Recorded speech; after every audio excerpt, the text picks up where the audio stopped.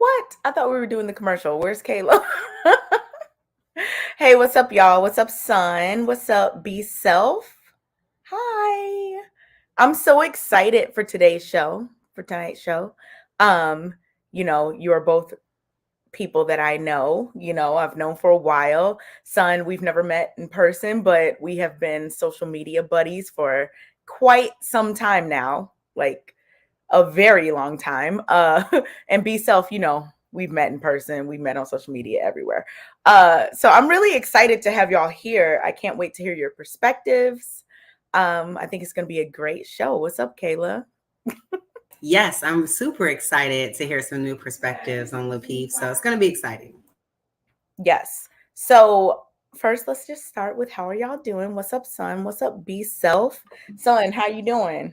What's going on? I'm good. I'm happy to be here. Just ready to get it in. I've been watching your episodes, so Yes. you have me talking at the screen like. I'm so excited that you're here. Oh my goodness. And I've said that to you like 20 times within the last few hours, but I'm so excited that you're here. Cannot wait to get into these topics. Let's do it. Let's get it. What's up, B Self? How you doing? I'm hyped up. I'm hyped. I feel like I got COVID, but I'm still on 10. I'm hyped. I was in the gym without my mask. I think they spread it on me. Every time I get COVID, it starts right here in the nose. Every time. Every time. How many times have you had that C-19? At least 5. What? Are you serious? Do you work in healthcare? Are you like a first responder? Nah, I don't do none of that. Because it's out here. Okay. It's out here. Y'all probably got it. How often do you get tested? Oh, weekly. I get tested pretty often because I travel. So I get tested pretty often. Yeah, I get tested weekly. Yeah, a little sniffle, that's COVID these days. Ain't no more anything you feel that something wrong, it's COVID. Oh, okay. You're being facetious. All right. Am I? I don't know. Kayla, whenever we have these comedians on, we never know when they're being serious or when they're not. I still don't know if B Self is like. I'm seriously, guys. The way it's set up, COVID is like it's one of them things that like it's out here. Ain't no more common cold. Ain't no more sniffles. All of it's COVID. You know what I mean? That's how it is now. Like if you feel sick, you can just pretty much say it's COVID. Or let's say something else other than that. Let's say the virus. The C word. I'm sorry. Yeah, let's say the virus. Yeah, call it a bug or something. The virus. Okay, cool. What? Okay. Just for YouTube, you know. Facts. I slip facts. All right. So again, super excited to get into these topics. On Thursday, Kayla and I were on the Lapeef, like the regular Thursday show. Let's talk. And there was a lot of talk about friendships. Some of us, were on one end of the spectrum. Some of us were on another end. And, we just wanted to do more of a deep dive into that because I think it was a really great topic. Kayla absolutely thought it was a really great topic as well. I thought it was an excellent topic. There was a lot going on with that. But yeah, we just wanted to like get deeper into that. So different people place value on their friendships in different ways. I, for one, think that friendships are important. Maybe you don't have a lot of friends, but at least like having a friend to me is very important. So our first topic is just getting straight into it. How important is it to have friends? Like, do y'all think this is something that's just like, you know what? I don't know new friends, blah, blah, blah. Or do you think that social network outside of social media? Well, let me not say that because social media friends are valid, definitely valid. So just expound upon that. We'll start with you, son. What do you think about having friends? How important is it?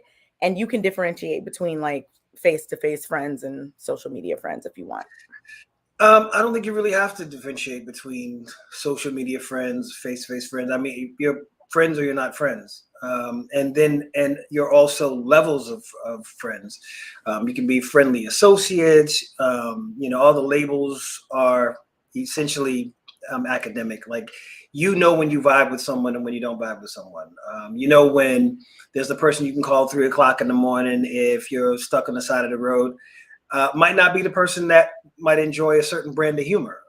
Maybe you like a certain type of movie and that person's, self-serious. So they wouldn't be into that. So limiting yourself to a specific type of friendship instead of just having whatever your rapport is with the person be based on you and that person, like your chemistry, like how you click. To me, it's not necessary. Like just you click with somebody, you vibe with someone, and the thing will present itself. I know it's a cliche. What's known don't need to be said, but the truth be told, how do you know when somebody's officially your best friend? Like, when do you cross over from being really cool to them being your best friend? And what if you already had friends before them? What happened in that to make them pace the ones that you knew before? Is there competition between friends? It just kind of gets messy. So to me, it's just like, go with whatever it unfolds, because people are going to show you who they are. And if you keep insisting on the label that you already put on them, sometimes you miss things that are there to be seen because you're insisting, no, my friend wouldn't do that. My boy wouldn't do that. My girl wouldn't do this. Or my girl. But again, if you look at it at face value, I'm not putting a label on you as my bestie, my whatever. I'm just looking at you and how you move. The minute, if I keep looking at you at face value, you start moving different, I'm able to acknowledge that a lot easier than I could if I was insisting that you played a particular role in my life, and I can't see myself not having that role, that position filled. Instead, I'm just looking at you for you as opposed to the position that you're supposed to fill. Does that make any sense? Yeah, it definitely makes sense. While you were talking, I was thinking of it because I'm kind of one of those people too that likes to explain, like, and give all the context. So I got exactly what you were saying. So I get where you're saying, like, you know what, it doesn't have to be a label. Kind of just move how you move, right. See what works for you, and then move accordingly based on that. So, like, in your experience, before we get to be self, in your experience, how much value would you put on those people that you would consider, in your life in that type of way? Right. Whether you label them friends or not, but people that you just have around you in your life doing certain things, like, how much weight do you put on that? How much importance? Well, I mean, I've had people literally announce that we're best friends, like inform me, you my man, like you're best friends or whatever. And I don't rock with them anymore. Like, and not like anything went wrong in every instance. Sometimes we just grew apart. But it's usually the people that you just kind of vibe with. You have certain things in common with you, certain interests, whether it's social, personal, those things in common with one another. And you have the most parity with, like, whether it's compatibility versus comparability. And I think that's the thing that kind of throws people off, is we focus on comparability, which is we have certain things alike about one another. But sometimes having certain things in common can offset one another. It can be a stalemate. If I'm bullheaded, you bullheaded, nobody concede. I talk too much, you talk too much, nobody can get a word in. So it's like you got to have certain things not in common in order to have compatibility. You see what I'm saying? And so sometimes, for me personally, my personality has almost always been slightly like opposite of the people who turned out to be my best friends. The ones that are the closest to me, we're not really a lot alike. We just kind of find a rhythm in the relationship and in the conversations. We find a rhythm, and those things kind of work out for themselves. But for what a real friend to me is, it's evolved over time. Your needs change. Your what I wanted in 7th grade is not what I wanted as a senior. And what I wanted as a senior wasn't what I wanted as a grown man going out into the world. What I required was different. What I wanted from, to be able to offer is different. And then there's also, coming from where I'm from, a lot of friendships are actually just trauma bonding. Like people who happen to have bad things in common, bad experiences in common. And so we gravitate towards the people that we think can relate to the things that happened to us or the things that we might have done. And so we gravitate towards those people. They become our tribe. But then as you grow and get healthier, get better, and start doing different things internally, and and sometimes even discover certain self-worth about yourself. And there are people who used to have your problems in common with you. They're not really vibing with the new you. They're not really feeling this new enhanced meditative. They're not with that. And you grow apart. And so it's very important, like the concept of friendship and the idea of friendship and having friends is cool. But I don't think you have to be stuck on the idea that you only get one or two, or that you can't be, cool with somebody new, or that there has to be a competition between them and you have to categorize everybody, in even tight little boxes. You don't really need to do that. Like you are your friend. Like what starts in the inside.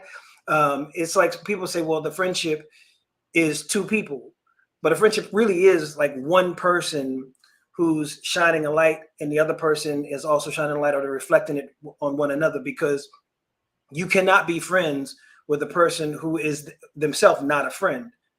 You can be their kickstand. They can lean on you. You can hold them up, but that's not really a symbiotic relationship where two people are contributing to the friendship. That's maybe a codependency. There's a lot of things you can call it, but as far as an actual friendship with reciprocity, that takes both people, putting in, but it also starts on the inside.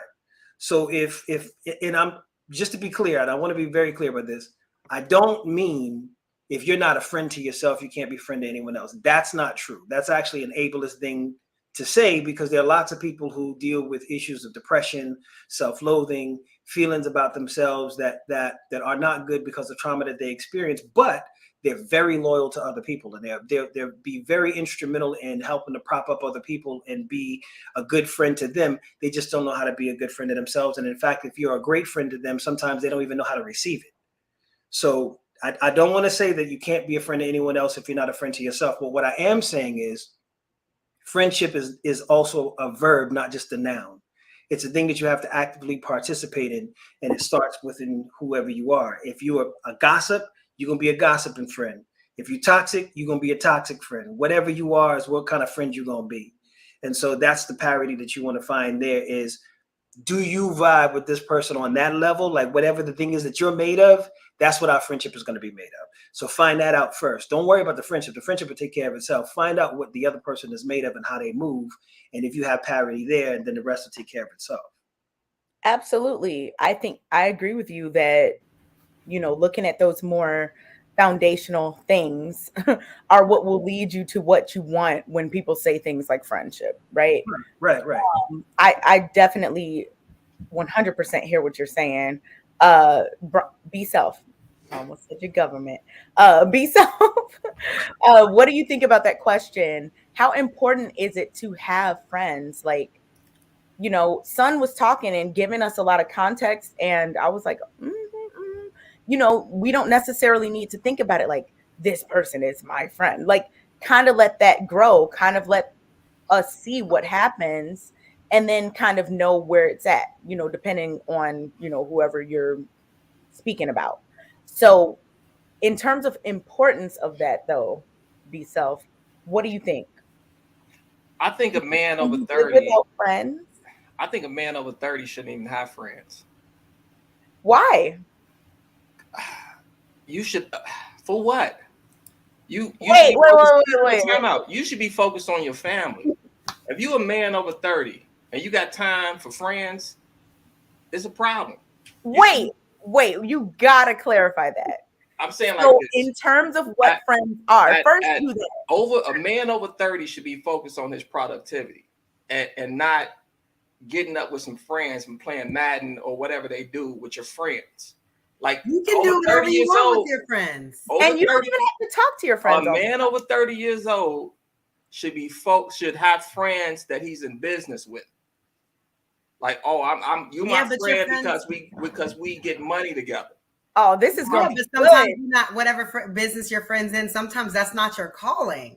And I'm not saying over 30, like I say, friendships are from like second grade to like in your 20s. But once you get over, no, those are not friendships. Did you ask me? We are did you forced ask me? To be in the same space together. I thought I was asking. We waking up. Be self. You know what? I see what's happening here. Be self. Just, you know what? You were explaining your position. I respect it. You know, that's your position. People can have whatever position they want. Yeah, But I think the part where, you know, the clarity needs to be had is about first, maybe can you define what you think a friend is? Well, I think I think a friend is a person you're supposed to develop with. Develop yourself. You're supposed to find your identity with. You're supposed to go through stuff with. You're supposed to, you know, you remember that time we were in such and such, and we were youth, and we had to get through this problem together, and we figured it out. But we were youths. We were shorties. Like, we were kids.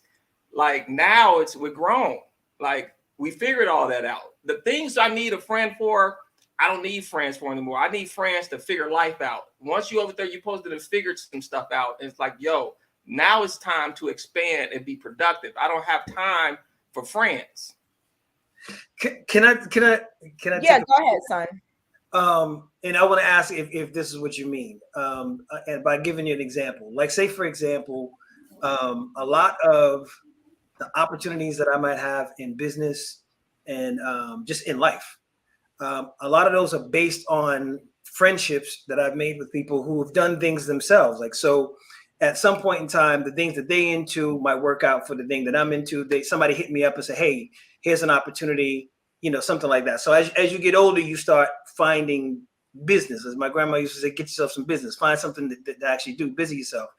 And so there's that. But if I'm hearing what you're saying correctly, you're saying your priority above all else, if you are a family man, I'm assuming you're referring to family man, should be your family first and foremost. And anything you do outside of that should complement that effort. If it's anything that clashes with that effort, you should set it aside. Or are you saying that your family or yourself, even being a single man, you should be focused on your productivity. You should be focused on over a certain age. You really shouldn't even have time for quote unquote what friends do, what we did. I don't have time at 32 for stuff I did at 22.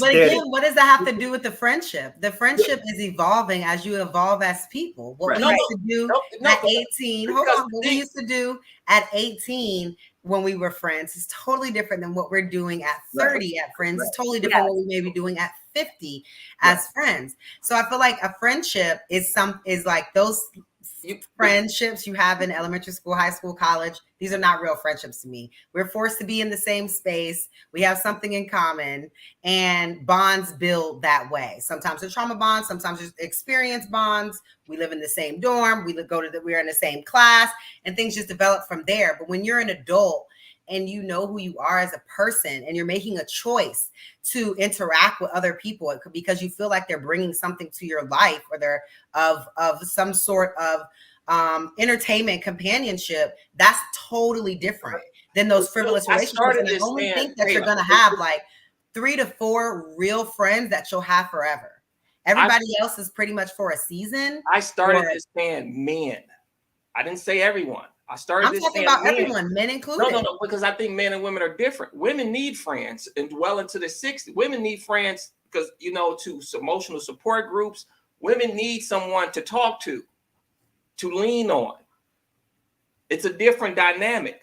But wait a minute, B. So men don't need people to talk to or lean on. To be honest, I think a part of the issue where men stand now is because we do not confide in one another. It's because we don't express one another. It's how a lot of, put it this way, there's a lot of people who will sometimes go through things and they have a really nice house, car in the garage, but no furniture in the house, or no food in the refrigerator. And you would never know because pride wouldn't let them do the things necessary to help get back on their feet because they didn't want to admit to their man that they were breaking bad at the moment.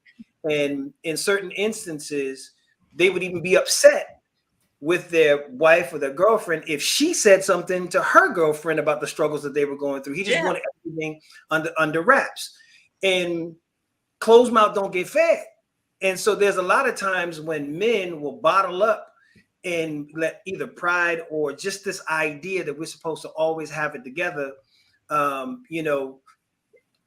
have us basically corded off in our own little section where we end up with ulcers, high blood pressure, all these different dietary issues. Like, it's really taking a toll on our health because we feel like we got to do too much all the time. And all along, your man could have probably helped you out. If you needed something and you didn't break off those friendships with people who will ride it out, or people who were there all along, and as they grow, you grow, you can help one another out. But if you just isolate yourself, then it's a self-fulfilling prophecy. You feel alone because you are alone. You feel alone. You don't even have to be alone to be lonely, but you feel alone because you are alone. And to me, every business move, if you think about it, one of the top places that people do business isn't in the office, but on the golf course. Like, these people who are really making moves are turning socializing friends on the golf course. The golf course is just a conduit to do the business. Right. But they're not necessarily. But here's the thing: they're not necessarily friends, because it could be business associates and friends through business. But if I fall off, or if they might not necessarily be there to pick you back up unless there's an opportunity for them to win also. Because it's not. When I think of a friendship, I think of like someone who, if I got a cheeseburger and I'm hungry, I'm going to split it with my friend. I'm going to give my friend half my burger. You know what I mean? But that's, to me, that's the struggle. That's when your youth, that's when you're coming up. I think once you reach a certain age, you grow out of that. You're supposed to elevate past. But this is a thing, though, because that's how I feel. No. Your feelings are valid. Your feelings are absolutely valid. We're just kind of bouncing off of what you're saying. No one is saying that that's not valid for you. I think that just the deeper conversation about it, because what you're saying is very interesting.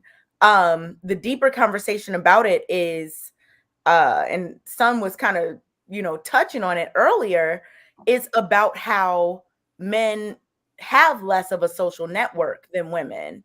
And this leads to a lot of issues, in terms of even lifespan and things like that. Like, there's been research. But men have issues. That's the problem. See, men have issues. We have issues, and it's up to you to figure your issues out. So it's not one of those things that, like, there's nobody that's going to come save you as a man. It's not about saving though. It's also about information. So when he said that a friend, if you're going through something or whatever, and you didn't tell your boy about it, I think you're thinking of it as that, someone's going to come save you, come give you some money, come fix the situation. But your boy could honestly just have information that could help you. You could say, I'm going through whatever, something with my mortgage. You have no idea that your friend could say, I have a cousin that owns a mortgage. You go talk to him. Maybe he can give you some advice on what your next step do, because everything in life as an adult is about the decisions and the choices that you make every single day. And so if you surround yourself with people that help you make better choices. But that boy is only my boy, and he's only in my circle in the first place because I know he has resources. Now wait a minute, B-Self. No. I think I know. First of all, I wouldn't even open him up. I wouldn't open myself up to talking about that to him unless I knew he possibly had answers. B-Self, could this be a defense mechanism? Because I'm not trying to get all deep into your life, and of course, don't answer anything that you don't feel comfortable answering. But like, could this be a defense mechanism that you have built up due to certain things that may have happened? Like, just saying, you know what, the only reason I'm going to interact with somebody is if it's transactional, they got something that I need or whatever, versus just being able to open up with somebody and say, you know what? I'm saying, look, I'm not against. We cool. Like, we could go play basketball. We could go to the gym. Maybe we'll go hang out, but it don't got to be every day. Like, I have some friends that I've known my whole life since like kindergarten, and I don't talk to them hardly ever, but I still consider them my friend because I can reach out to them at any point and I know they'll be there. You know what I'm saying? To talk to me. If they need to talk to me, I'm here. That's what I consider a friend, someone that I view in a way that's like,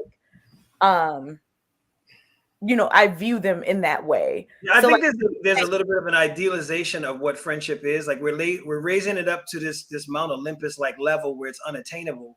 When the fact of the matter is, friendship, what is a friendship can vary so wide. Like it can be somebody who's ride or die, take a bullet from you, and just somebody who cracked jokes with you at the bus stop.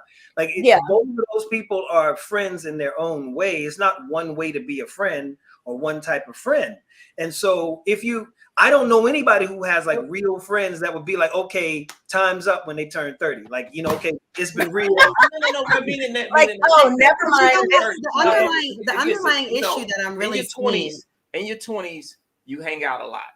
In your teens, some of my friends from elementary school, they traveled throughout my 20s and my early 20s, and some of my mid 20s, and then they start having families, and everybody start having responsibilities.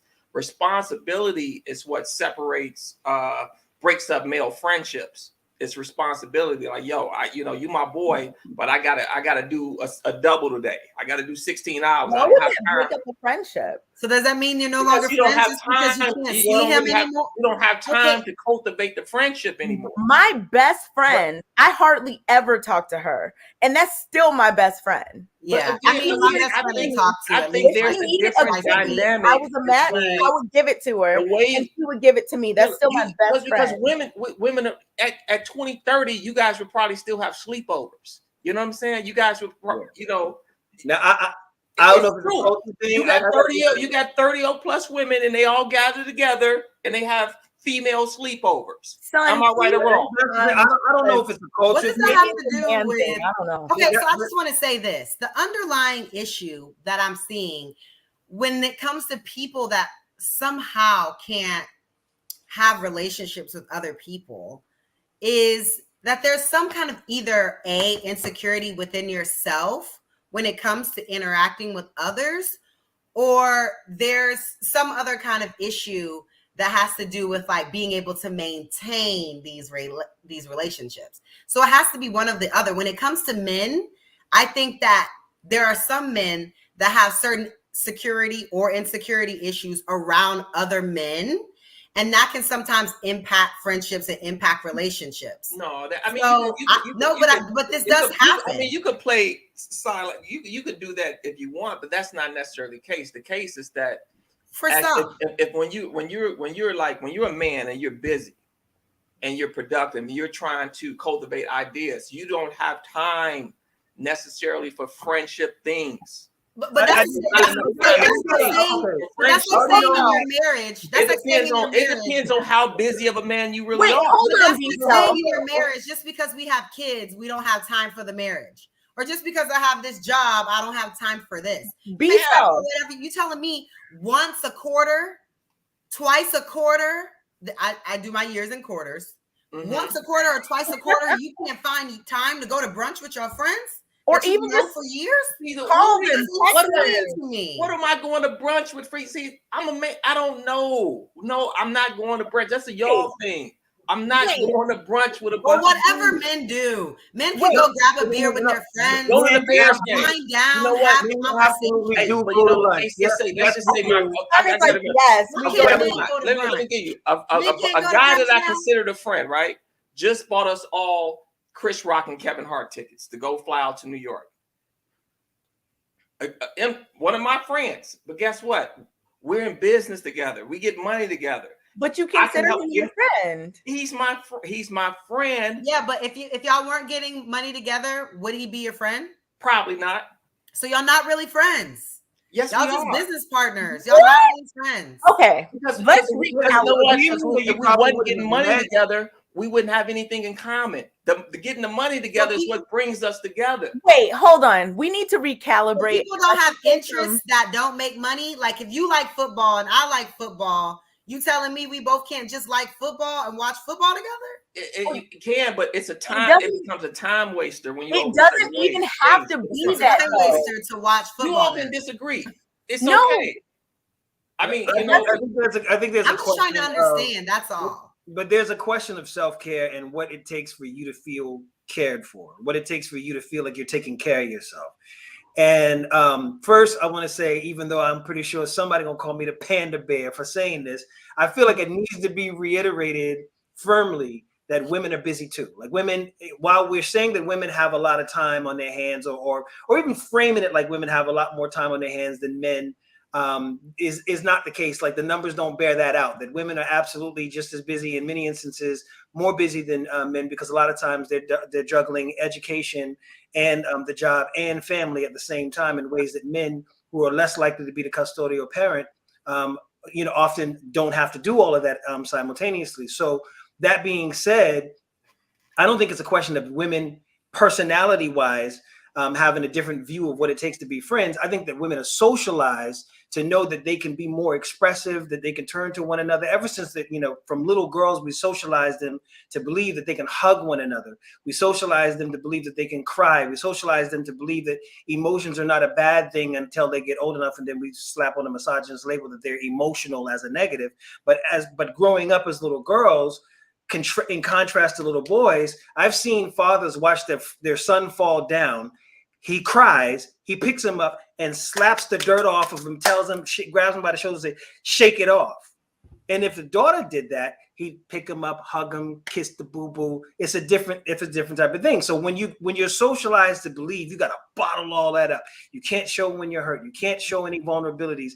And the only reason you can actually be involved with one another is if you get money, which is that provider mindset, is when you get money, that everything is transactional. And you got to be really careful with that, because if you take that a little too far in your life with everything being transactional, you'll find yourself corded off from really personally giving situation. How long before that goes into your marriage, or how long before that goes into your father-child relationship? At what point in time does it become a standard where other people in your life have to provide some sort of incentive for you to emotionally invest in that relationship? And what would that be? What would the price be? If it's not money, and the person, if your friend goes broke today, which can happen, if they go broke today, would you stop being friend with them because they're broke, or would you stop being friend because you don't have anything in common? No, that's what I was going to ask. No. It's, do you have something that benefits me? Versus it's transactional.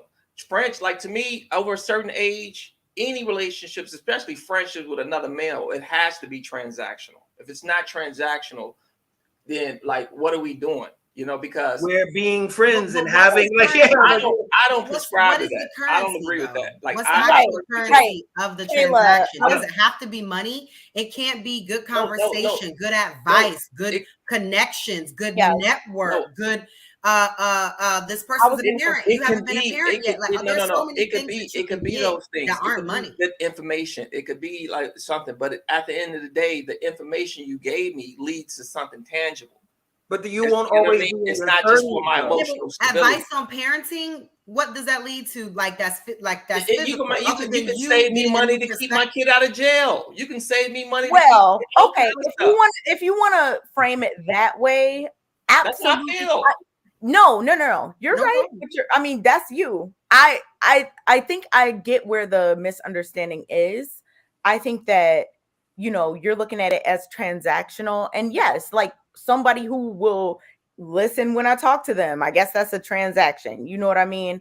It's not necessarily like a business deal. It's just something. Like if I call up Kayla on a Saturday and I'm like, hey girl, like, can I, you got space to talk about this? She'll be like, yeah. So like I consider her my friend because I can reach out to her. She can reach out to me. And we haven't even met. We do this show together, but like he is here and I'm here for her. So, but it's not necessarily like Kayla's like, hey, Kay, I got this business deal to put you on. Like, it doesn't have to be. Or it's like, do I send you an invoice? No, it's not about that. You know what I'm saying? Like after you call me, you talk about whatever went on or whatever, and you here's my fee. You express yourself. Do I send you an invoice? You took up 13 minutes of my time with your story. At the end of the day, I have guys who I can confide in. Right. I have males I can confide in. Would you consider them? But also I can confide in them, but also we can help each other in business. See, this got to go hand in hand. Well, that goes with you having something in common with them. So if there's no business element, there's no confinement. See, the business element sets up everything else. So, because if there's no business element, then I'm not talking to you. If there's no way that we can use each other. Time out. Let me get this thought out. If we can't use each other, then we don't need each other. And that's my position on male friendship.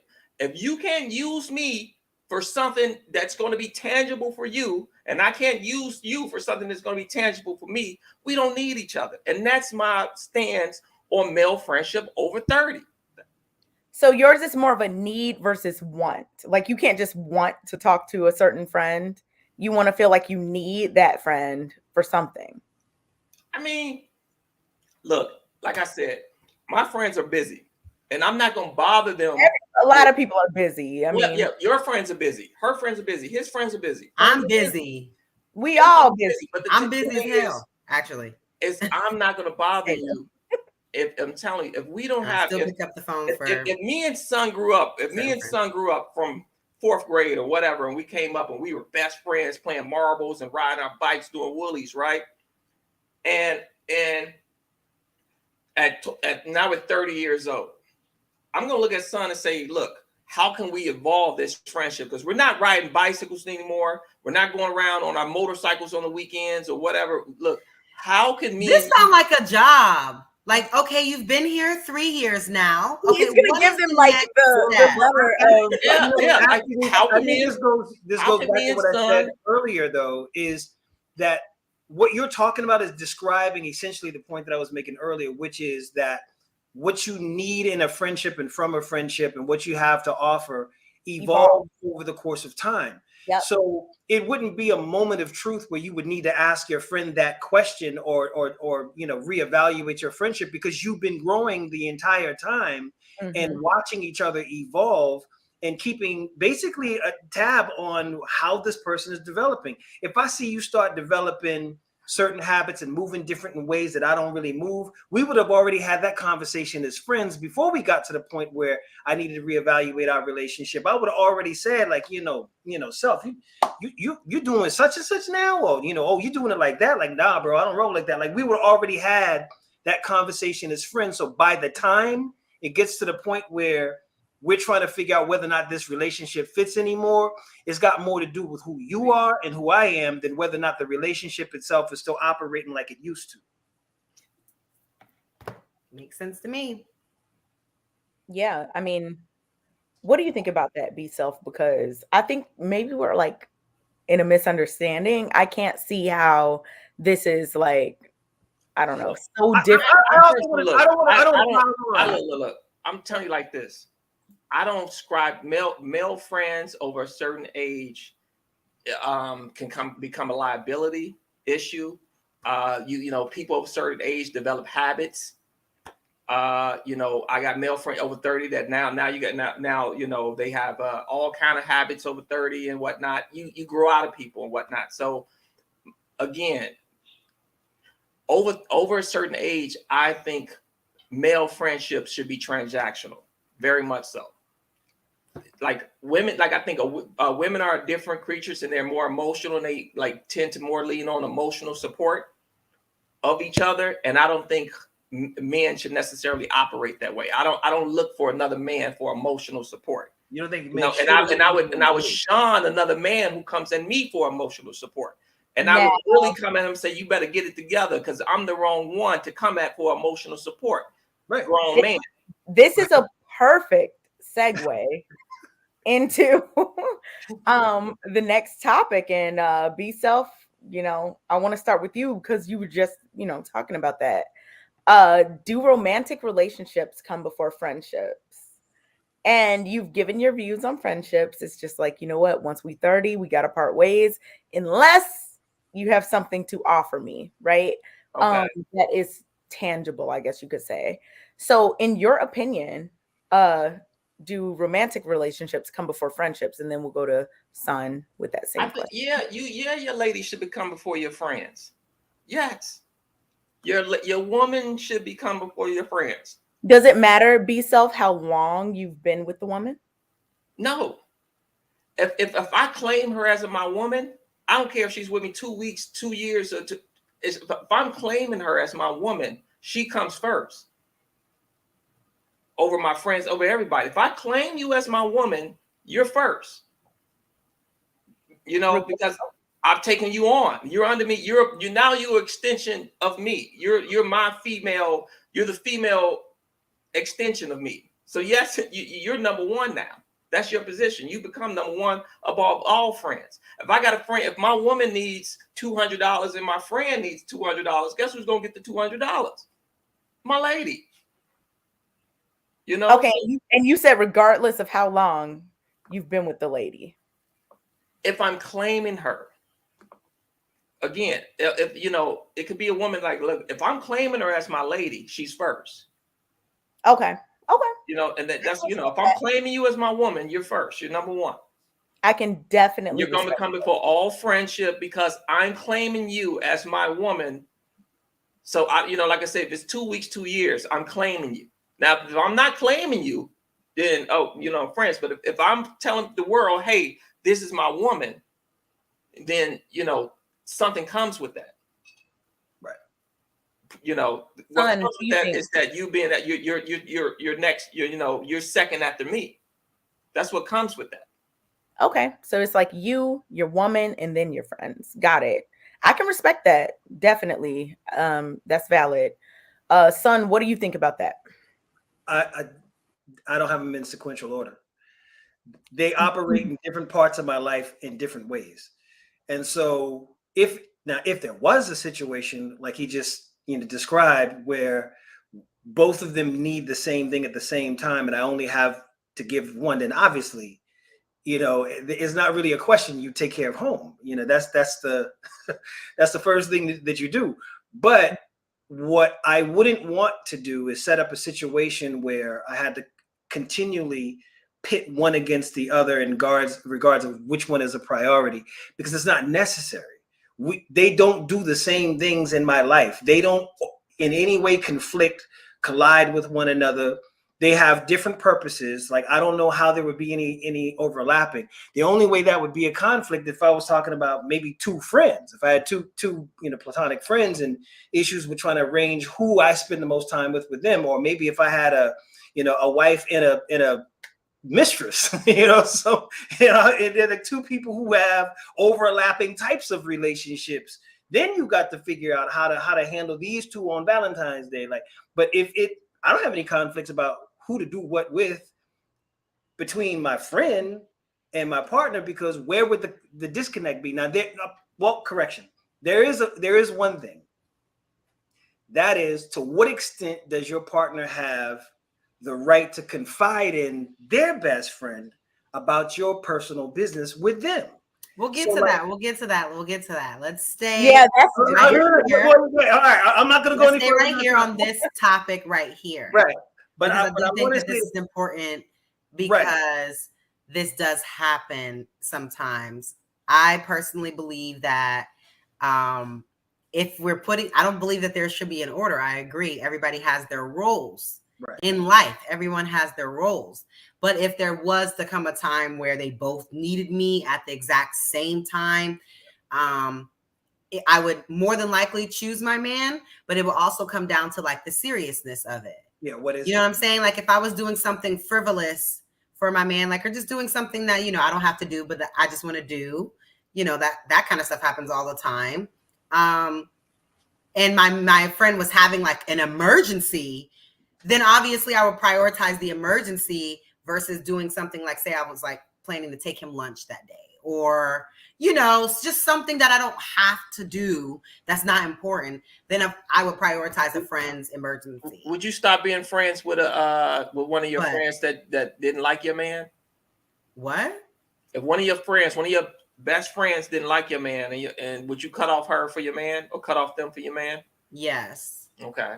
She has to go, because if I like him, okay, it's not liking him is different than like, I feel like you can do better. Like, I just feel like he doesn't treat you well. And like, I feel like, there are men out there that will, you know what I mean? Like that kind of language versus like, that nigga ain't shit, blah, blah, blah. No. Yeah. No. I don't no. We're not doing any of that. We're not doing any of that. I don't need these two people to get along to like each other at all. But what I do need is for you to mind your mouth when one is talking about the other, because I can't entertain that type of conversation about the other person. That's not okay. But if you feel a way, you're entitled to your feelings, because so you be cool with somebody that don't like your woman? Again, he can. It ain't his job to like her. I don't need him to like her. No, I'm not naming his job. I'm asking you, would you be cool with a man that don't like your woman? His feelings are his business. As long as he ain't doing this and actively trying to undermine or sabotage my friendship, he can feel however he want to feel. Him liking her or disliking her don't make me no never mind. Like that's got nothing to do with the price of tea in China. So he can feel however he want to feel, as long as you are not sabotaging my relationship, or as long as you are not coming out your mouth sideways about the person that I'm with. We good. Okay, I can see that, because there have been friends whose boyfriends, or husbands, I didn't care for, but I don't say nothing. And sometimes they can, since they're not the ones who are in the relationship. That ain't my place to say. If I don't like your woman, if I got a male friend and I don't really like your woman, I'm probably not gonna mess with you no more. I know plenty of people, because I'm not. It's gonna come out. Like, look, I don't like she a bird and you a bird for dealing with her. Like, it's gonna come out. You know what I mean? So it's gonna come out. So I'm not one of those that just gonna hide it. Wow, that's crazy. Yeah, but I don't even think it's gonna come out. A question of hiding. Well, if they're a real friend, we've seen multiple relationships come and go. So I'm not gonna do that, because this is like boyfriend number 3 since we've been friends for the past 15 years. You know what I'm saying? So I'm not about to be like, oh, I'm not about to deal with you no more because I don't like this guy. Let's see how long he's around. And also, let's see how long he's around, and then we can assess it later. Like, right. And sometimes your friend can see something that you cannot, because they're not the one with their nose open. Like, they're not the one who's floating on cloud 9, so they can see this person move in ways that perhaps you can't, that don't reveal themselves until later. I've been in situations where I knew for a fact that the person that I was dating, that girl was shady. I knew it. In fact, that's actually happened so many times that I just developed the policy of, you know what? She'll find out on her own time, because if I say something prematurely, or if I say something whatever, now it's me that's being salty. It's going those years of friendship are going to work against me. So I said, you know what? Yep, it exactly is what I do. I've even had people that I was dating, their girl try to help me out. What? Like what? Her friend help me out. Her friend broke code. Wait, what do you mean help? No. Come on now. Her friend broke code and told you about her? Wait, I don't know what help. I mean, help me out. Give you some? What's that mean? Right. So his girl's you friend slept with her give friend? No. I'm saying the offer was made and the decent proposal was made. But here's what I did. I made it clear to them, first of all, no. Secondly, I'm going to keep this to myself. So don't feel like you need to run ahead of me thinking I'm going to snitch and defend yourself, because then it'll get messy and turn into a whole other situation. So here's what you do. You try somebody else, okay? And I'm going to let this thing play out organically. Why? Because they were friends for many years before I came around. I knew that if it was my word versus hers, I'm the new guy. Ain't no way in the world old girl was gonna believe me over her girl. It wasn't gonna happen. I didn't have that kind of time in. I didn't have that kind of juice. She was gonna trust her girl, but her girl was grimy. But I didn't have the weight behind my word to compare to her, so I just let it ride. And you know what? In due time, old girl proved herself to be grimy, and it played out the way that it played out. But you got to know you in a sense. All of this stuff that we're talking about is dependent on a lot of things. It's dependent on where you are in that relationship, what these people have been through, and sometimes birds of a feather flock together. Maybe the reason that you don't like your girl's girl is because your girl's girl got something in common with your girl that you ain't seen yet. You know what? Honestly, I don't really have time to like all my girls, all my women's friends hate me. You know what I'm saying? But I don't have time to care. I don't have time to give a fuck. You know what I'm saying? Matter. They all hate me, but I don't have time to give a fuck. You know what I'm saying? It would be nice if they got along, though. I like all my friends, men. I like them all. So I would just hope that it's just funner. The couple trips are fun. Let me tell you, I was doing a comedy show. Hanging out is fun when everybody likes each other. I was doing a comedy show, right? And my girl had all her friends in the audience, right? And I'm making jokes about my girl. And I'm like, man, and this bitch, you know what I'm saying? And they, they took it serious because it was comedy talk. You know what I'm saying? I wasn't calling my girl no bitch, but they all in the car. He called you a bitch. You know what I'm saying? Oh my gosh.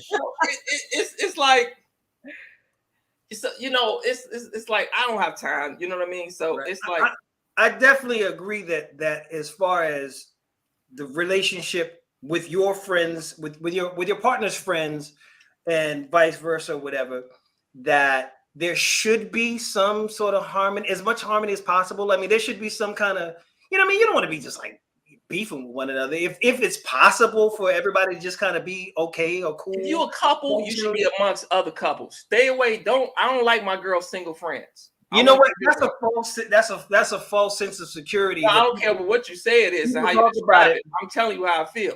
The point is, I don't care what label you want to put on it. Mm-hmm. I don't like my girl's single friends. We're gonna get them out. Why? Because they don't have nothing to do but examine your stuff. Real people, if you got your own friend, people who got their own situations don't have time to sit up there and examine your stuff. That's not true. Busy doing their stuff. You greatly underestimate how much boredom there can be in a relationship. Messy. Them housewives talk the most about other people's relationships. Like I say, but okay. Most of my girls' single friends are focused on their man. It's a few of them that ain't, but most of them don't have time because they too busy focused on their man and their relationship. The single ones, or the ones that's in a relationship they don't really like or not really healthy, they got time to focus. The ones who really got something going on, they don't have time to really care. Like, okay, you with them, you're not with them. Okay, y'all good, y'all not good. Okay, are you okay? And that's it. But the other ones, they got time to dig in. They got time. My man, you're always short on time. What is it? B Self is busy. Like, this man has no time to take a shower. Kayla, would you let her know? He has no time. B Self is busy. He's busy. I just bought my lady a Benz last week. Okay. I saw. You don't have time to go anywhere in it. You know why I was able to do that? And none of do y'all have time to go anywhere? I don't have time. Do y'all have time to go anywhere in the Benz or in the Benz? No, the Benz stay parked. But right, y'all don't have time to go nowhere in this Benz. So you paying all this money for this car. So what do you mean for this car? You don't have time to go. Benz been drove 3 times, but it's there. Crazy. B Self exists. Look, that's there. Crazy. It's there. It don't matter. We don't have time to drive it. It's there. But just out of curiosity, though, what is the end game after retirement? You're not in the jungle anymore, trying to get after it. Like when you're good, because for me and my wife to be buried next to each other, that's the end game. Okay, for us to be buried right next to each other. So your retirement plan is for your wife to be your friend. You still just riding out into the sunset, no friends. No. I got my wife. My wife is my fiance. That's my best friend. That's the person who if your woman ain't your best friend, that's a problem. Oh. If your woman, I agree. If something happens significant in your life that's major, or whatever major event, if you don't go to her first, it's a problem. Right. Next to me. Right? Because what are you with her for if you can't really share those? If you can't look, baby, this is deep, this is heavy, I gotta lay it on you. You know, if you can't have, if y'all don't got that, what do you need her for? You know what I'm saying? So anything, so anything that's like happened big in the world, she's the first person I go to. Right, that's a bond, though. That's a bond. Right, so for me, people who don't have friendships with other people, it's hard for me to believe that they're actually friends with their spouse. Like, they're friends because of the romantic connection. But if like you don't have really that many friends where you can have those those platonic moments of true friendship that are still emotional connection, then it makes me feel like the friendship that you may have with your spouse is not like a real friendship. Kayla, that is transactional. I be self have friends. It's just so happened that we're able to all help each other get a few dollars. That's it. I got friends. Yeah, but you told me that my friend. You know, Calvin. Didn't you say that you would drop them like a log if they lost their money? I consider Calvin a friend, right? But me and Calvin help each other. Calvin has helped me get money, and I can help, and I have helped Calvin get money. Right. Okay, but be self. But didn't you say earlier when Son was saying that you would stop being friends with them if they lost their money? Like, or if the business relationship soured, I would stop. And maybe it wasn't the contract wasn't good anymore. No. And the business didn't work together anymore. Are you no longer going to be friends with them? No. Not if they lost their money. If they lost their will. So then that's a character trait. So we're back to character. That's what we're really talking about. Right. Which is why you can lose every dollar you got. But if you don't have the willpower to make it again, then I don't know what we can do. So then that's totally different. These stipulations to be friends are so crazy. Yes, because my friend, you know what my friendship comes with? My friendship comes with a lot. My friends comes with help, support. It comes with it's a tangible. You can measure my friendship. You can measure my friendship with real dollars and real tangible things. You know what I mean? So be self. Why does it need to be measured? I'm about to have a measurement situation because I consider you a friend. We about to lay it all out on paper. You my friend, right? But then you know what? You gave me an opportunity to be on Lapeef Let's Talk on your talk show right now as a friend. Okay, what you gonna give me? Yeah, I'm paying for this as a friend. Are you cash apping us? Are you gonna cash app us? I'm just glad to have you here, B. See what I'm saying?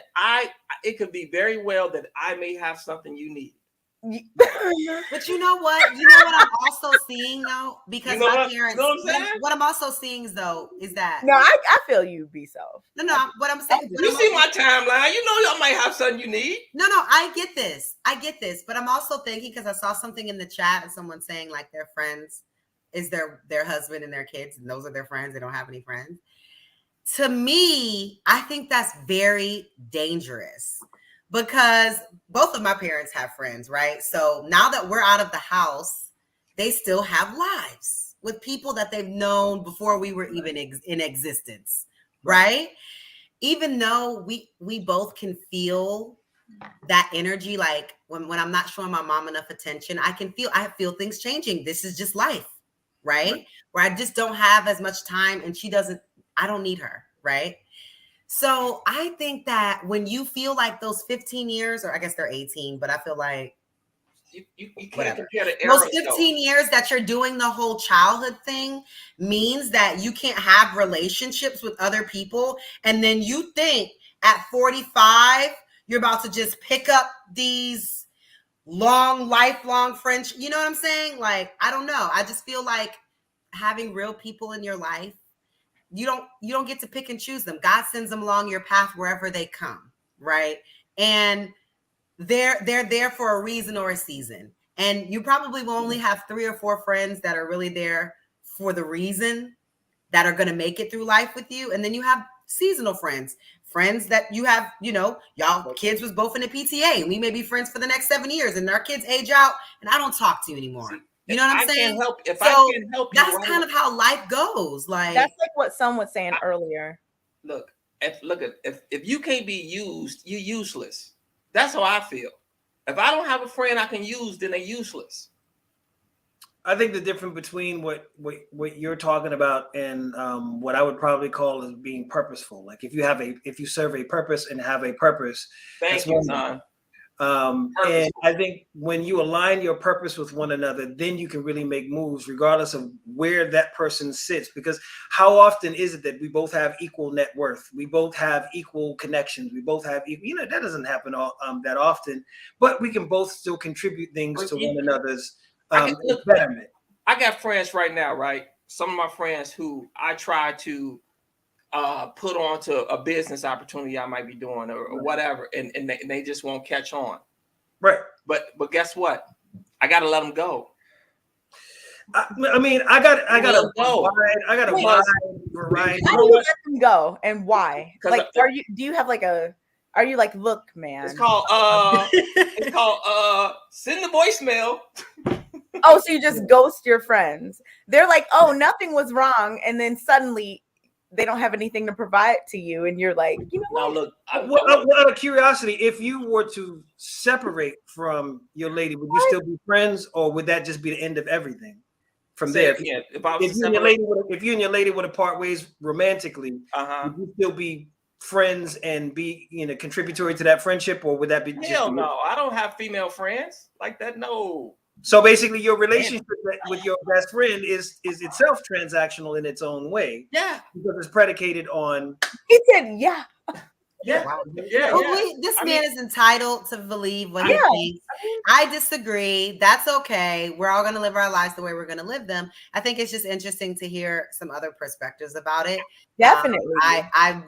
Y'all know I always talk about friends. People get mad about me having friends or whatever.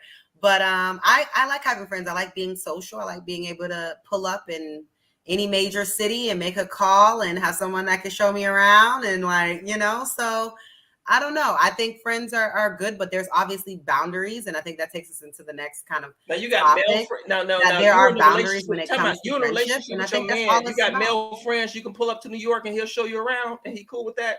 Male friends, yeah.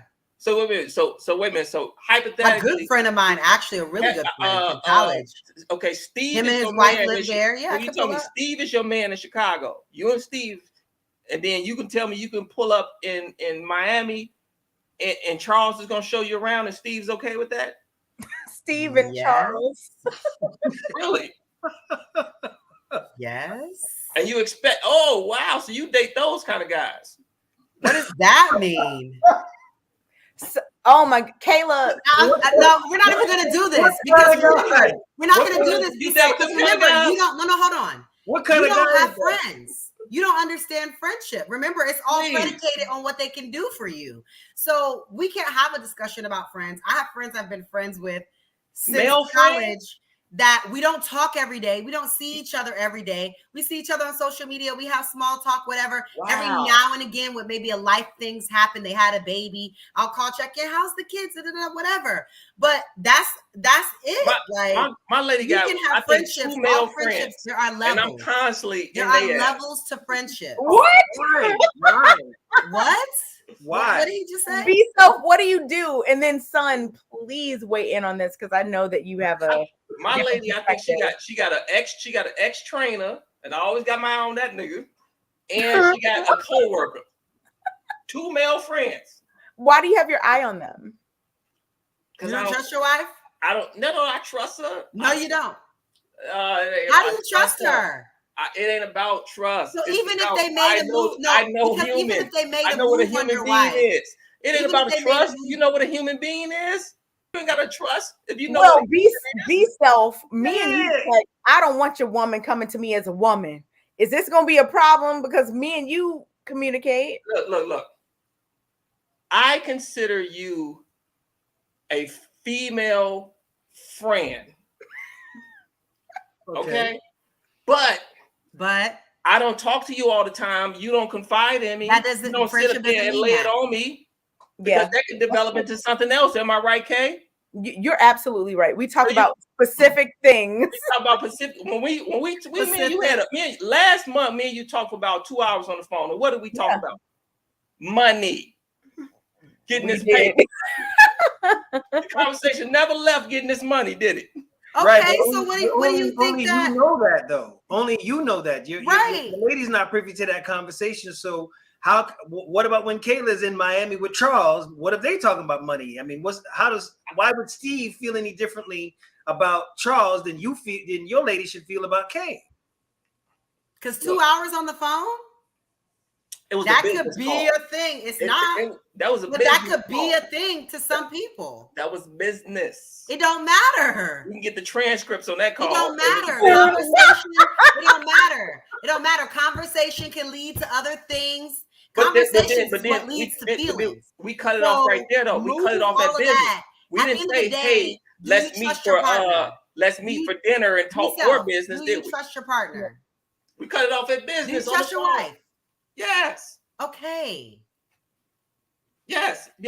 But if you're worrying, I feel like you don't. No, it ain't about worrying. No, it's not about worrying. My grandma used to always say something like, "You can't worry about what's about to happen. What's proper." Is it okay? So it's like respect. What's proper. Respect. It ain't about work. It's about this. What makes it improper? What makes it improper? Kayla, these are all these perfect segues, right? This isn't proper. The boundary situation, it isn't right? proper for my wife to have male friends. The boundaries. In what so way? Let's move into the next. Go ahead, son. Go ahead, son, and then I would say like friendship. Again, there's how you feel, and then there's what you do. And if in the event, like even if Steve did have a problem with Charles, that's not gonna make Kayla feel any less friendly towards him. The friendship is still going to be in her heart. It's just a question of how do you operate based on your friendly feelings. Now, I will say this. A lot of times focus is put on the friend that you can see in front of your face, okay, and regulating that friendship and how they move with one another. But to be completely honest, there's lots of ways if you want to do it, okay, if you really want to make moves in Miami, it ain't got to be with Charles. You worried about Charles when there's Fred around the corner or Jamal around the way, but you ain't really worried. You don't know. You don't even know about Fred. Right. What you should be worried about the person you know nothing about. That's what you should be worried about. Right. Why would it would be stupid of a person that's gonna cheat to tell you? That would just be dumb. But for me, I just feel like men and women can be friends. I have friends I've been friends with since college. So I know them. I know their wives. A lot of them have kids now. I've been to multiple baby showers. Are they guys I've been to multiple baby showers, multiple engagement parties. Do you consider any of these guys? You have to let me finish. Hold on.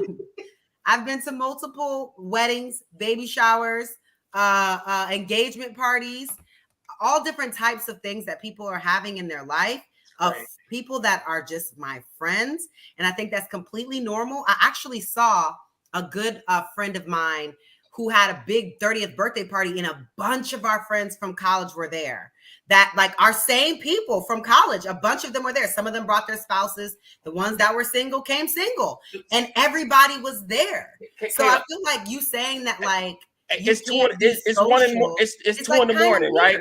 It's kind of weird. I'm 2 in the morning. I'm laid up with my lady. We sleep. My female friend called me. Okay, now you're setting a whole inappropriate situation. Come on. It's 11 o'clock. Is that better? It's 11 o'clock. People who cheat, they cheat at any time of day. It's I need 9 you guys to o'clock. get this thing out of your head. People only cheat. It's 9 o'clock. You keep going up 2 hours. At 9 o'clock in the morning. Me and my lady are wrapping up our night. Okay. Felicia calls me and says, I got a flat. I'm on the side of the road. Be self. All I know is if your girl did cheat on you, you'd never catch her. No, it ain't about cheating. I'm trying to establish because you think cheating only can mean these specific I know this is your show, but we got to let each other talk. I'm trying to but be self. Come on, you've been every time I talk, you start talking. I'm trying to establish this whole male woman friendship thing. So friends help each other, right? So you telling me at 10 o'clock at night I can get out of bed with my woman. Again, you're making an unrealistic scenario. You're making a whole scenario that's not the scenario. No. Why? Create some context. Because I bet you I can get out of bed and go help my male friend on the side of the road and she don't trip, and it's not be a problem. I bet you I can get out of bed and go. Why does the gender of the person matter if you trust your spouse? I get what you're saying, B. Because your spouse can tell you that their mama got a flat tire. It's about what's appropriate. But at the end of the day, if your spouse wants to cheat, trust. It's about what's appropriate. You know what? If your spouse wants to cheat, they'll tell you their mama got a flat tire, and they'll go out and they'll cheat. It's not about wait, hold on. No one said anything about cheating. I get what B-Self is saying. So what are we talking about? What is the issue then? I'll explain it because I think I get what you're saying. Okay. I'm gonna explain it. Because he's a celebrity, and like he's like J-Lo, and if he's out seen with another male, the tabloids are gonna say that he's cheating, or it's gonna look like something's happening. Like, no. I'm gonna explain it from like what I understand of it because I get it. So let's say I have a flat tire.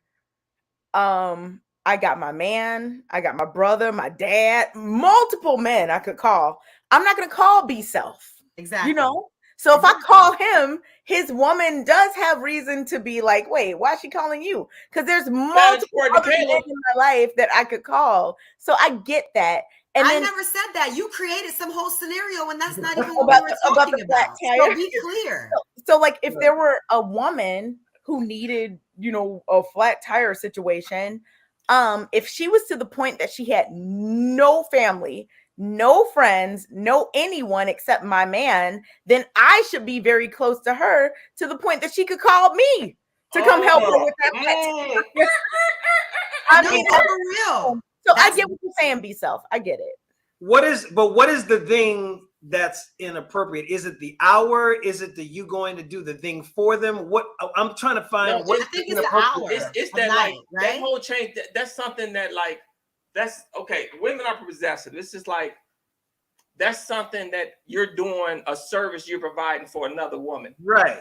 And that's sort of like okay. Let me. If a man needs a man never gonna be calling my woman, but you know the thing is. I don't even have a reverse scenario because my mind don't even work like that. But the thing is, there is a reverse scenario. I think it's just it's setting boundaries. Boundaries are important, and that's all it is. It's setting boundaries. But like here's most mature people have them. Yeah, so it's just boundaries, you know. So it's just like you know, and if she's such a good friend, guess what? Me and my woman gonna get out of bed to go help her. Exactly. Yeah, but you don't have to because you can use AAA even if it's not your vehicle. So right, I've done it. You know what I'm saying? I've called my AAA and I sent them a tow. But seeing you using our AAA to help that, you know what I mean? It's charity. That is jealousy with security. It's charity. It's charity. God gave us. It's charity. I want to ask something. God blessed us so that we can bless others. It's charity. What's wrong? But there's something that you said, you know, B self earlier that you didn't really follow through with the statement yet. So I wanted to ask you. Yes. Sir. I think Kayla and Kay are both beautiful women. Do you agree? Gorgeous. Yeah, they're pretty. Okay. All right. Pause right there. Thank you, guys.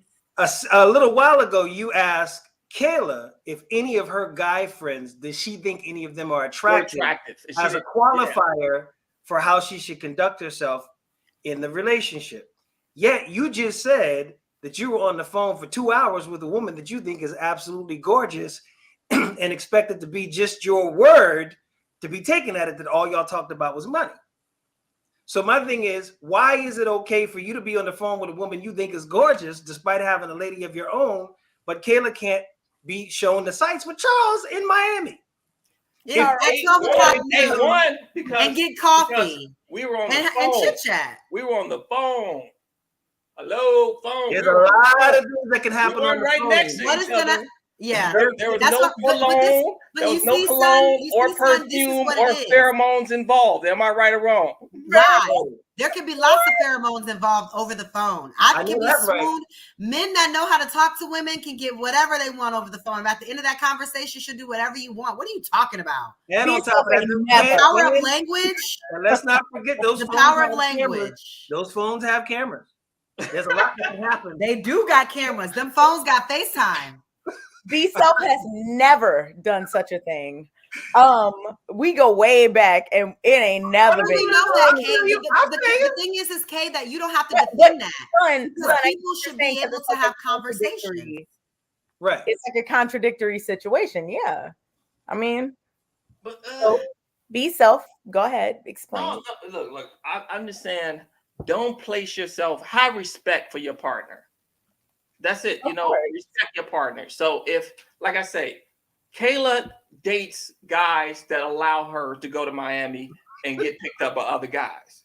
That's who she likes. Getting picked up by other guys. He's talking about. See, now you're creating a whole other scenario. What in the world? You don't date guys like me. Charles. Again, guys like no, we're not doing that. B-Self, stop. That's not what she said. That's not what she said. Whoever, I didn't say. Thank you, son. You said your man would be okay with it. But you're. If I go into a state that I don't know, and I meet up with a friend for coffee, what is the problem? Right. First of all, if you my woman, you ain't meeting up with a man for a breath of fresh air. Y'all have some really insecure issues going on. You ain't meeting up with a man for Nathan. You know what? For me, I don't have a problem with it because my man travels. He has business relationships. He has friendships. I don't have a problem with it because at the end of the day, I have trust him.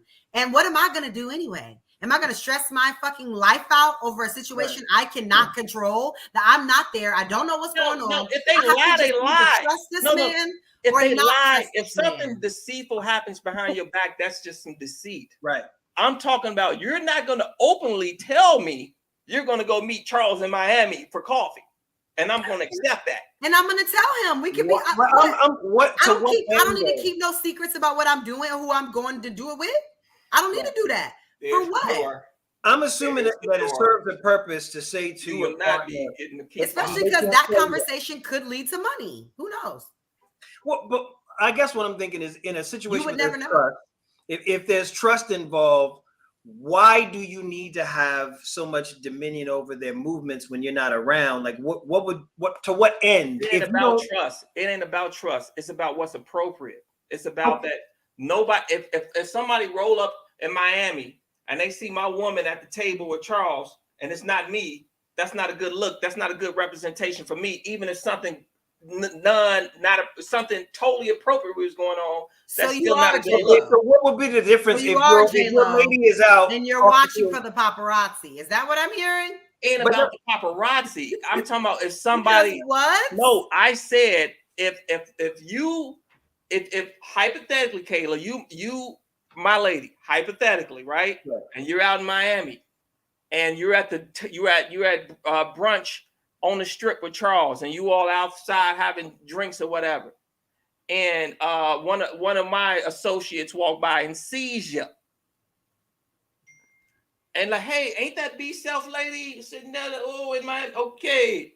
Well, your boy is a what now? Yeah, your what man does that got to do with me? Well, my man or my woman, whoever sees it, a lady or a man, whoever sees it. So we're living our life based on what other people It's not a good look. The possibility of what other people like. But you said at a certain age, we outgrow our childish ways. We outgrow our high school ways, our childish ways. And yet, as a grown man, you're still allowing he say, she say to dictate the inner workings of your relationship because somebody might see it. Now, hold on. If your lady's a real estate agent, she's sitting down with a prospective buyer. Say she's got a client or she's an attorney and she's sitting down with a client. There's lots of scenarios where a woman can be sitting with a man in a social setting that's strictly business. Somebody walking by don't know the difference because on the outside looking in, they can't tell the difference. Son, you are totally right. But the scenario we set up was that she wanted to be shown around Miami. Right, but the person on the outside looking in can't tell the difference. They don't know that Charles isn't a real estate agent trying to sell her. Because my woman is going to be dressed with a blouse and her real estate clothes on. Now she's not going to be dressed like show me around Miami. I'm going to be self. I'm going to let you have your point because it doesn't matter what we say. You keep creating a new context that's not even there. You keep pulling shit out of a hat. So I'm just going to close the magic show. I dealt with your scenario. Your scenario was getting shown around Miami. Because you said I want to fly in town and somebody going to show me around. I said if I ended up in town, any major city, I know people that I could call. We said this scenario was not set up as a real estate business sit down. So what if it's not? If I'm pulling up in Houston and I know someone that lives in Houston, my woman go out of town. And I say, yo, what's the move tonight? My woman go out of town. What's a good place to eat? With guys all the town for business. Okay. So let me see if I can understand this a little bit. Okay, like say you're eating your food. Okay, you enjoying your meal. Tell me if this is close to what you're saying. You're not saying that you feel like somebody's gonna come and eat your food. What you're saying is you don't want anybody hovering over your plate, even if they're not gonna eat it.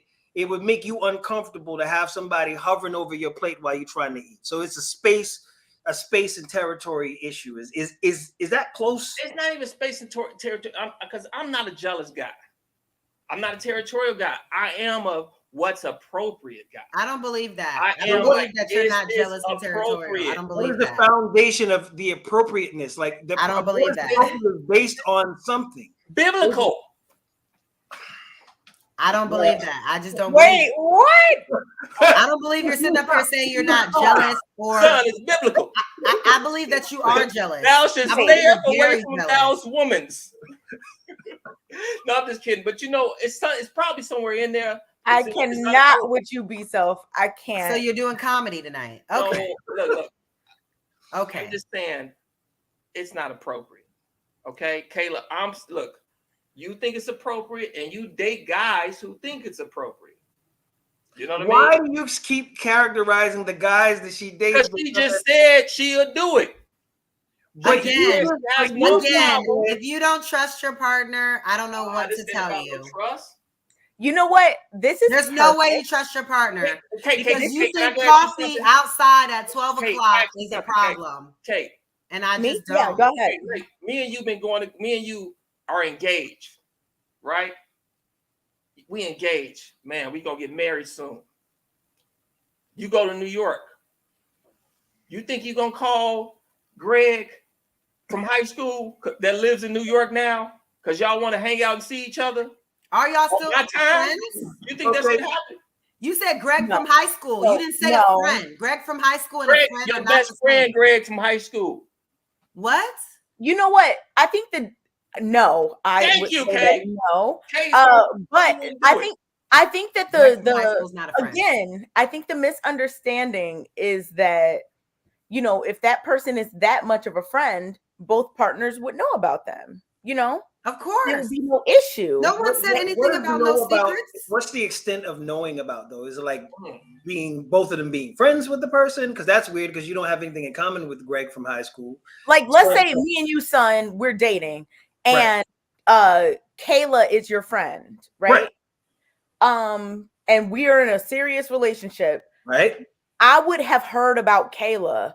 I would have probably seen Kayla on FaceTime. Yeah. I probably would have, talked to Kayla myself. Yeah. And then that would have made it so that, if you were talking about you were in Kayla's town and y'all met up for brunch, I wouldn't think that I wouldn't even spring that on you when I got there. You would know in advance. Oh, I'm exactly. Yeah. That's the thing is, if you got a man, if you got a certain type of man. See, I'm not talking crazy. If you're dating a certain type of man, I think that there's different scenarios going on right now. Especially if you're dating a man who's getting it, he's always vulnerable to its best friends trying to get at him, her friends trying to get at him. See, it depends on what kind of man you dating. If you dating a man who's what they say high value, buzzword. Hashtag high value.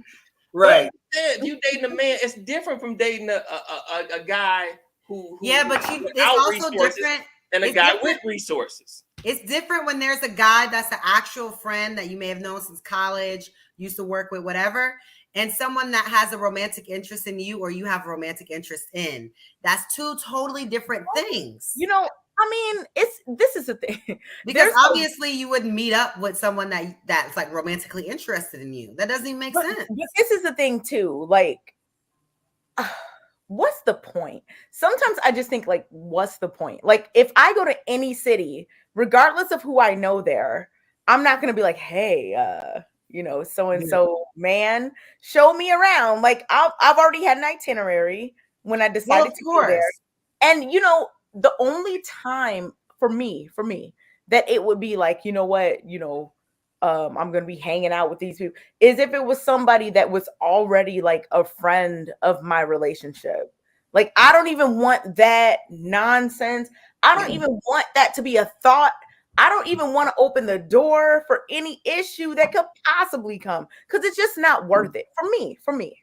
Now, if I could, I'm sorry. It's like different people, different things. Maybe because of the work I've always done, I value like a network, and I just know people. Let me ask you: would you cut off all your friends? You think I'm pulling up places?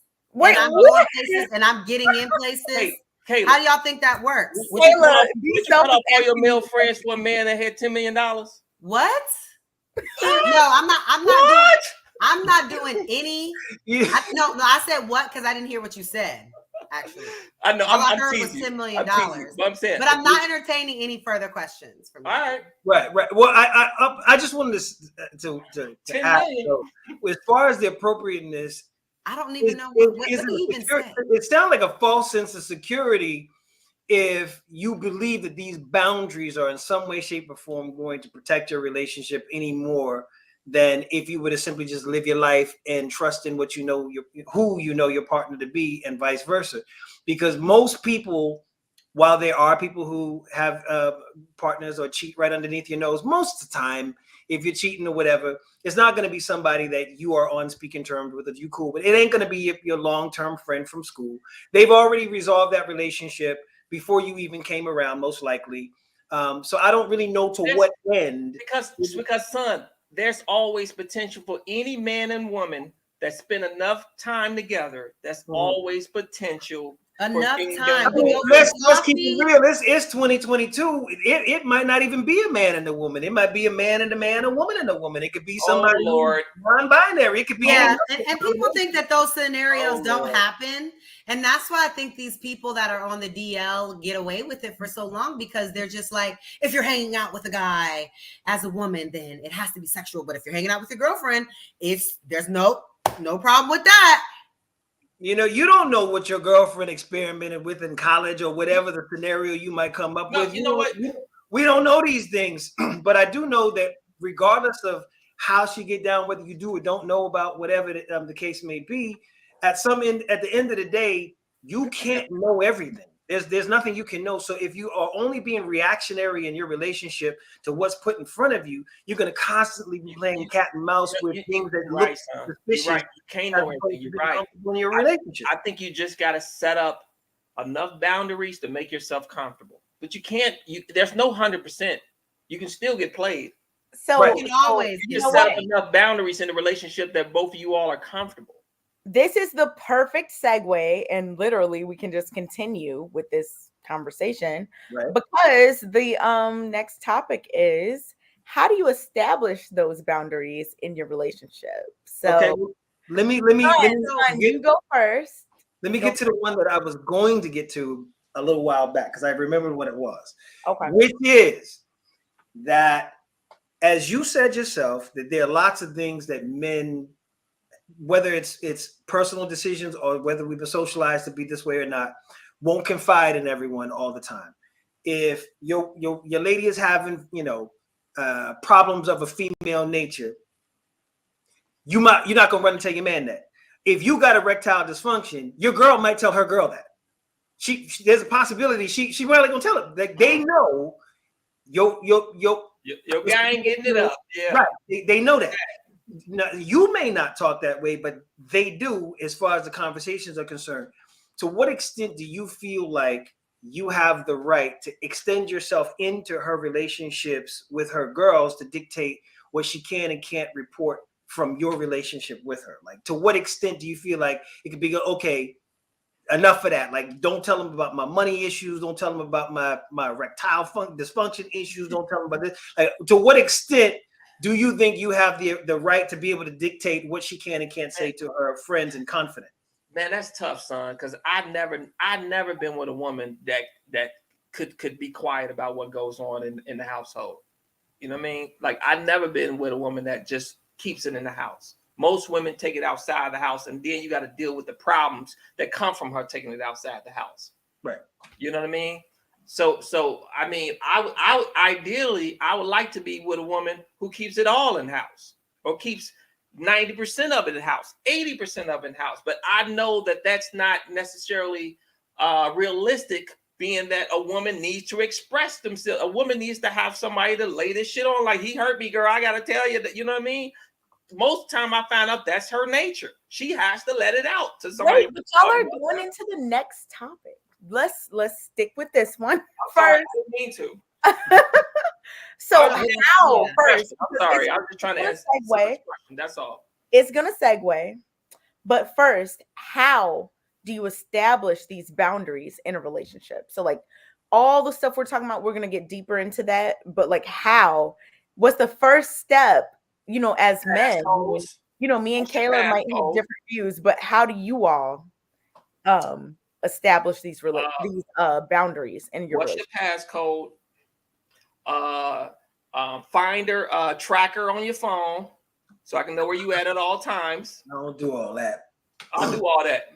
Yeah. Okay, so you said searching the phone via passcode. No, like open phone policy. Here's here. Okay, so you said open phone policy. You said as well as the iPhone locator, the thing where you can track someone and see where they at. Okay, share your location. Macy's. I can see that on my phone. Okay, so are those the only boundaries that you have? Like, I gotta know where you're at and what you're doing. That's a safety thing. I gotta know where you're at to keep it safe.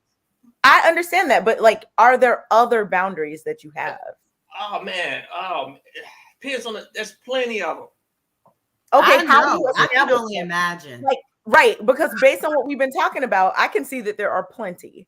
So, how do you establish all her friends been wanting to know what I do for a living lately. What did he do, girl? How does he make his money? I told her, you shut up about that. Don't tell none of them how I get money. They don't need to know. Oh my goodness, be self. So in terms of like the whole okay, that's your business. I'm not gonna go any further into that. But in terms of the whole thing about like, your views on like male friends and stuff, do you say that in the beginning, or do you like wait till I come at you in the beginning? If we go on our first date, I'm gonna assess you. You got male friends? Well, what are your first date? First date? What are your first date things? You don't even know that girl. Well, what are the things? The first date may cost me $120, $130. No, you don't know that girl. You don't know her. But the first date, you want to spend more time knowing about her friends than knowing her. So it's transactional from day one. From day one, son. I asked you if it was transactional. It honestly just sounds like it sounds stressful. But be self. What do you say? What do you say? You pull up on the first date. I'll say, do you have male friends? On the first date, and they say yes or no, then what? Do you have male friends? Do you have a male coworker you're close with? Yeah, that's a wrap. But wait, there's nobody that could ask me those types of questions on the first date. Yeah, I probably wouldn't go. No. What would a woman ask that? I'm asking my woman this. You done? No, she's not your woman on a first date. You don't know her. We're talking about how it's not going to be a second date if she gets the questions wrong. Be self. Hold on. So we're not going out with you again. Be self. Wait. So we're talking about how do you establish boundaries in your relationship? So for you, it would be like the first couple of dates. You're going to be asking certain questions as you have specified. I'm at like, what are the questions? If you're the type of girl that has male friends, if you a girl that has male friends, I'm gonna know that. I don't even gotta ask you. But asking that is not establishing your boundary. What do you do to establish your boundary? Do you say, I don't date women that have male friends? How do you establish your boundary? You know what? I would let them know. Yes, I don't date women who have needy family members, who have Bruh, I cannot. If your mother gonna be calling you all night, that's gonna be a problem. Do you do that on the first date? Your sister calling you all day, that's gonna be a problem. Be self. Grandma calling you all day, that's gonna be a problem. Because the thing is, if we gonna take this further, it's just gonna be me and you. Ain't no. Yeah, but don't you work all day? You ain't even here all day. Why are you worried about who I'm talking to? Right. No work, sir. Get out of here. You got your lunch. Be self. Do you do that on the first date? Tell the truth. Look, I'm on the first date. I'm trying to fill you out to see if you're potential to be whatever. Like if I even could pursue you even but more. In terms of boundaries, when do you set those on the table? When do you put those on the table? Like, I'm not doing this. You can't do this. Like, are you? I think we should probably put that the moment we feel like we may want to think we like each other. Because, you know, we can go on the first date and kick it and it's cool. But the moment we say, you know what, I kind of like you. Like the moment we say, let's do something that's not a date, maybe like, you know, like a chill. I don't know. The moment just we hang like out doing something. Other, you know what I'm saying? The moment we feel like we like each other, it's like, look, these are my deal breakers. What are yours? Okay, so you directly just lay them out. Yeah, these are my notes. So the type of friendship she has, that's a deal breaker for you. What's that? The type of friendships that she has, because usually deal breakers for people are stuff like relationships, money, location that you want to live, things like this. But you're saying like her friends are, especially if you got ratchet friends and you entertain that. Oh God. Define ratchet friends. Yeah, I'm just trying to figure out, because people that have ratchet friends, they're ratchet. So if you're telling her friends are ratchet, then you're telling her she's ratchet. Yeah, I think that for me, that's not a single conversation I would have with somebody, like laying down the law. It still goes back to the same thing. If we're having a conversation and someone is, hopefully you're having transparency in your conversation and revealing things about yourselves.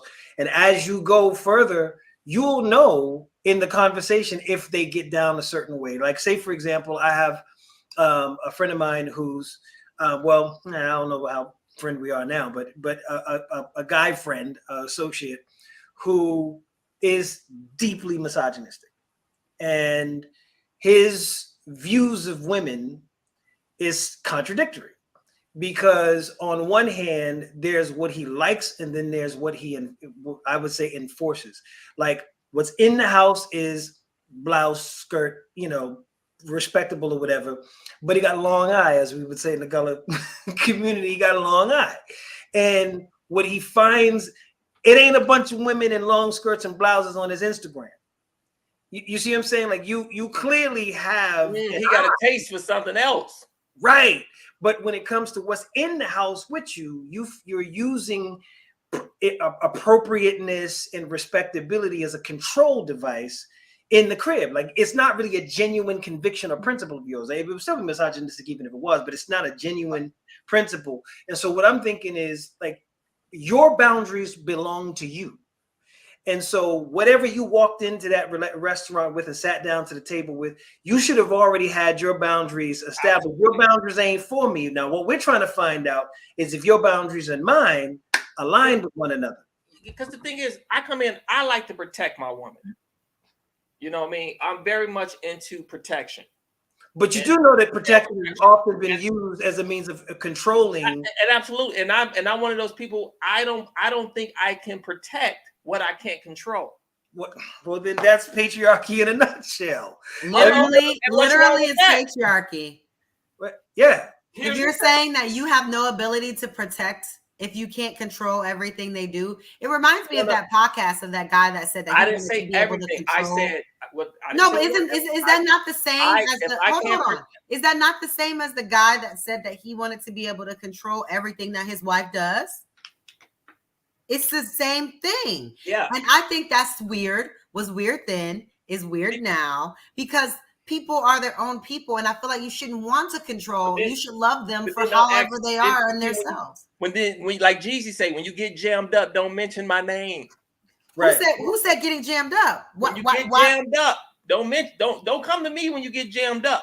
But when did jammed up come into it? Let's be honest. And you went over there and you got jammed up.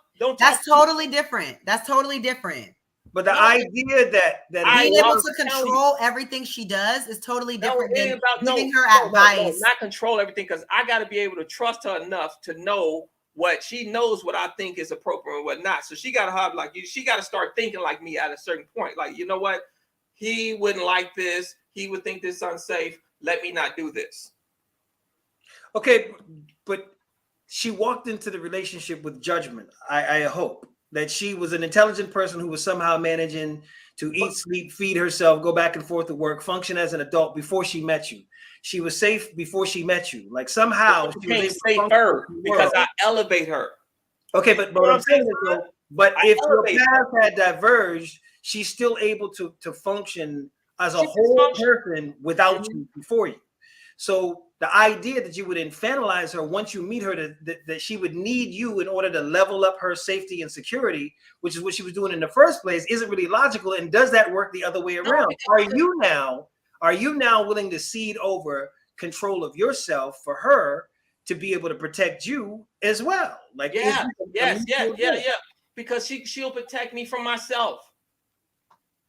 She'll protect me from my own So like you know what, I'll give you like an example, the open phone policy, right? It protects me from doing too much on Instagram. It's a protection mechanism. Okay, so just in terms of establishing boundaries, protect her from whatever, you know what I mean? We protect each other. I get that. In terms of establishing boundaries in your relationship, how do you establish your boundaries, right?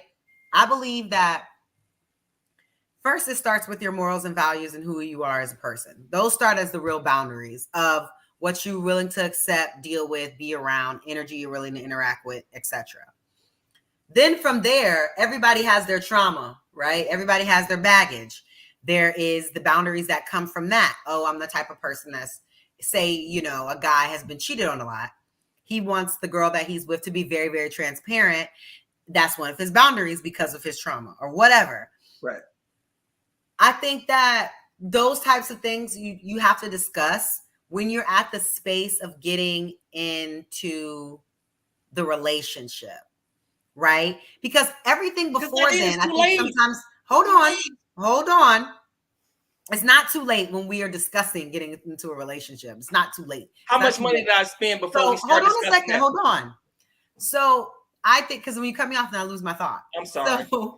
So yeah, because ain't nothing there. No, it's not there. It's just that every single time that I speak, you start speaking. You same way. Yeah, but you have to stop. I'm sorry. You have to stop.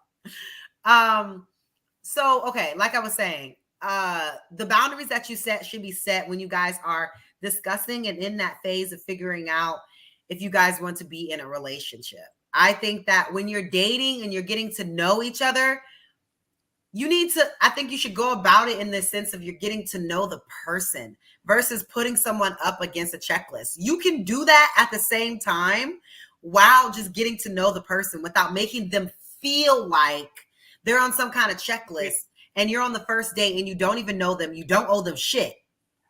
Kayla. They don't belong to you. You don't belong to them. They have no rights to you. You don't know them. They're a stranger. You're a stranger. We're on a date.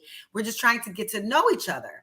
So for people to think they have any kind of entitlement to you, to hold you to any kind of list, when we haven't even established if this is anything even at all yet.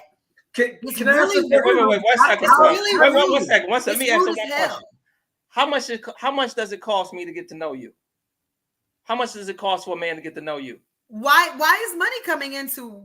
Because it costs to get to know somebody. How much does it cost to get to know Kayla? Well, there's a certain level of know me that you're already going to know before we get on the date.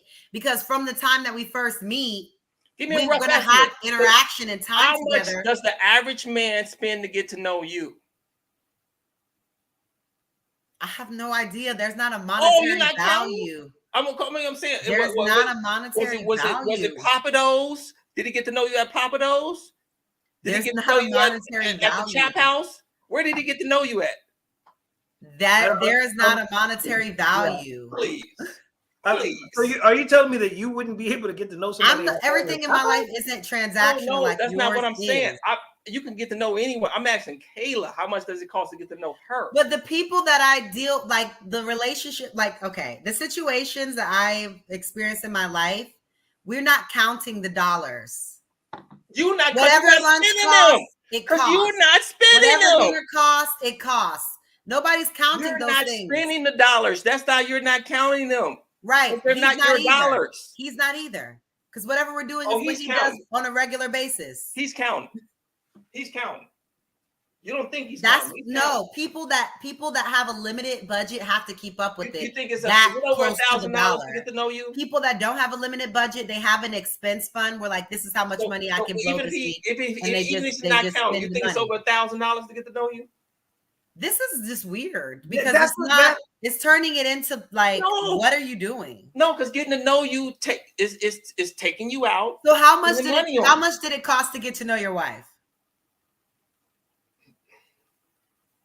Probably to really get to know her, probably about $5,000.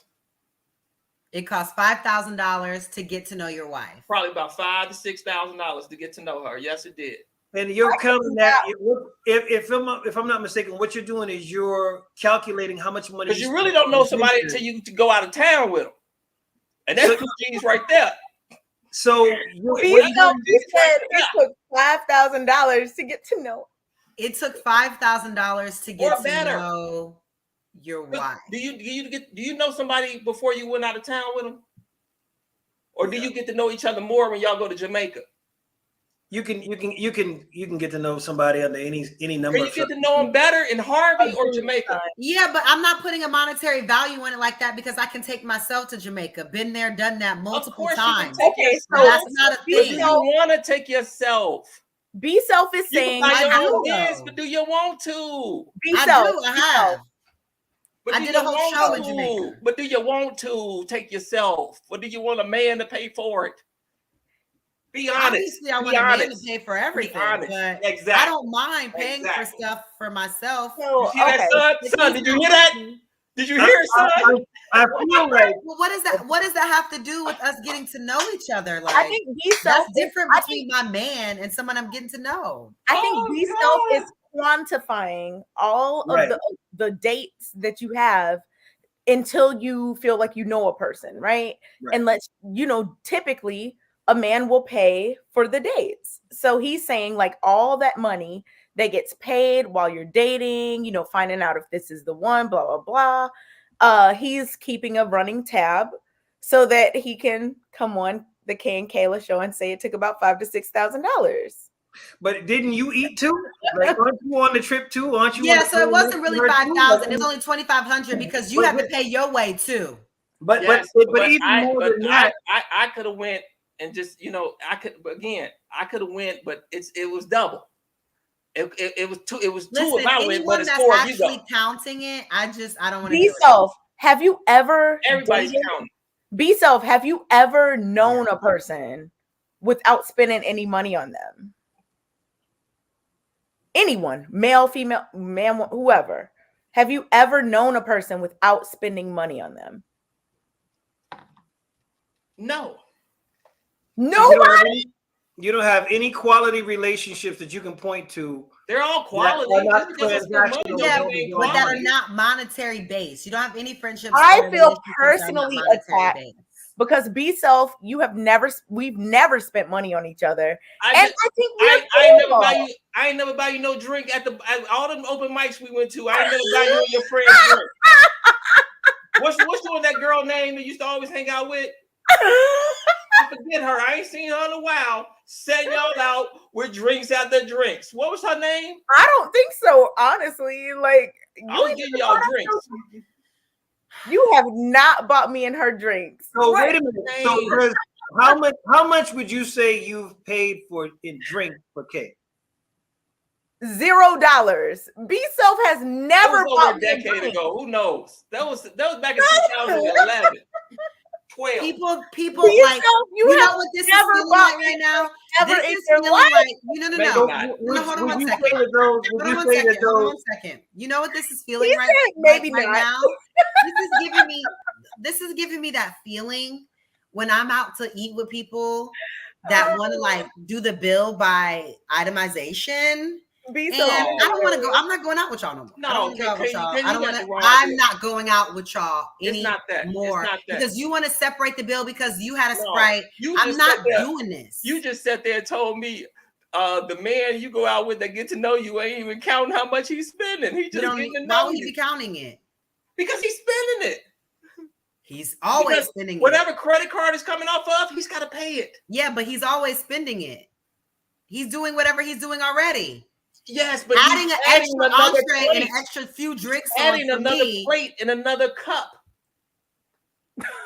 What? If I could just add, if I could just say this part, what do you think about this?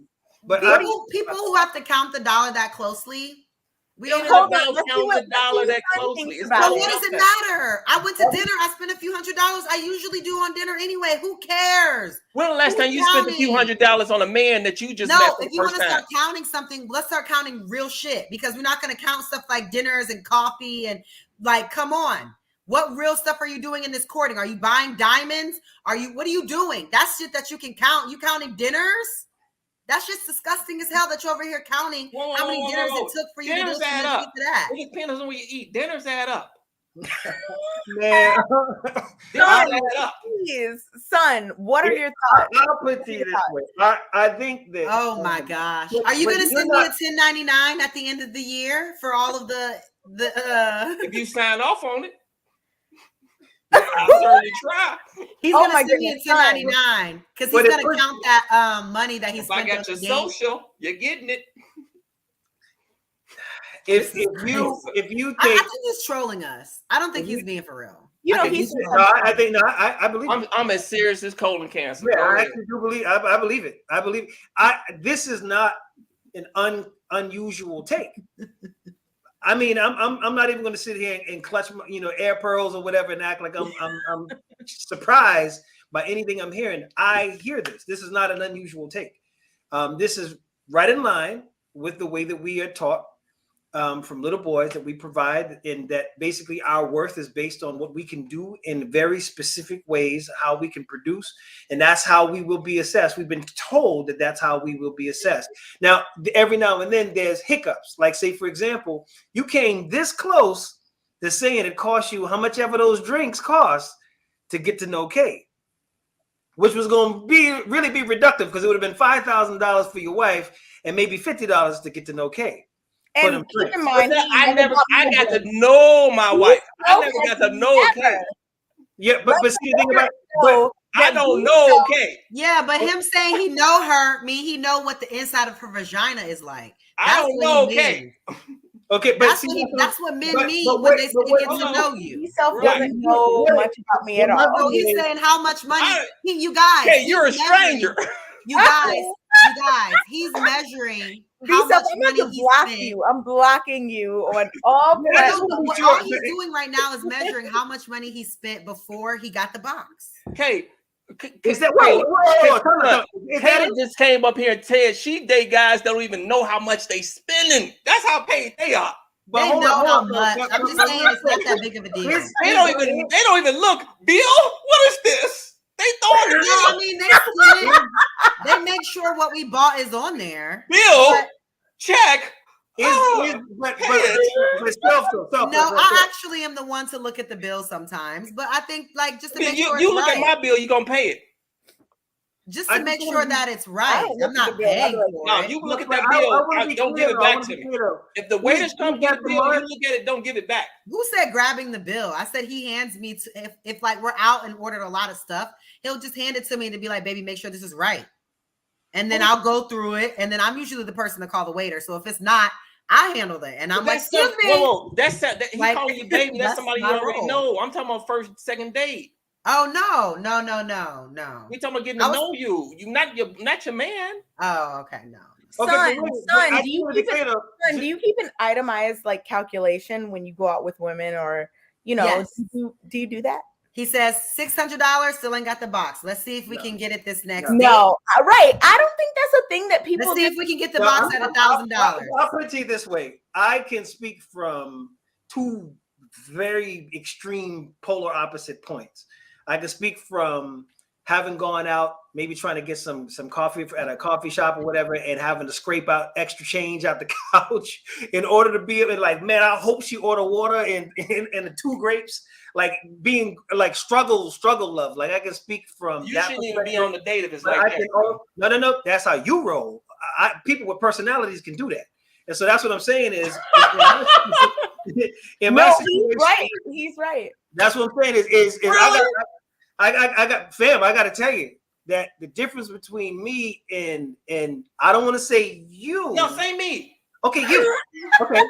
The difference between me and you is, again, I can speak from both perspectives and how I move and what life was like from both perspectives in the romantic department, being flat broke and doing okay. And I'm telling you that the consistency between both of them was always me, not the bread. It was always me. Now, I'll put it to you this way. That now, I'm not even going to lie. I ain't even going to cap and say that money don't make a difference. That's a lie. Money absolutely makes a difference in what you can do, what you can buy, where you can go, what activities you can engage in, all of that. That is true. It has a big influence on that. But I know as plenty of people who do not have it, like mechanics,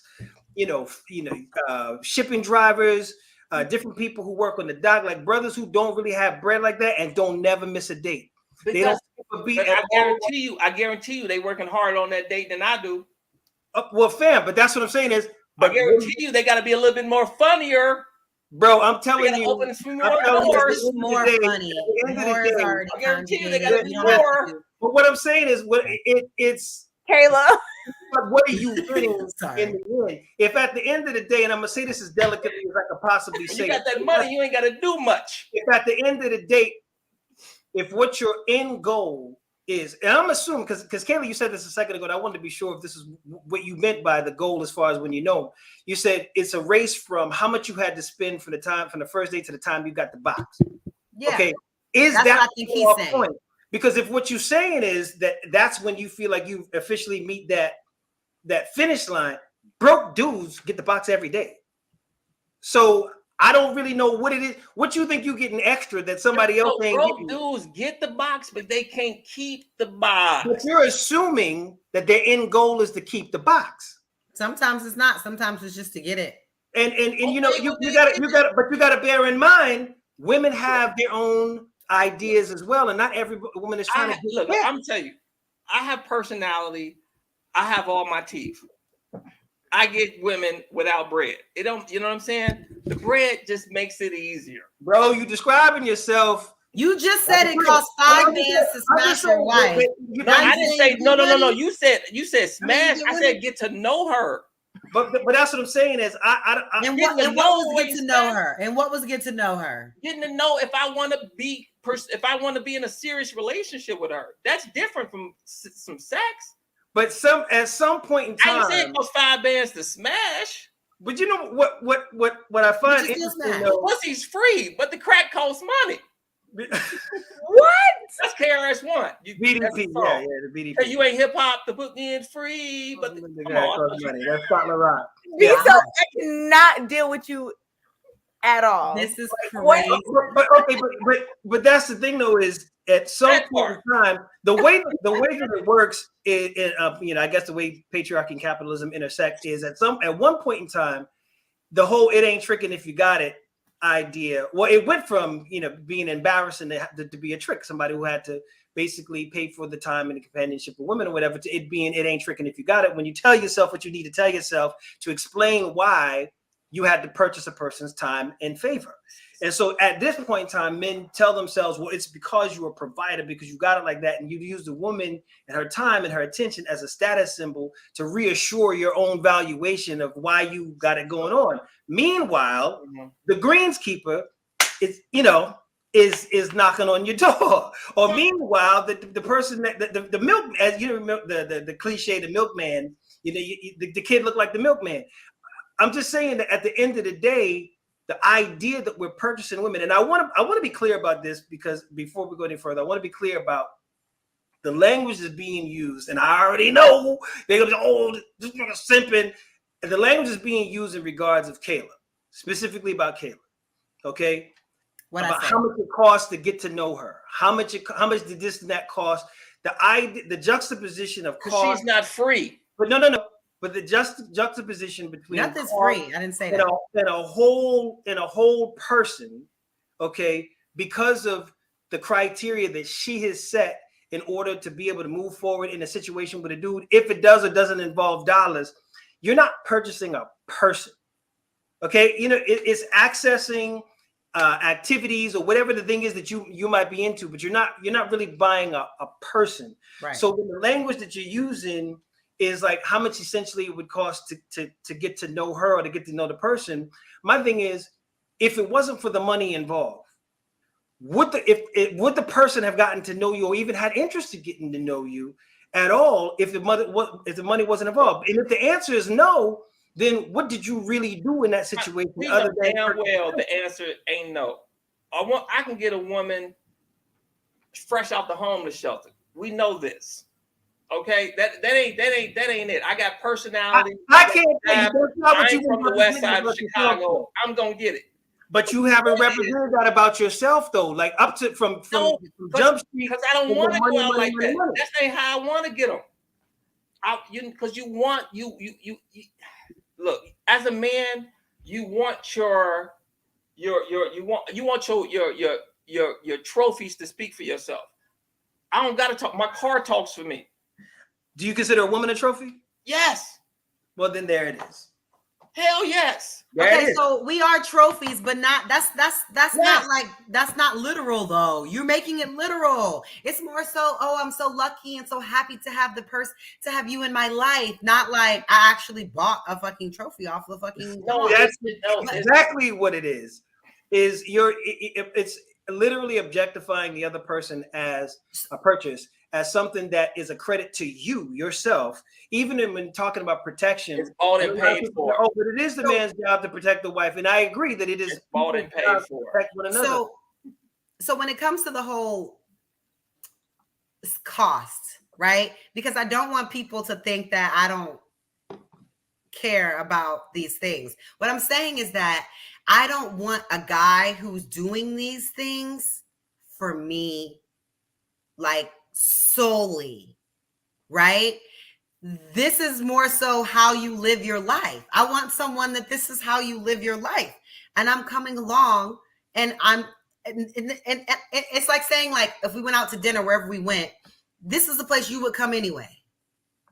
This is the place you would like to go. Yeah, but I wouldn't anyway. I wouldn't come with. You're not saying that you think that you're doing something for me by bringing me. I wouldn't come with. I don't want that. If you're taking me somewhere you can't regularly go eat, we don't need to go there. We need to go to wherever you can afford to regularly go eat. If I'm gonna go, I go in my kitchen and cook. I don't know you. I'm not coming to your house. What kind of world are you living in? It's 2022. People go missing every day. No girls coming to your house on a first date. Unless you got money and your house is your house. I don't care if you have money or not. I'm not coming to your house on a first date. For the right guy. No. So you wouldn't come to I'll tell you right now. Trey Songz's house on the first date? No. Who? Oh, you said that too slow. Shit, I didn't believe. Wait, who? Who did you say? So you wouldn't go to Trey Songz's house on the first date? Hell no. Okay, you wouldn't go to who you like, Kayla? Who your type? You wouldn't go to Idris Elba's house on the first date? It don't matter. The most exactly. My ex. Would you go to Idris Elba's house on the first day? No. No. No, I do. I'm not doing that. Right. I do believe that being able to respect what both people bring to the table and every aspect is a good thing. You go to Future house on the first day? Here we go. Yeah. Okay. So no, but in reality, I'm really not lying to you. You think I'm lying? You think I'm playing with me with my ex? Literally, I did not go to his house on the first date, regardless that it was a mansion and all these extra things. We met in a central location, and it was. My question is, because I didn't live in that city. Your ex? I didn't live in that city. Why see your ex if he had a mansion? Okay. Hello. Well, he's not. Why is he your ex and he had a mansion? Why you listen? He's okay. He's not my ex. It's complicated, but whatever. So let's not get into it. So regardless, what I'm saying is that let's just move on. I'm looking for your diamonds. Where them diamonds? Let's just move on.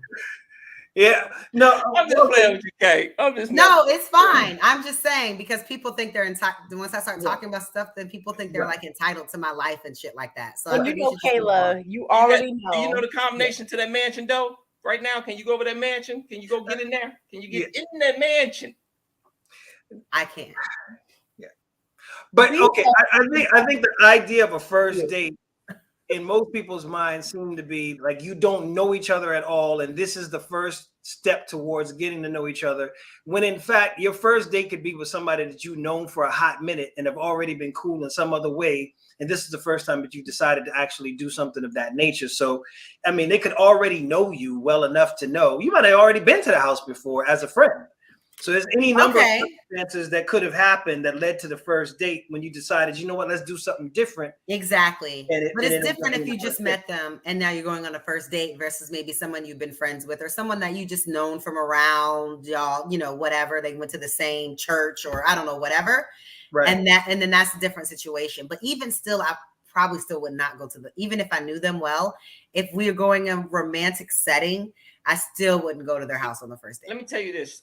Son. I just don't think that's appropriate because we know what happens at houses. Right. Y'all talking about it's an issue to go to coffee in the middle of the day at 11 o'clock in the morning.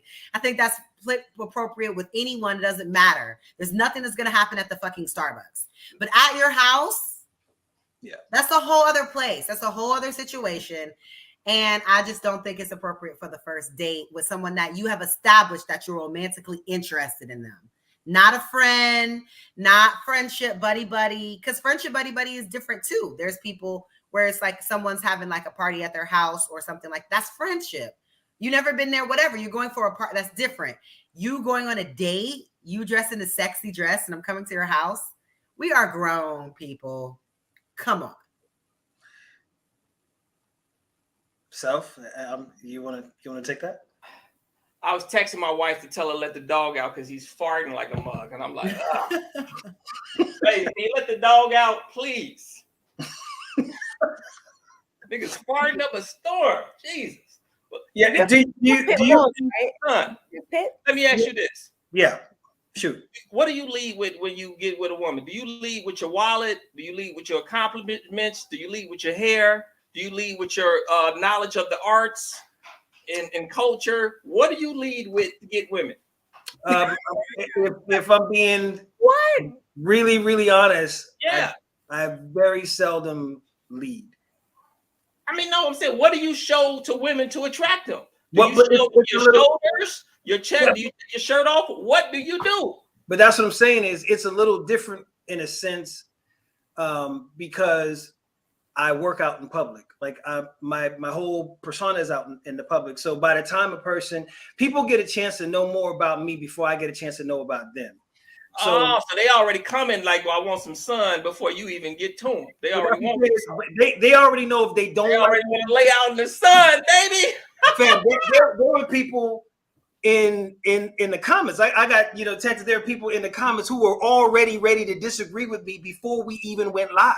Like they were already in the comments saying this dude is the king of panderism. Like they already knew that. So I don't think you're the king of panderism. Maybe the prince, but not the king. Yeah. Wow. I'll take it. I'm playing with you, son. I'm playing with you. I'm messing with you, son. And the thing about it is, I take that because that at the end of the day, if you got people feeling some type of way about advocating for what you just said, protecting women. Advocating for us carrying ourselves in a manner that's becoming of who we're supposed to be, protecting boundaries, advocating for the people who have either the voices or whatever. So all of that is all good. I'll take all of that. But at the end of the day, my point being is people already have their ideas about me before I even get a chance to have an idea about them. Because in most instances, these are people who've either seen a post, read something I wrote or whatever, that have a preconceived notion. So most of your girls come from online? That's what you're telling me? No. What I'm saying is, but that's what I'm saying. It's not limited to online. It's like, my public. No, what's your rap in Walmart? Say that again? What's your rap when you're in Walmart? And if you're asking me, like, what would I do if... What do you lead with? You don't know nothing about me. There she is right there in aisle 9 in produce, and I don't do that. Because me, I'm gonna show my Rolex. But see, that's what I'm saying is what? Of course, because some men lead with money, and others don't. Right. I'm gonna show the road. All men that leave with money I don't know. All men that leave with money aren't necessarily like. But see, the thing is, materialistic, like stuff.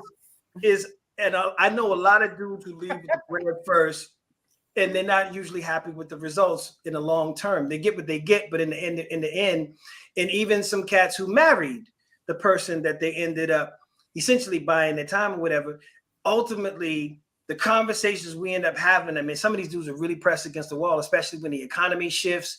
Bread ain't coming like it used to. There's a lot of moving parts. The pandemic hit a few relationships hard because it wasn't as bountiful as it had been in other times. So there's ebbs and flows even in business. And a lot of times when them ebbs start to happen, a lot of insecurity kick in. They're not really feeling like they're as manly men as they used to be in because they can't provide what they used to at certain points. So for me, what's always worked with me, I'm from a generationally poor family, like back generationally poor. Okay. Over the course of time, some of us were able to make moves through education, some of arts and entertainment, education, whatever. The lifestyle that I'm able to live right now is dramatically different from we see the artwork. We see the art, expensive ass artwork behind you. But it's way different from what I grew up. It's gorgeous. And so each mask about 700. But the thing is, I stay humble in the sense that I remember what it was like. Yes, sir. You see what I'm saying? I remember I will never forget what it was like on the opposite end. Now, see, I know the guys, and I'm gonna say you. Like, let's just say the brothers like you. Let's say we go back. I had a fur coat in the 5th grade, so I ain't right. And see, the thing is, I know what it's like for you to be in my class and all attention with to the go Jordans, to everything. Right, and the attention to go to you while I'm wearing, but whatever Bobos and all that. So over the course of time, I was not forced, but I naturally developed a personality, talent, skills. Like there are certain things that nature will give you, adaptation will give you in order to be able to survive. Right. In other cases, you don't need. Like, say, for example, an alligator and a shark are two of the least evolved animals on Earth, as well as the whale, because they don't have any natural predators in their space that really preys on them and forces them to have to evolve and develop a different trait. At one point in time, the chicken was a dinosaur, and the giraffe didn't always have a long neck, but that's where the leaves are. So eventually you grow and adapt in a way to be able to survive in your surroundings. When you're the apex predator in your surroundings, you don't really have to adapt. But then what happens when your surroundings change and you're no longer able to be able to survive based on your surroundings? You got to do something different. And in that case, one of the things that I wanted to be able to do is, whether I'm broke or doing well, still be able to be me. And whoever got to know me in one state feel just as comfortable with me in the other, because I'm going to be who I am regardless. And so at the end of the day, what I would do, there's two things that would guide my behavior. First of all, I do not approach anybody, any woman with, spitting game or anything like that. And I'm going to be really honest as to why. Because in many instances, they don't really want to be bothered, especially when they got on headphones and they just want to get their. It don't matter what they want. Yeah, but it does. That's what they want. It's what you want. You the man. That's what I'm saying is in situations where, like, a woman will signal to you. That was DK. She'll signal to you if she's interested, if she's feeling you, if there's any vibe or something. I apply pressure. I'm and see, pressure. You won't catch a charge like that. And see wait. I respect side of Chicago. I'm going Hold on. I respect both around the bishop. I'm going to apply pressure. Be self and son. You are both respectable men. You are, but y'all are totally different from each other, and it's just funny to see y'all like talking this out. Because I have nothing but respect for my guy. It's hilarious. Yeah, I mean, I know you do. I know you do be self, but like, son, I get what you're saying, because you could probably just walk outside and be self. You could too. Like, y'all could both just walk out the house, and there will be someone that's like, yeah, what's up? but y'all both handle that attention a different way. Right. And it's just so interesting to see how you both handle it. No, because I want her, if she and she ignoring me, I'm going to apply pressure until you take off the headphones, until you know what I mean? Well, see, that's the logic of your boy Booty Warrior in the lockup. You know, I like shit. I like shit and I won't shit. Be self. Are you a Scorpio? No, I'm a Gemini. Oh my God. Why are you doing our sign like that up here tonight? I'm a Gemini, baby. I am as well. But why are you making our sign look like that right now? My best friend forever is a Gemini. Man, we are great. We're just a lot. What's your birthday? It's always fun. Birthday? It's always fun, which has been tonight. It's always fun though, at least. Are you a May Gemini? No. Okay. You said they don't count. They're not real Geminis. You gotta be a June Gemini. Gotta be a June Gemini. The Mays, they be more like Cancer sometimes. But you know what? My thing is this: anything in life, I go after it hard, and I'm gonna apply pressure on it. Like if it's a woman in Walmart, whatever. If I want you, I want you. And if you know what I mean, and it's like I'm gonna be relentless until you say he ain't giving up. What would sexual harassment be to you? What does that look like? No. Okay, don't take it there. Sexual harassment would be something that's inappropriate. Like applying pressure ain't inappropriate. Like unwanted attention of a sexual. The thing is that women like when other men apply pressure. When it's men that they like. Yeah. So when it's men that I don't like, I got my teeth. I got my teeth. The teeth are there. The cologne is on. He said, "I got teeth." I mean, the gear is there. You know, so you got teeth no more. Yeah, I got the teeth. They're in line. They're not crooked. That matters. Right. All black smiles matter. Right. But so I guess that the reason I asked that though is because if you apply pressure, I'm assuming a part of the reason you're applying pressure is because there's been resistance, right? I lead with my accomplishments. Okay, but once there's been resistance, do you persist beyond the resistance? Like, is it persistence beats resistance? If I want to break, yeah. If I see the prizes, if I think it's worth it, yeah. Okay, but in a respectful way, right? Yeah, a very respectful way. Respectfully. I don't no charges. I have no nothing. Okay. So not interested wouldn't be enough. And then, but right now, I don't have to apply no more pressure because I apply pressure on my woman, and and that's that. I'm a taken man. I'm off these streets. You know what I'm saying? But my pressure days, I was applying. Right. The pressure days apply. My pleasure P days. Right. But just out of curiosity though. Yes, sir. And I just want to be clear that if you say that if you approach and there's resistance, like, nah, I'm good, thanks, but no thanks, not interested. It don't stop. It stop when I say so. Okay. Because right now, I'm not really, I don't know what you would describe that as. If it's not sexual harassment, I don't know what you would call that. I call it manhood. Okay.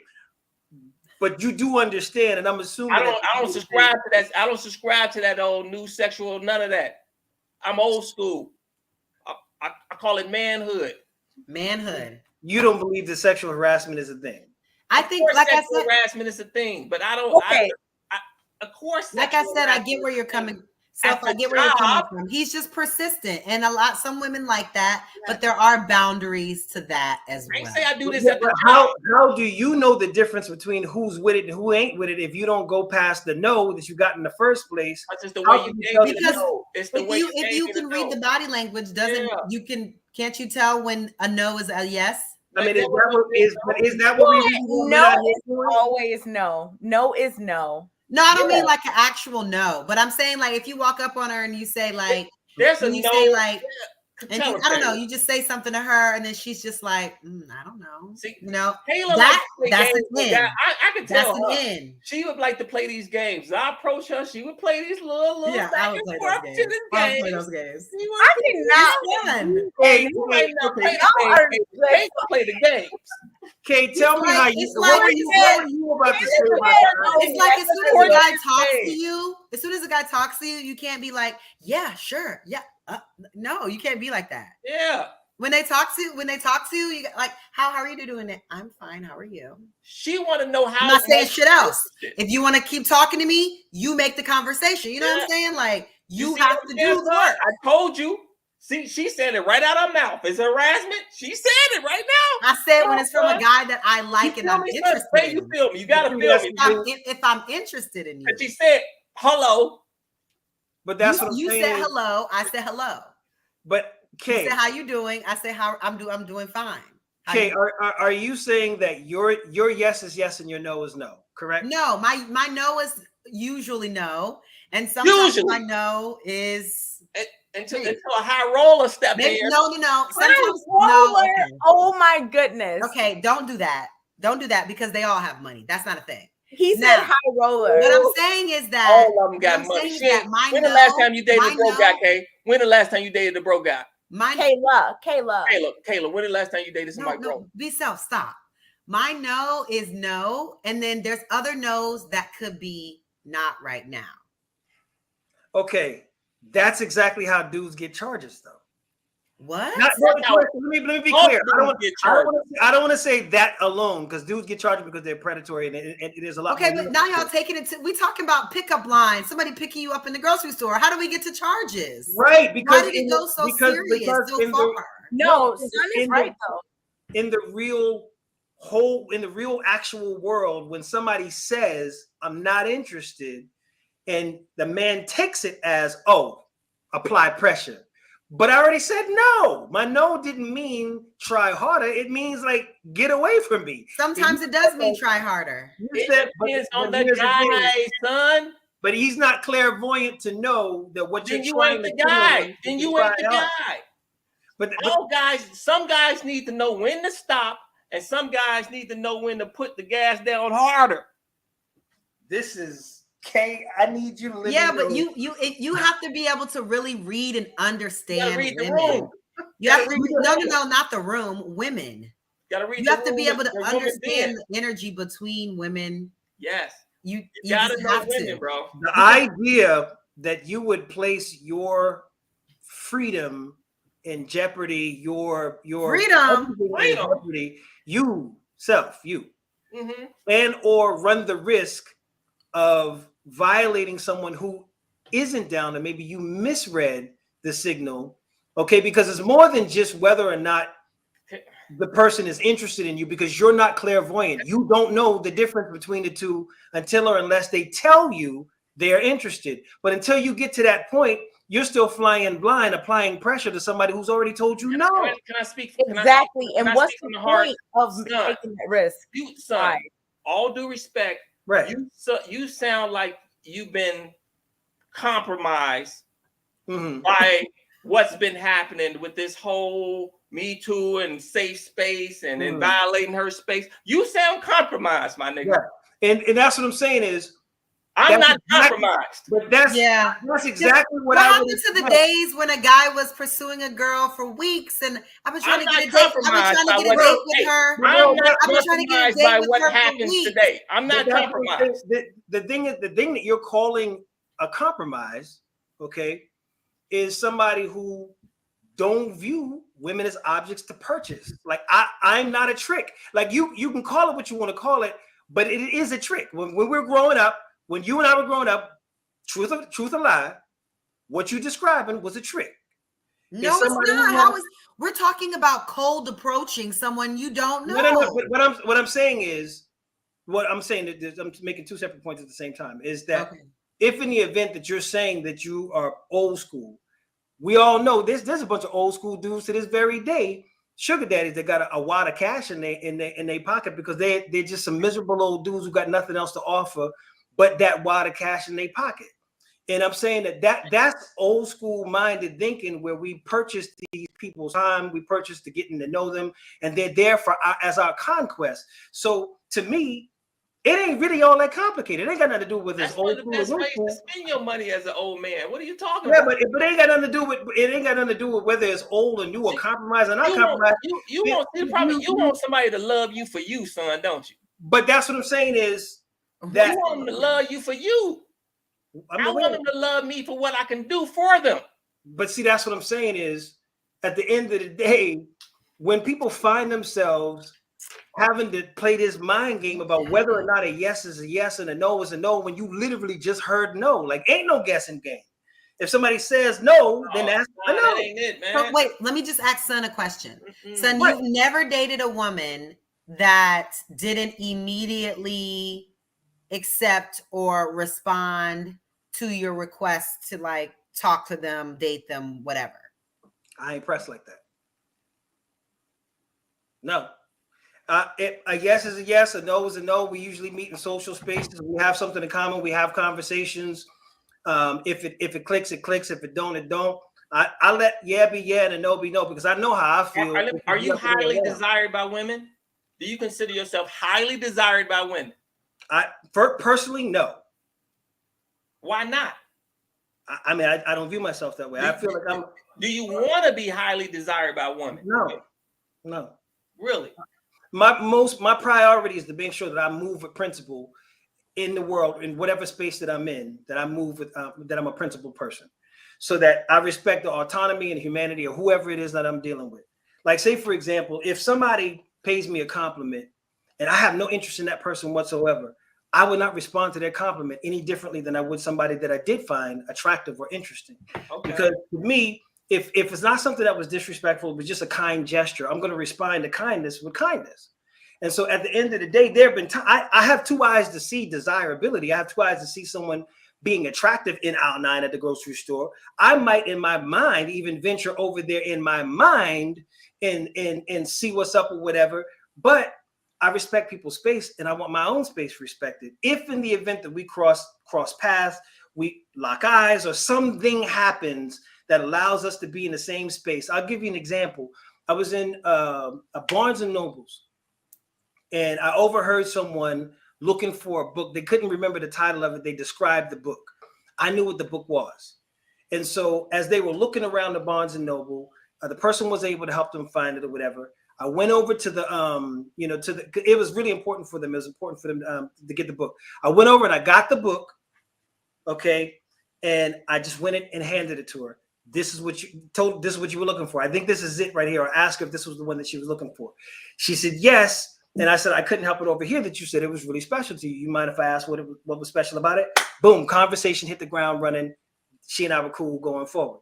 It ain't no, so what's up? If she'd have been like, thank you and walked away, that would have been the end of that. I asked a follow-up question. I would have took my book back. What is it about this book that you find interesting? And that was it. You see what I'm saying? Let her walk away from me. Right. But the thing about it is the idea. You are just, I can't.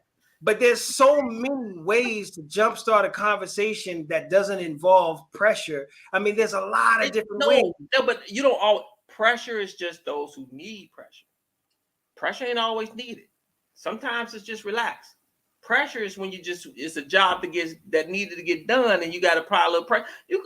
I apply pressure to anything, an opportunity, a job interview, anything, any type of situation. If you got the impression, you got a speeding ticket, anything could get applied pressure. It's just it becomes a natural part of who you are.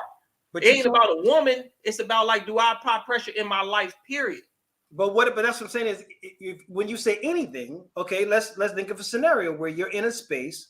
You already spent a bunch of bread, like you were saying. You spent a bunch of bread on this vacation or whatever, and ain't nobody said nothing about sex. But you out on this vacation, you done took her out, and you in this bungalow, and you really now you feeling some type of way, like you want to have sex. Take a trip on vacation. I ain't smashing yet. Okay, well then let's rewind the clock then before you go on vacation. If you're in an intimate space, and you're in a private space where you have the privacy to be able to move forward sexually. But that hasn't been established yet. Right. And this person has already shown reluctance or resistance in doing that. Are you saying that in that situation, maybe some people just need to apply a little pressure? No. Sexually. So then there is an exception. No, sexually. I don't play sexual pressure games now. Okay, so then you understand that pressure doesn't always apply. Yeah, but we weren't talking about sex. Unless we're playing a game and that's what you're into. Okay, hold on. Let's stop there. Now, again, I think that it somehow pickup lines and cold approaching got convoluted with like sexual harassment, and that's just not it. And I think that's what he was saying in terms of like maybe the disconnect with the Me Too movement, because now men just speaking to you or, you know, maybe being persistent and wanting to get your attention has turned into sexual harassment. No, it's not about sexual. It's about consent and agency. Like it's about consent. Like you can go from whether it's a conversation at the store. If you approach somebody, nobody can fault you for just making a cold approach. You see somebody, you think that they're interesting. Hey, you don't know if they're going to be interested in you or not, and you just politely, roll up on them and say, hey, I couldn't help but notice you. I was wondering, hi, my name is, Self. Who are you? Like that. That's one thing. But my thing is, you can do that. Okay, it's when you're told no or there's been a lack of interest shown, and then you move forward after the person has said, not interested, I'm good. They don't owe you an explanation as to why they're not interested or why they want their space back. Absolutely. That's all I'm saying is. No, I'm not saying that they are. I'm just saying I wouldn't fault him for trying 3. This is what I do. It's like baseball, right? He first tries, he does the first introduction. I maybe like blow him off a little bit. The second time, you're like, oh, I really want to talk to you and get to know you. I thought you were beautiful, blah, blah, blah. And I'm like, I don't know. I don't really give my number out to random guys. And it's just like, well, how are we going to get to know each other? And I'm like, you know what? Okay, I'll give you my number. Like, it goes like that. It is not like the first time, as soon as the guy comes up to you, hi, I'm so-and-so. Can I get your phone number? No, like he has to do something and make some kind of small talk and do something to like make you interested somehow. Him just coming up and saying, hi, I'm so-and-so is my name. But that's not enough. If you're some girl to give you her number, I don't think it's enough. But I think as a part of a conversation where a person is getting to know each other in that moment, you can do that without saying no. Like if you're an interested person who's even mildly interested in someone or interested in seeing what's next, you can do that without saying no. Like saying, for example, I don't just give my number to random guys or whatever, tell me something about yourself, or like give them something as a lead in to know, I want to hear more from what you talking about. Will you tell me about yourself? Where do you work? What do you do? Et cetera, et cetera. But once you say no, once I've said I'm not interested, once I've cut the conversation off, see, now the person's in a different space because they now have to override your consent to be spoken to. And you have every right to say, I'm not interested, back off, leave me alone.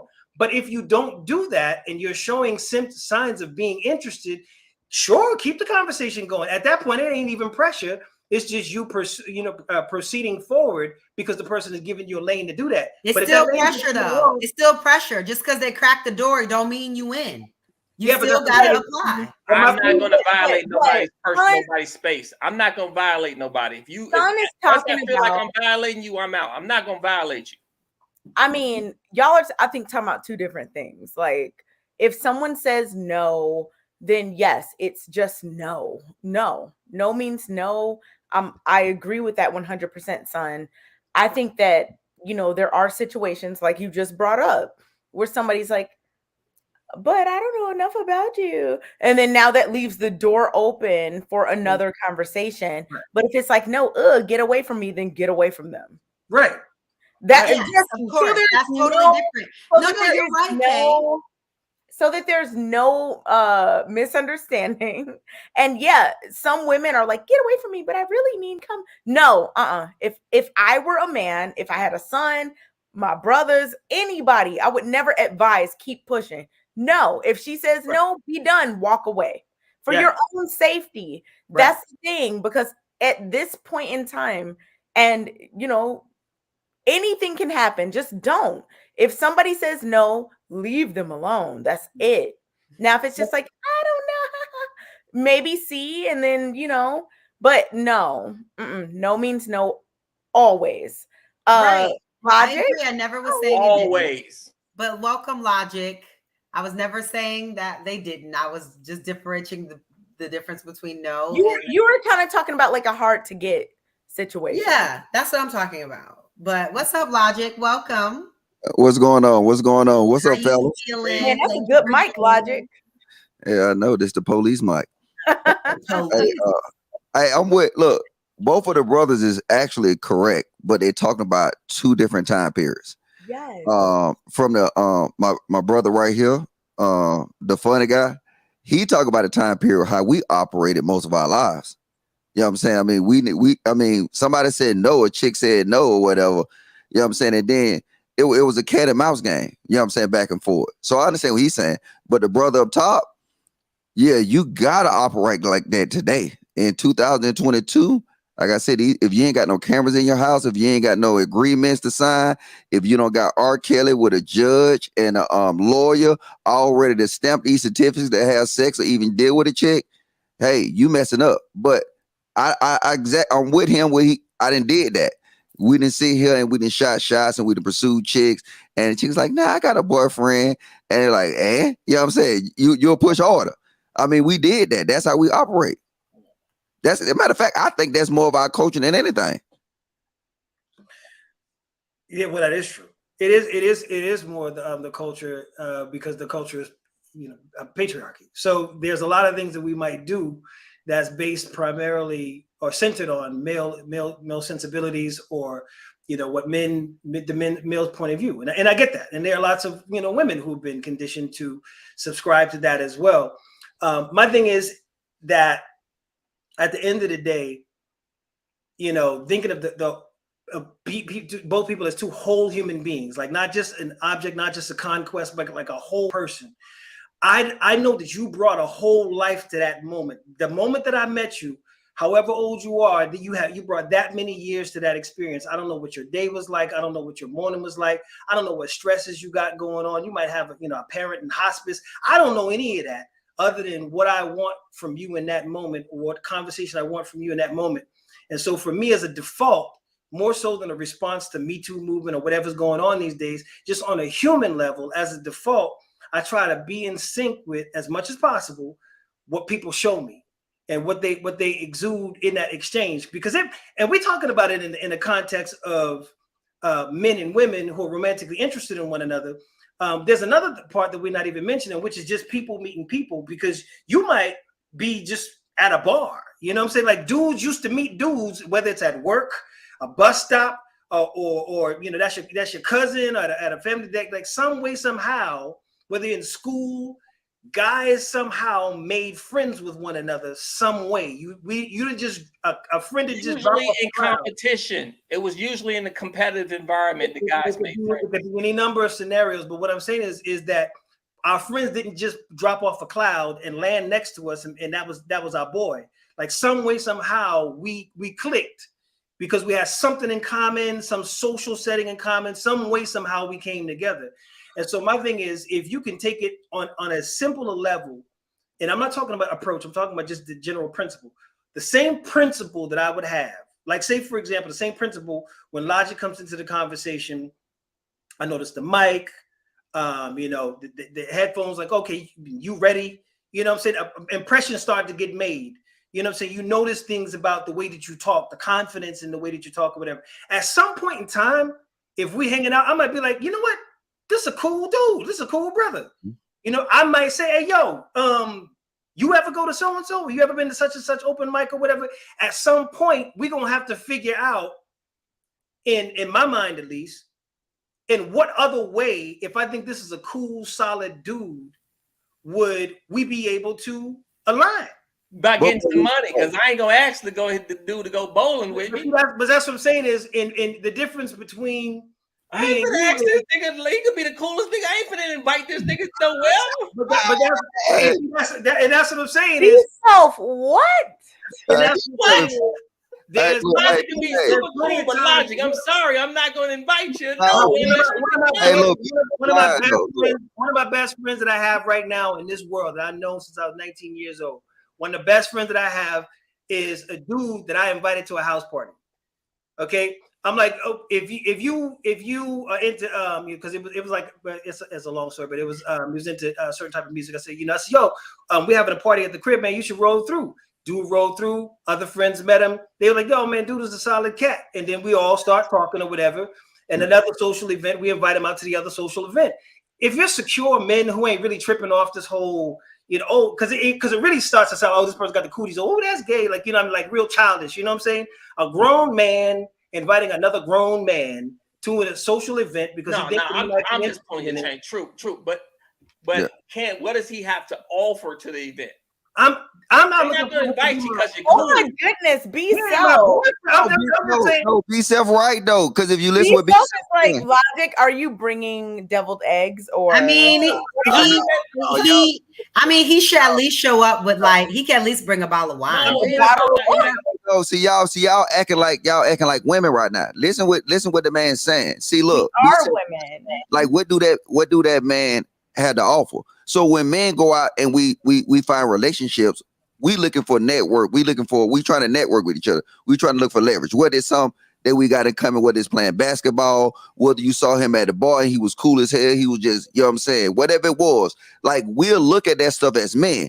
But when we approach women, I don't care what you do. You could have been at Top Golf with me. You could have been hitting the ball out of the thing. I don't care because I already got my whole mental when I'm dealing with you is opposite. Logic, you just pointed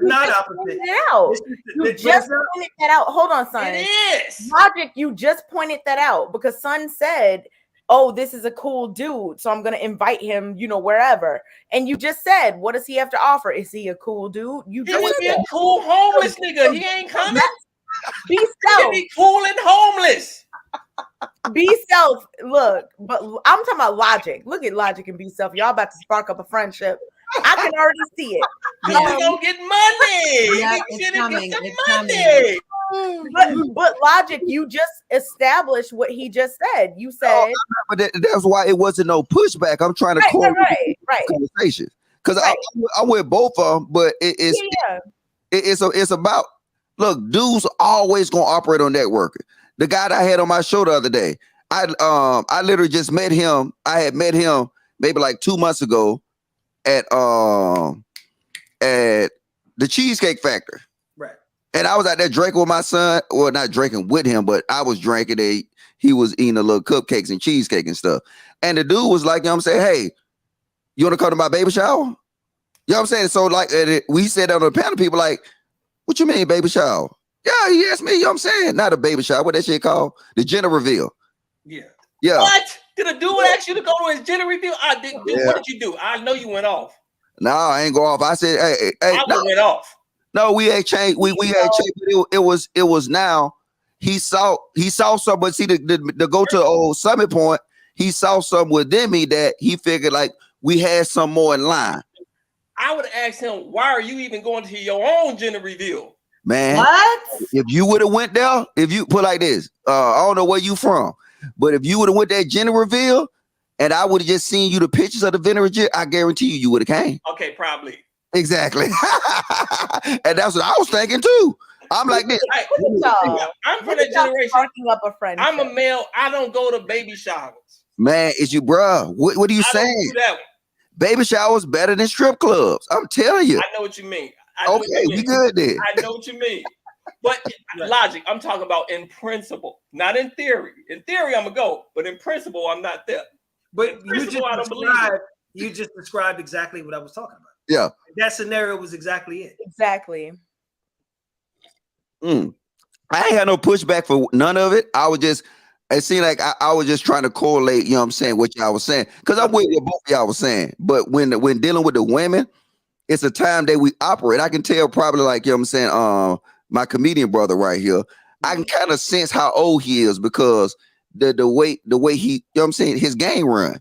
You can see and say how he operate around chicks. I was born in the late 70s. Okay, exactly. So I already know. So we ran through time out. We dealt with chicks differently. You know what I'm saying? It's like we was sometimes we'll be hoes, you know what I'm saying? We'll be like, if it's a bad chick that work at the Waffle House, you know what I'm saying? You might go in there and just get a little Philly cheesesteak or whatever, so you can shoot your shot. and we was consistent. We were persistent. Some of that stuff nowadays, these chicks might say sexual harassment. It still, no, some of them might say, but I'm telling you, it still works for the right guys. It only failed for me. Logic. Right. I confidence.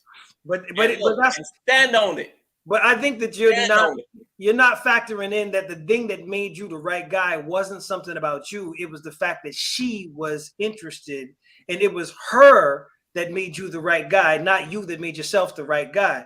Because what Kayla said was that this is what my no means when I'm feeling you.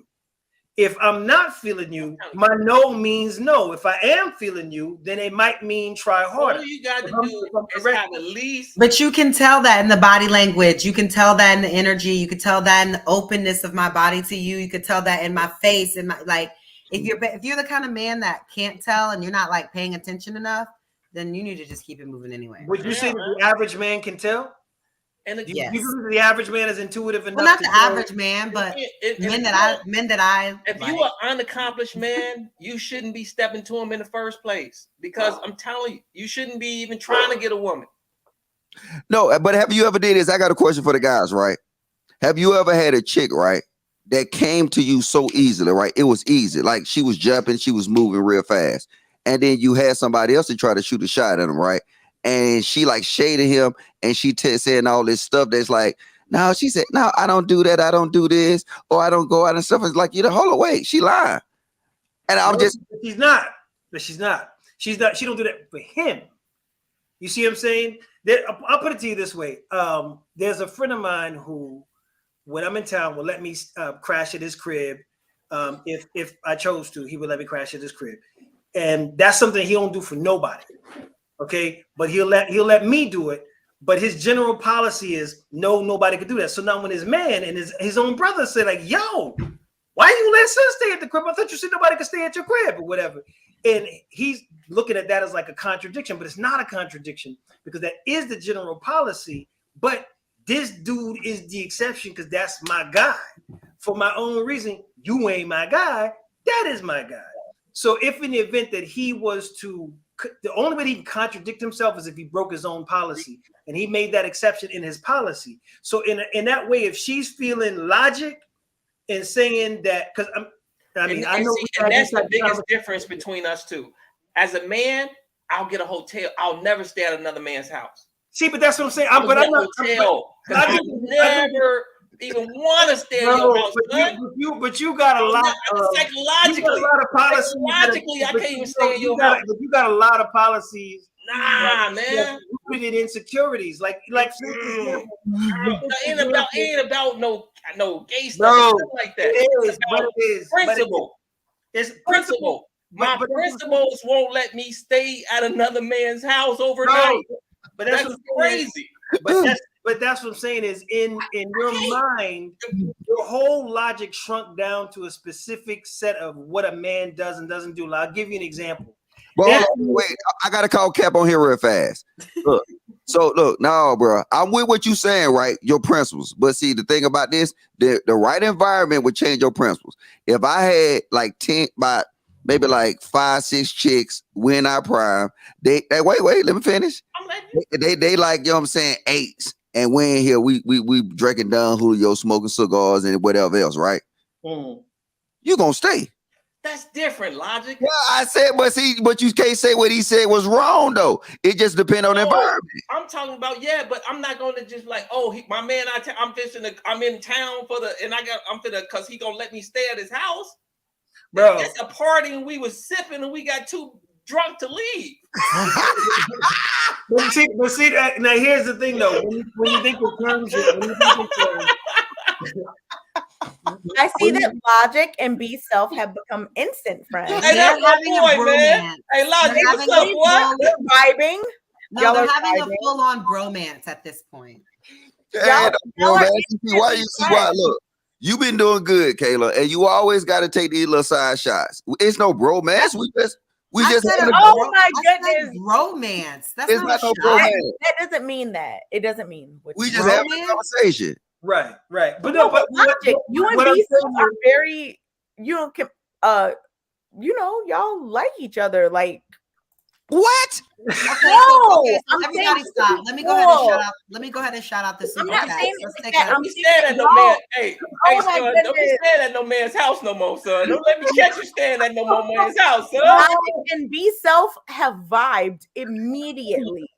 They vibe immediately. I know. So knowing you, I'm saying, when you connect with friends, it can happen like this. It can happen. Now we gotta figure out how to get some money together. Right. Okay. You know what? Be Self, you and Logic can absolutely get money together. I highly recommend y'all can use me as the liaison between y'all, but I think y'all should connect outside of this because you as the liaison. Be Self, I've known you for years. Logic, I haven't known you that long, but I know you're a solid dude. I think y'all would get along really well. I think so too. Look, check this out. I smell at least $10,000. Yeah. Hey, look, I can do this, right? Within the first 4 hours of me listening to these brothers, I knew everything about them. Oh my goodness, Logic. Don't even get us started. I smell at least 10,000. Logic, I know what you're doing. Don't even get us started on that. That's another conversation from another day. We're not even about to get back. I like Son too. I used to be like Son too. I was hotepping. What? Oh my goodness. I had my mask and I had my oils. And then I got me some money. Listen, well, I guess that Son, please multitask and do both. I'm just playing with you, son. I'm just teasing, man. I'm just they're having fun. I think you have oils. He said you got a mask. Men laughing and having a good time together is a good thing. Okay. And I don't know why y'all think I was trying to throw shade. Bromance has always been a positive thing where I'm from. Okay. You ain't told us how much it costs to get to know you. What? Oh my goodness, Kayla. There's not a price on it. We're not doing that. You already put a price on your wife. Just that should be enough for us all. Woo! That's summer. So let's shout out the super chats while we have some time. Shout out to Lioness. Thank you, girl. Friends are overrated. Shout out to Jess Write Music. Thanks, Jess. Also, you guys do not forget, we'll be in Houston, April 23rd. Get your tickets. Tickets are over halfway sold out. So I know how we as Black people like to wait to the last minute, but there is a limited amount of seats. So please, please, please get them while you can, people.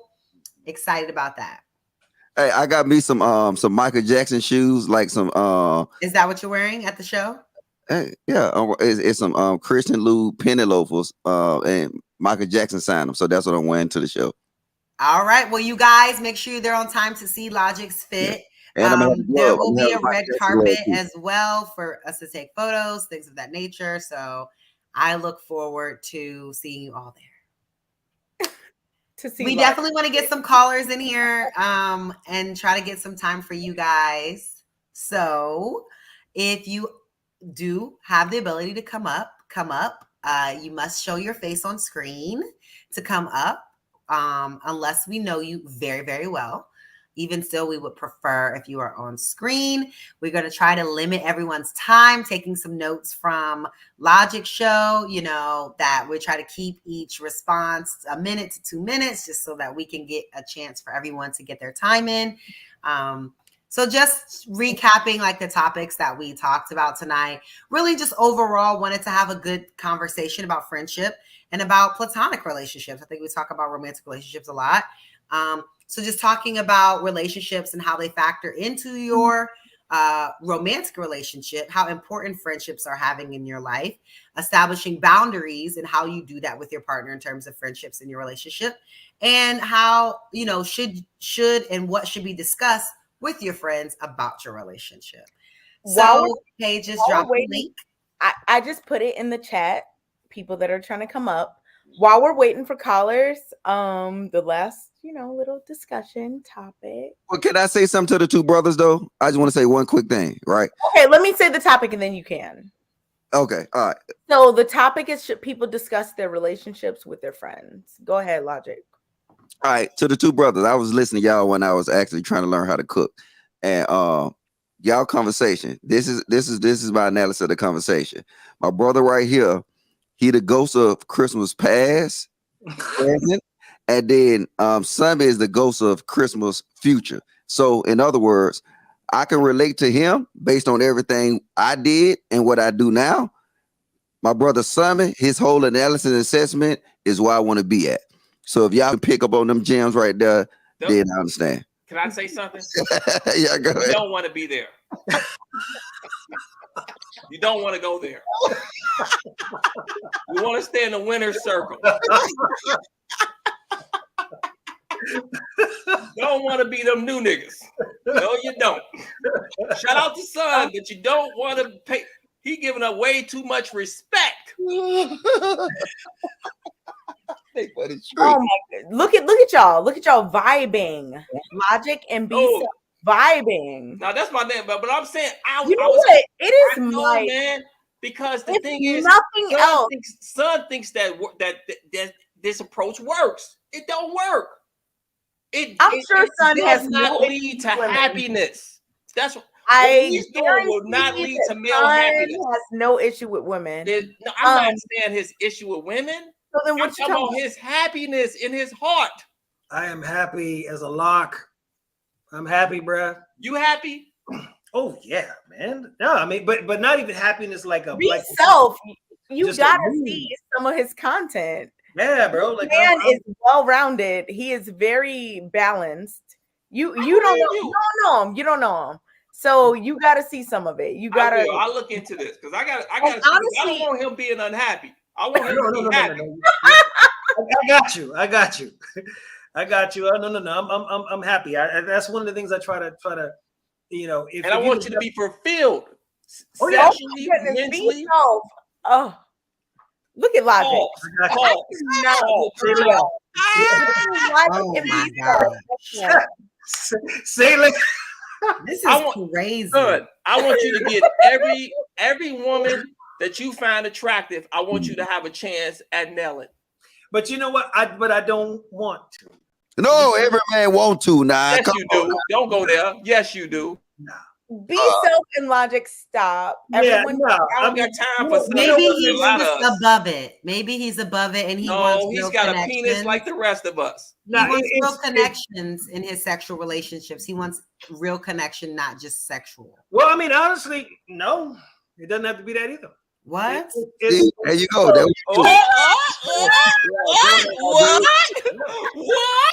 He wasn't what?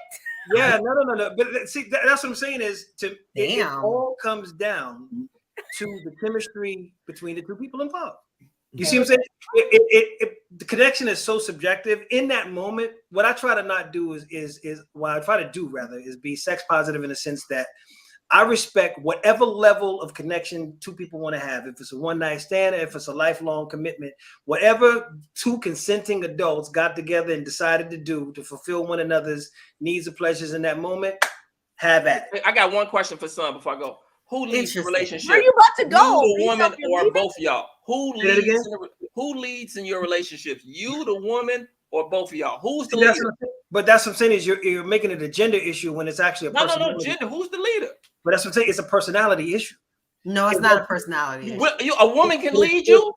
Listen, it's literally a personality issue that's predicated on the circumstances that you're in. For example, if in the event that, well, first of all, I don't even know what you would consider like a leader, like how? We're not out in the wilderness. Your financial leader in the house. The social leader.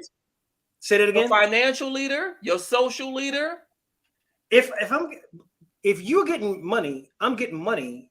Do you mean leader as in who makes the most money? No. Who leads as far as who makes the decisions? I deal with grown people who can make their own decisions that don't need me to lead them. You let your women make their own decisions? Bro, what other decision they gonna make? Be self what? I think be self. Hold on. Now you're conflating leadership with she can't make her own decisions. It's not. Right. It's not the same thing. You can lead, and your woman can still be able to know how to make her own decisions. And you should only marry. You should only marry someone.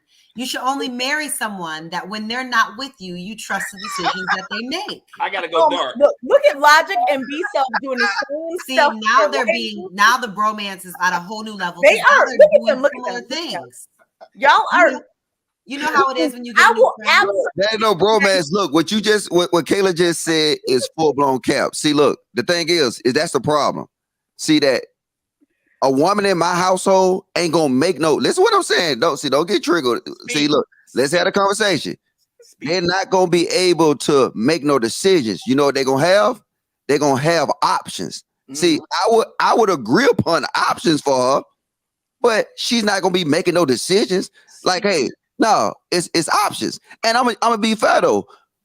The decisions I make, I will give her options that she can choose. But at the end of the day, you make the final call. That's it. That's how I go. Wait, but logic, does it depend on what the topic is, or is it just? But you got to throw a situation out there. She can pick the washer and dryer. If a woman wants to use tampons versus a Diva cup, are you going to? I don't see. She can do whatever she wants to because I don't even know what half of that shit is. Okay, so if she wants to cook chicken versus beef, are you gonna decide, or go ahead, do what you want to do? Okay, so I get what you're saying. You're saying that in certain scenarios, hold on, you're saying in certain scenarios you're gonna give that, structure. Yeah, the primary, the structure of the household, not like but that's totally different. Like that. Yeah, the primary structure of our household. She can't make her decisions. No, but she can make you're right. She can make a decision if she want to cook. Like I said, she can even pick the wash and dry. I don't care about that stuff. That stuff ain't gonna move me either which way. I think both of you all, Kayla and Kay, have potential to be submissive women. What? Don't do the potential's there. The potential's there. What are you talking about? Potential? What are you talking? I think the potential is there for both of you all to be submissive women. Be self. Don't do this. Let's stop right there because my mic is muted. We spoke earlier about discussing things and the boundaries, and we're going to keep those boundaries. Right. So let me see if I understand. Like, as far as unilateral decisions in the household, do you believe that only the man can do that? Like, only you can make a unilateral decision in the household and come home and tell her what you did or tell her how it's going to be. But other than that, she would probably need to consult with you unless it's a feminine, as you would call it, a feminine issue or household or some sort of domestic decision, something of that nature. You allocate the domestic stuff and personal feminine stuff to her, but any executive decision is you. And she wants me to make them. Yeah. Is that what you were saying, Logic, too? No, I mean, is this? He's exactly right. See, this is what it come down to. Look, just listen to the premises, right? See, that's the problem with our relationship today. These women have too much control. And then now, by just by the idea, logic, by them just having the idea that they have this control, over time that gonna build up to some power. That's why then she'll start swinging on you and stuff like that. No, listen what I'm saying. Because see, you got to realize this is that decision making is power. Preach. And power will, you know what I'm saying, come eventually it will become control. So like it's about leverage, right? And then the man have to be able to leverage that situation. So like I said, certain things I will let her know, literally, I don't give a fuck about it. So now it's that wait, listen what I'm saying. So now by her picking what we gonna eat for dinner, she know I don't give a fuck about it. So that don't give her no power. You see what I'm saying? Logic, what are the things, just before we get these callers up, because I guess I'm not seeing, because that sounds like a partnership. Like some things, some person is, in charge of. Other things, another person is in charge of.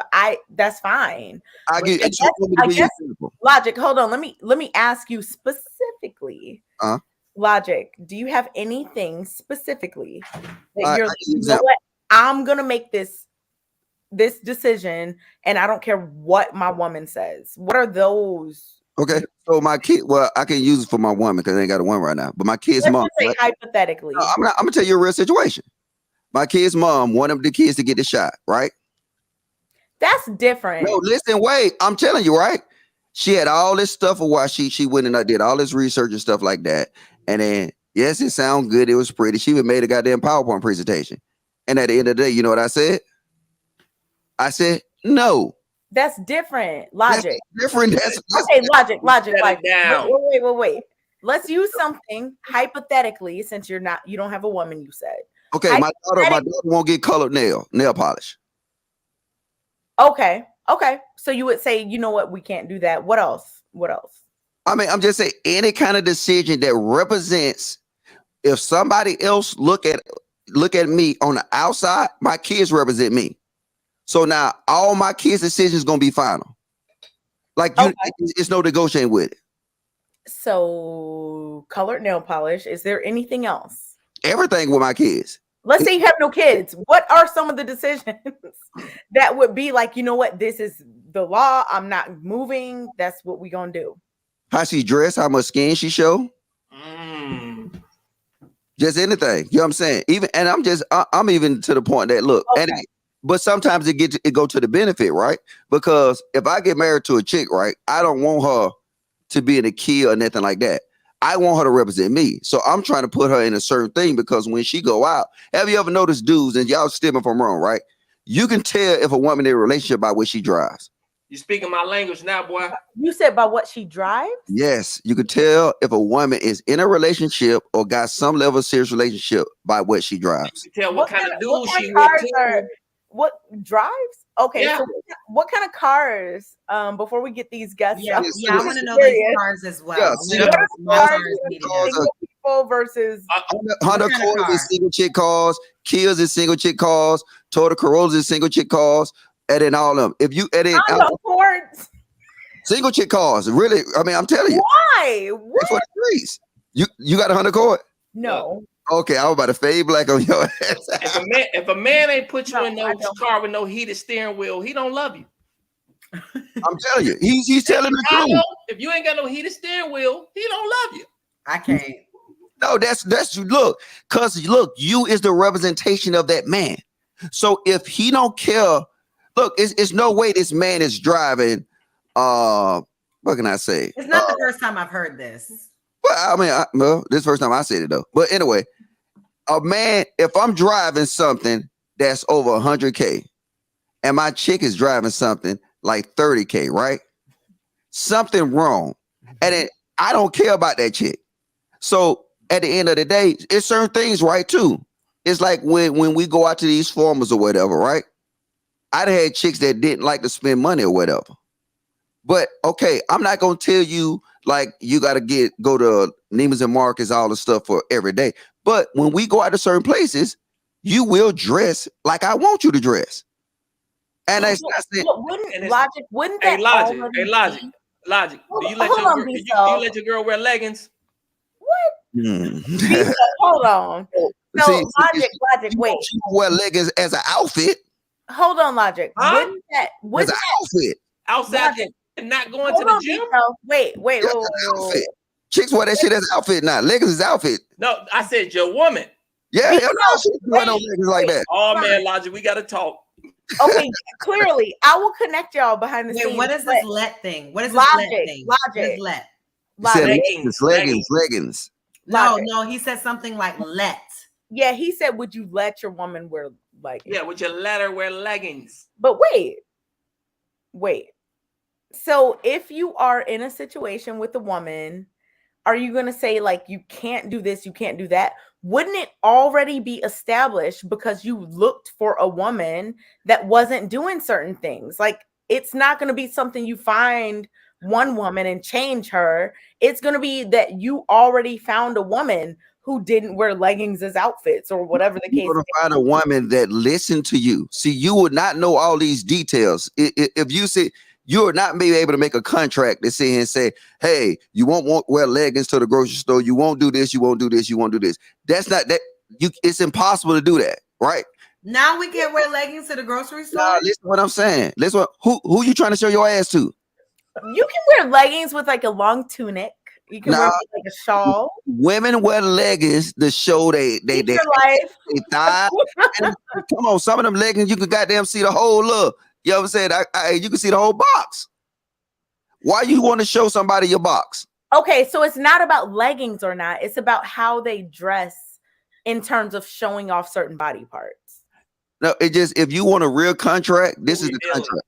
Yeah, but before you say that, is that what you're saying? It's not about leggings. It's just about anything that's too revealing. The amount of reveal. Anything that's too revealing. And does that include you wearing gray? What's the thing, Kay? The gray sweatpants. Yeah. If I want to say take them sweatpants off, I'm gonna take them off. I'm gonna respect her. And then you're gonna put on some. I'll put on a Todd One jogging suit. It don't matter. Yeah. But do you understand that it's different from men's? Like certain things that it don't matter what, like a man. Look, let's be honest. Some shit, especially when you start getting to like, you know what I'm saying, business casual and more formal, some shit you just won't be able to tell. I mean, you just can't, you know what I'm saying? If a dude, look, I ain't gonna even say it. It don't matter. Cause some shit it just don't matter anyway. Hold on, some pimps just came up in here. What's up, pimps? That's my dude, JP. I know these are pimps. What? Okay, some pimps just came up here. What up, Big Self Boy? What up, Logic? What's up, Pedal? Oh my goodness. Okay. What's up, JP? And you know, we're gonna, moderate and make sure that we're letting everyone talk. So first, let's go to JP. What's up, Rick? We will get your opinion about the topics that we've been talking about, and then we'll go to him. First, I want to start off by saying, well, before Logic, Logic, he my boy. We on the same team, but B Self, that dude, that's my dude too. I actually agree with both of them, but B Self is more aligned with how I was raised and brought up. When I was listening to Kayla, tons of friends. Yeah, when I was listening to Kayla how she speak, it's showing me that it make me realize that us black men lost a lot of control with our women and children. Because like when she was saying that, first off, when she had acknowledged this word "let," and then when she was talking about she could go to the date in Miami with another man, and who are you? Who are you to tell her, especially if y'all not, serious? That's basically showing a lot of these. I'm not just throwing shade at you, Kayla, but a lot of these younger women was brought up with the to go against what men say, and that's a problem for me. Like it's almost like you wearing our pants. Like a lot of times, like nowadays, these women, you can't, like Logic say, when you talking about how women dress. Nowadays, you can't tell women how to dress. And my thing is, if I'm your man, why you want to show all of this stuff up to other men? You know damn well these other men gonna look at you. You already know all of this. You doing it to get this type of attention. So couldn't you just like find a woman that already? Hold on. We stopping this right now. Jay Prince. What in the world? And we stop.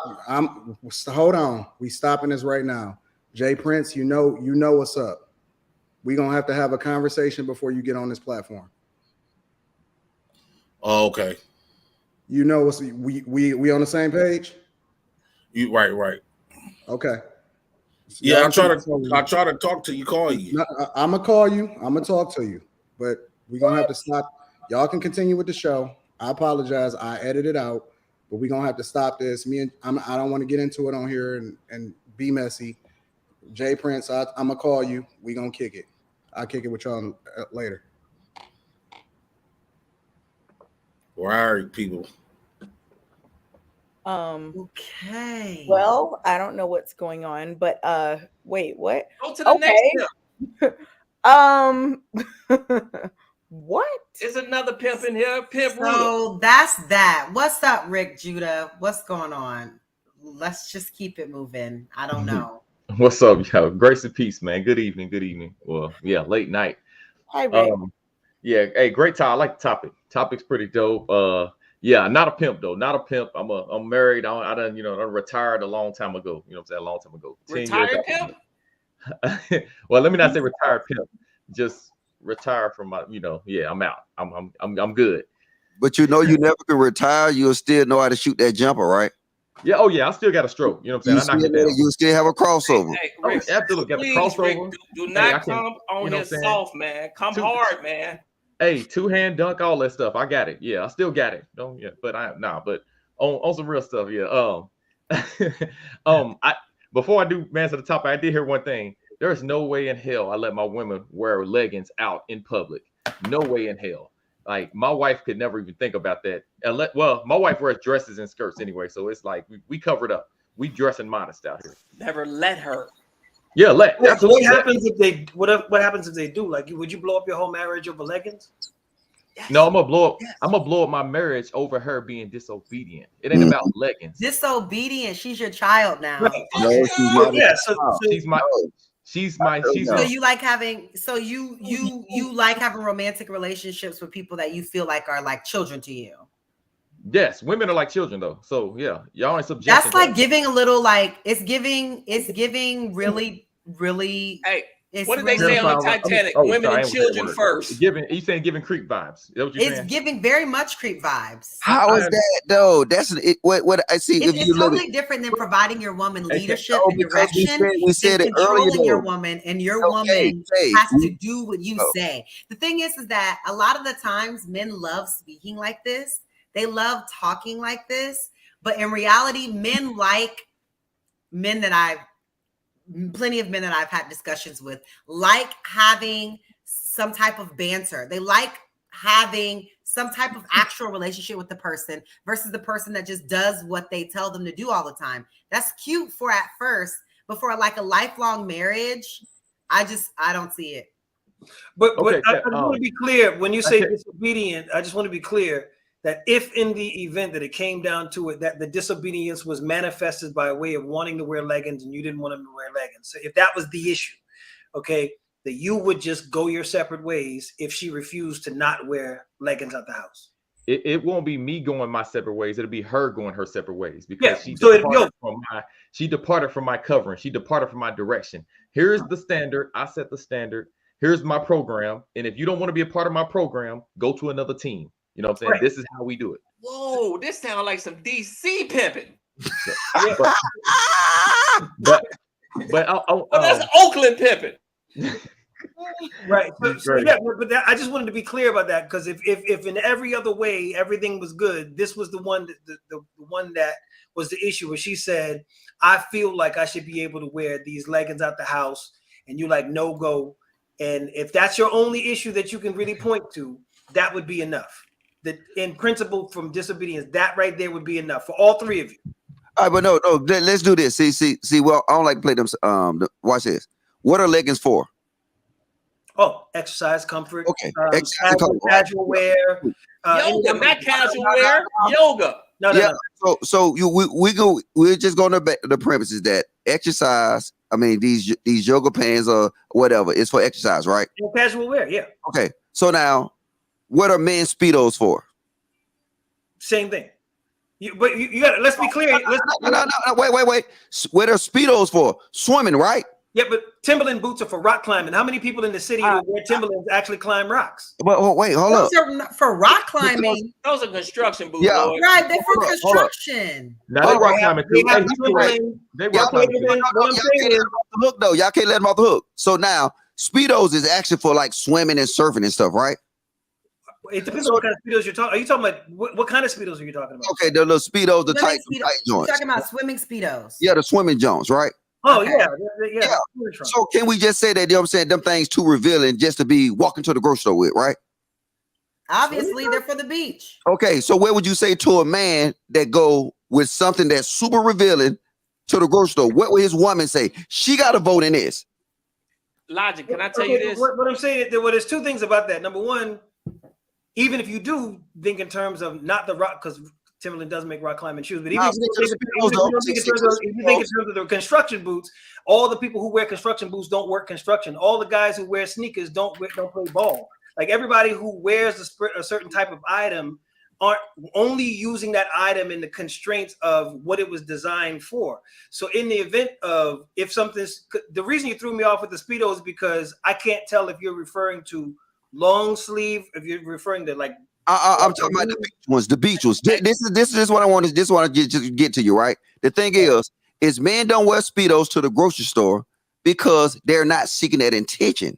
They're not trying to reveal. Right, but is it wrong for you to do so? Because what if we are going to the beach, but we're stopping at Publix to get pub subs on the way? This is happening. This happens to people in Florida all the time. You can go anywhere in Florida and see someone in swimwear because the beach is there's like to dozens of beaches, and people go in stores in their beach environment. That's not that's a beach environment. That's not 87th Street. But the point is, chicks that wear these tight ass pants don't even go to the gym. So why Logic and Rick Judah and Son. Let me ask y'all a question. If it was legal, do you think women would actually be okay with going outside butt ass naked? Yep. Legal? Yep. Some would. On a regular? Yes. Some would, like in New York. No, most. No. But not most.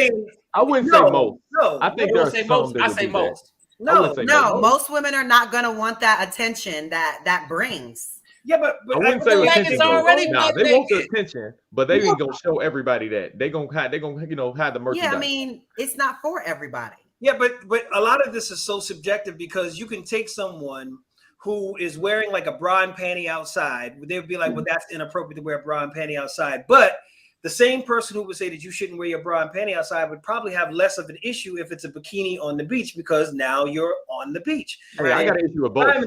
I got an issue with both. Neither one is okay with me. Period. Well, I kind of got that impression. But wait, women not wearing bathing suits at the beach, Rick? What is your wife wearing to the beach? A two-piece is a no-go. That's the same thing as wearing bra and panties. So what he's saying, I completely agree with. He said it.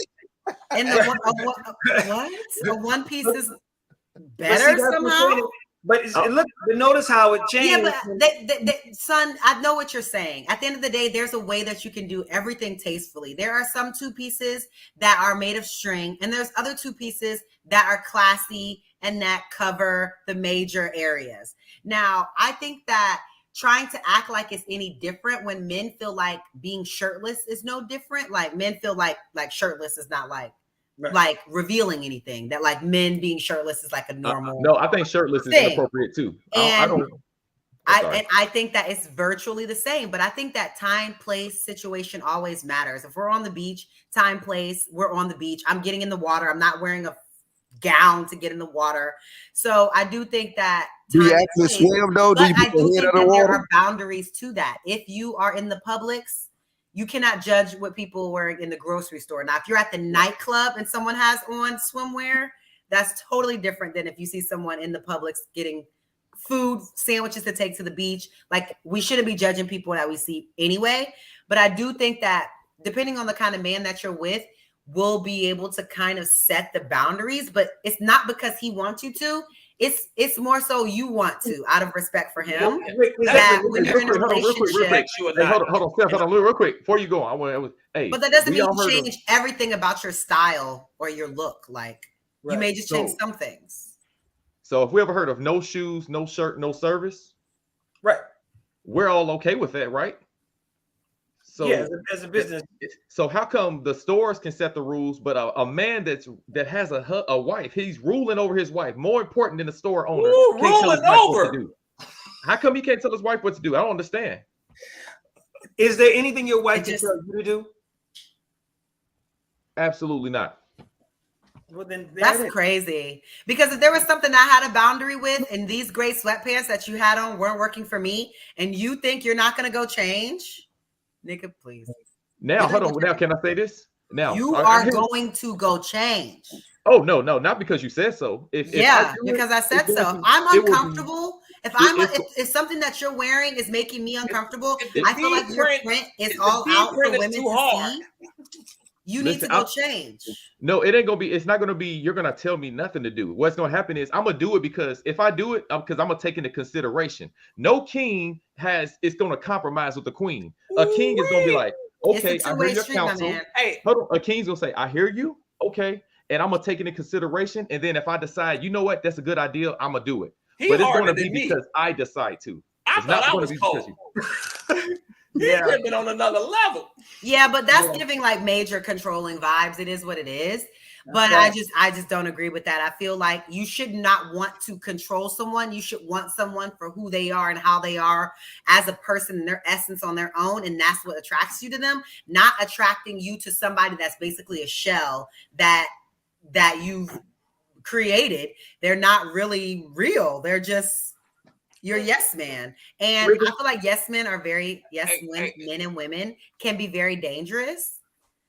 They can also be manipulators. And they can also just be there for whatever they're there for. And the moment it's not working anymore, they're going to be gone. Rick, is it a religious base? Rick real quick, still up there getting his hair braided. He don't play them games. Can I ask this question? Hey, let me ask this. Are women created for men? Yes or no? No. What? Say no. Okay.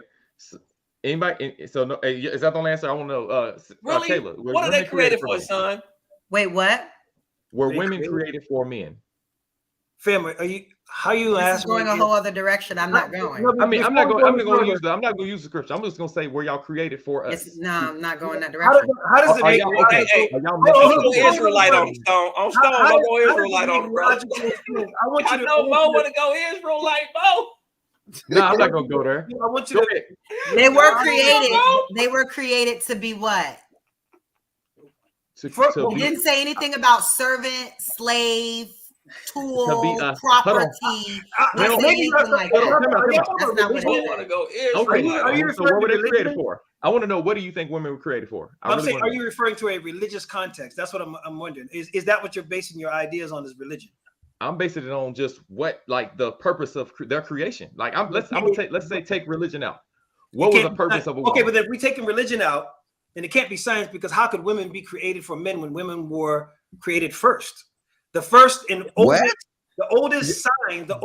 signs of life that we have, the oldest strand of DNA that we have, according to who? Proof of human beings on this earth is from the genes of a black woman. Okay, so let me ask you this. Show. Oh shoot, my man froze. Now it's about to be the side. Now it's about to be a whole other conversation. You guys it's going. Okay, I don't want to go there. Can we just keep it like light? Does it have to go? Yeah, let's keep it light. I'm gonna keep it light. Watch this. This is the thing, right? And I'm gonna use experience, right?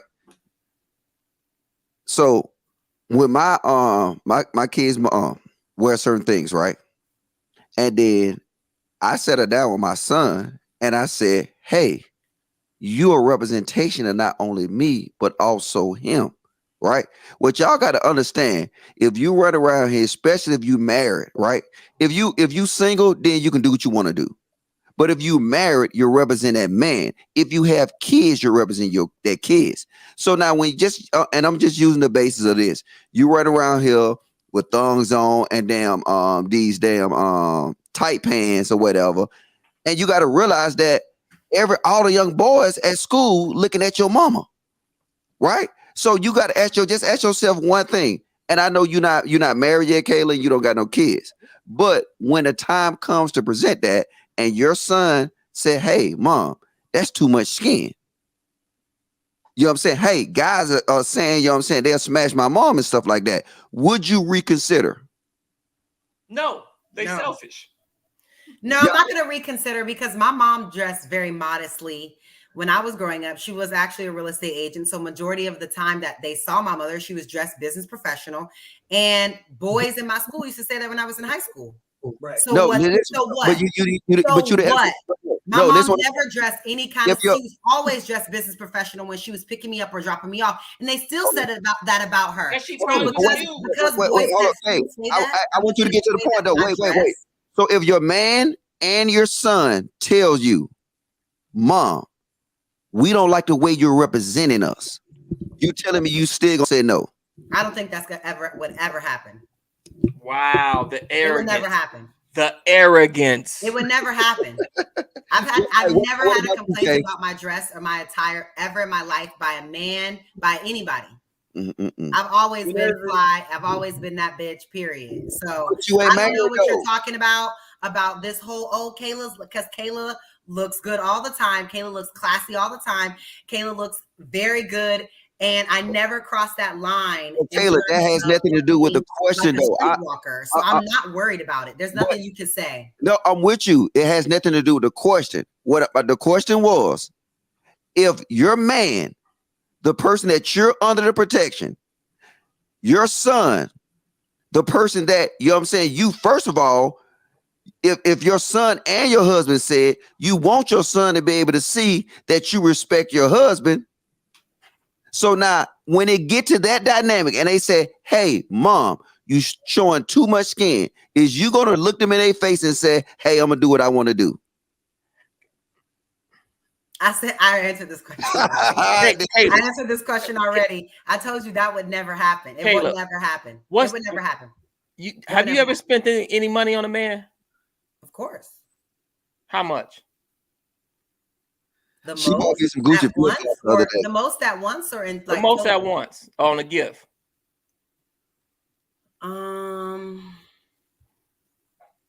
Like $1,300. Interesting. Okay. And now, how much has a man spent on you at once? In one setting? We don't need to get into this. Interesting. Yeah. Leave it alone, bro. More than that. Let's just say more than that. Double 13. Man, 13 ain't even in a ballpark, bro. A man has bought you a car before. Has a man ever bought you a car? Was it a Honda Accord?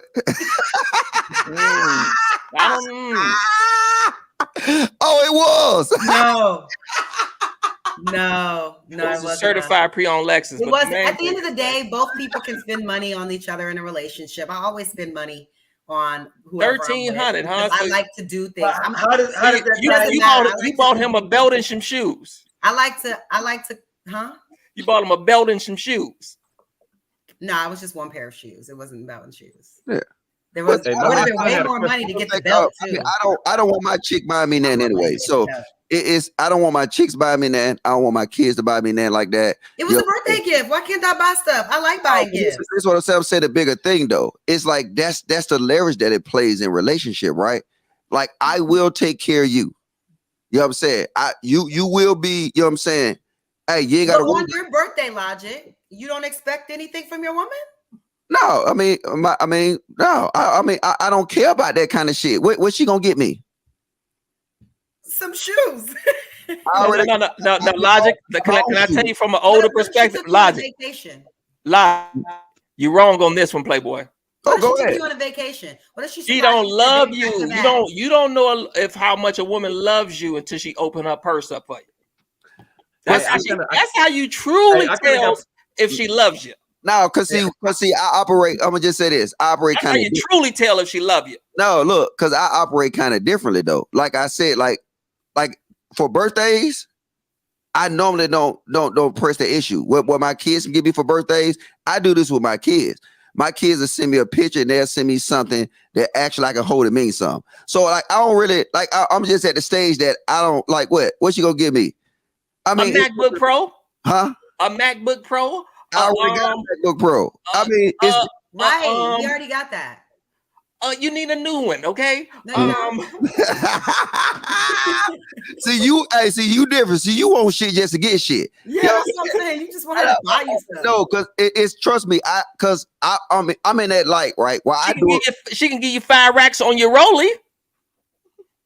That's a lot, though. Nah. That's what my husband but see, that's why. Because see, the thing is, a woman would never have no leverage over me for nothing. It's not leverage. No, listen what I'm saying though. Just hear me out. This is what I'm saying, right? I ain't gonna ask a chick for nothing, and I don't. So like, if I see him say get out, she know she get her belongings and she get out. Ain't no old birthday present she can get or whatever. Blah. No, you get out. You know what I'm saying? So I don't even play like the gifts and all that shit like that. I might get you a little something, but I don't need that from you. And if I'm seriously really trying to fuck with you like that, then I really won't ask you for that. I can respect the pimping. It sounds like a lot of what's being characterized as protection of the women is self-protection. That you said yourself that in the decision making is leverage, and leverage is power, and that power is control. And you were not trying to concede any of that to her. And therefore, you would be the one to make the unilateral decision unless you decide to take her counsel or take into consideration her word. But at the end of the day, you have veto power. So she would never have that over any decision that you could make, except in situations where you don't care about the thing, which isn't really the same thing as having power or control because you don't care about it. See, the problem with these relationships today, right? I'm glad you brought it up. It's not about love, though. I mean, it's not about leverage. It's about love. When I'm out and about and I see something I think my man would like, or I see something that he may have mentioned, or that I think he would look good in. As long as it's under $1,300, though. Okay, no, it wasn't. That was specifically. I'm just messing with you, girl. That was specifically for like a birthday. You know what I'm saying? But like, wait a minute. So he couldn't get no random $1,300 on a random day? What? Listen. But he couldn't get $1,300 on a Tuesday. But let me ask though, in a situation, no, I have to budget for that. In a relationship, if you had to have more, if you had to have more of one than the other, you know, this YouTube money.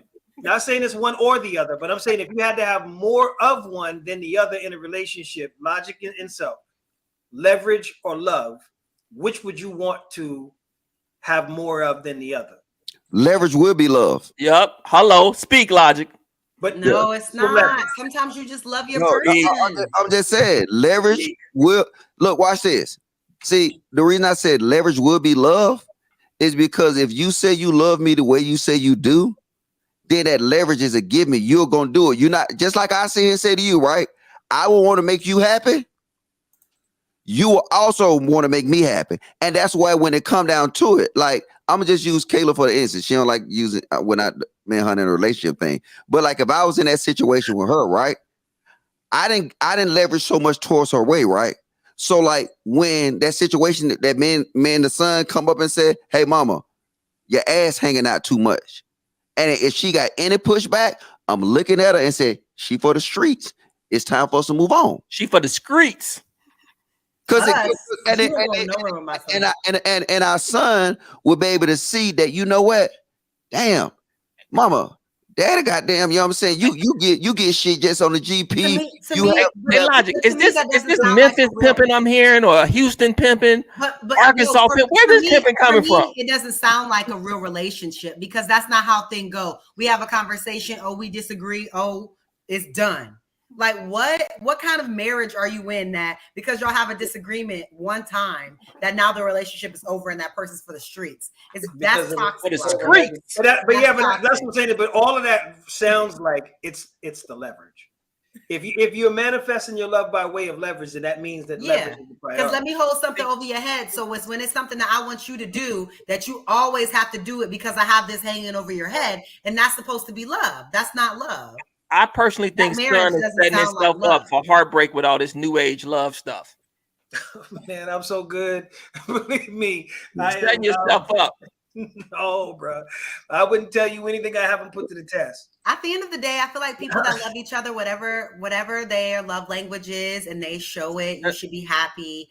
I like to buy gifts and I like to get gifts. So I think that whatever your love language is, you should do that. Do you pay for weaves and nails? Son, do you pay for like weave? Have you ever paid for a woman to get her hair weave? Have I ever? Yes. Yeah. You pay for weaves? If at some point, yeah. I mean, so you're a regular dude then. You gotta be. Weaves, especially if you're the one fucking them up. You gotta pay for that. What I'm saying though is I'm not like the weave. I'm not like the weave plug. You know what I mean? Like I'm not like the guy that the designated person that does that. You don't keep her nails done and her weave done. But see, this is what I'm saying is, I understand the context of why you're asking that. Like I get why you're asking that, because that's like a thing. I'm saying for me, just for me, if I'm doing something like that, it's for whatever the reason may be in the moment. Is a gesture of kindness. I'll send you to like maybe a spa day or whatever the thing is. It's a gesture of kindness.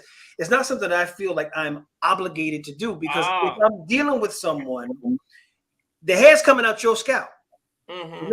You messed my hair up. You listen. Kayla, I feel you. Kayla want her weave done. The people, if you go mess it up, I think, but no, I really don't. I don't require that, because if you're paying for other major things, then I can use my money for that. I mean, but I've been asked before. You taking care of all the big stuff. I got plenty of money to get my hair done, my nails done. If you taking care of because the big stuff you won't have to be worried about. Right. If I meet someone that and, makes and sense, they're like, look, the big stuff. You need to know that I got expensive taste, and I'm like, great, good, enjoy. Wow, that's wonderful. I'm glad, if whatever I like bags. Great, I like bags too. I want to ask the most money Kay ever spent on a man, and I think it's gonna be 150. That's a lot of money. How much you spend on a man, Kay? She can still buy a good gift with that. What you trying to say? Tell the truth, Kay. Come on, reveal it tonight. How much you spent on a man? Keep it real. A cheesesteak. Shut up. Let her answer. Hush your mouth. Like at once, I would say for one thing, probably like $1,300-1,500. Whoa, really? You shocked me. Wow. I wasn't shocked by that. I thought that actually. Damn. When you really love your person. No, not to say that not to say you broke or nothing, but you just don't seem like you would come. I was about to say, be self. Like, what's going on? I know you got bread. No, I know you got bread, but I'm just saying I couldn't. You got money, honey. You got money. What was it? Right. Just out of curiosity, what was it? Was it like an outfit? Yeah. Wow. Wow. Okay, never mind then. Okay. I already know what it was. I take a guess what it was. It was a PlayStation 5. What's the most money you spent on a woman? Like when? At one time. How come now you don't understand the question? Be right. The question you've been asking all of us all night. Probably like 45,000. What, the car? What? Not that car. That car was only about 35,000. I bought my mama a car. You see, y'all card mamas? Yeah, but I was saying. So the woman that you spent that 45 on was your mom. Yeah, that was my mama. Okay. Yeah, I advocate men. My wife probably costs about 35. Take care of your mamas. I'm all here for that. I want to buy my mama a car one day. Me too. Then my baby mama car was 25. Without, So is the personal grooming, like going to the barber shop and whatever the thing is, you view that as something that the man pays for the woman, not something that you do separately. Whatever the thing is, you would never. I know Logic. I know where you are on this. Like, it ain't no way that a woman can pay for you to go get your bed turned up.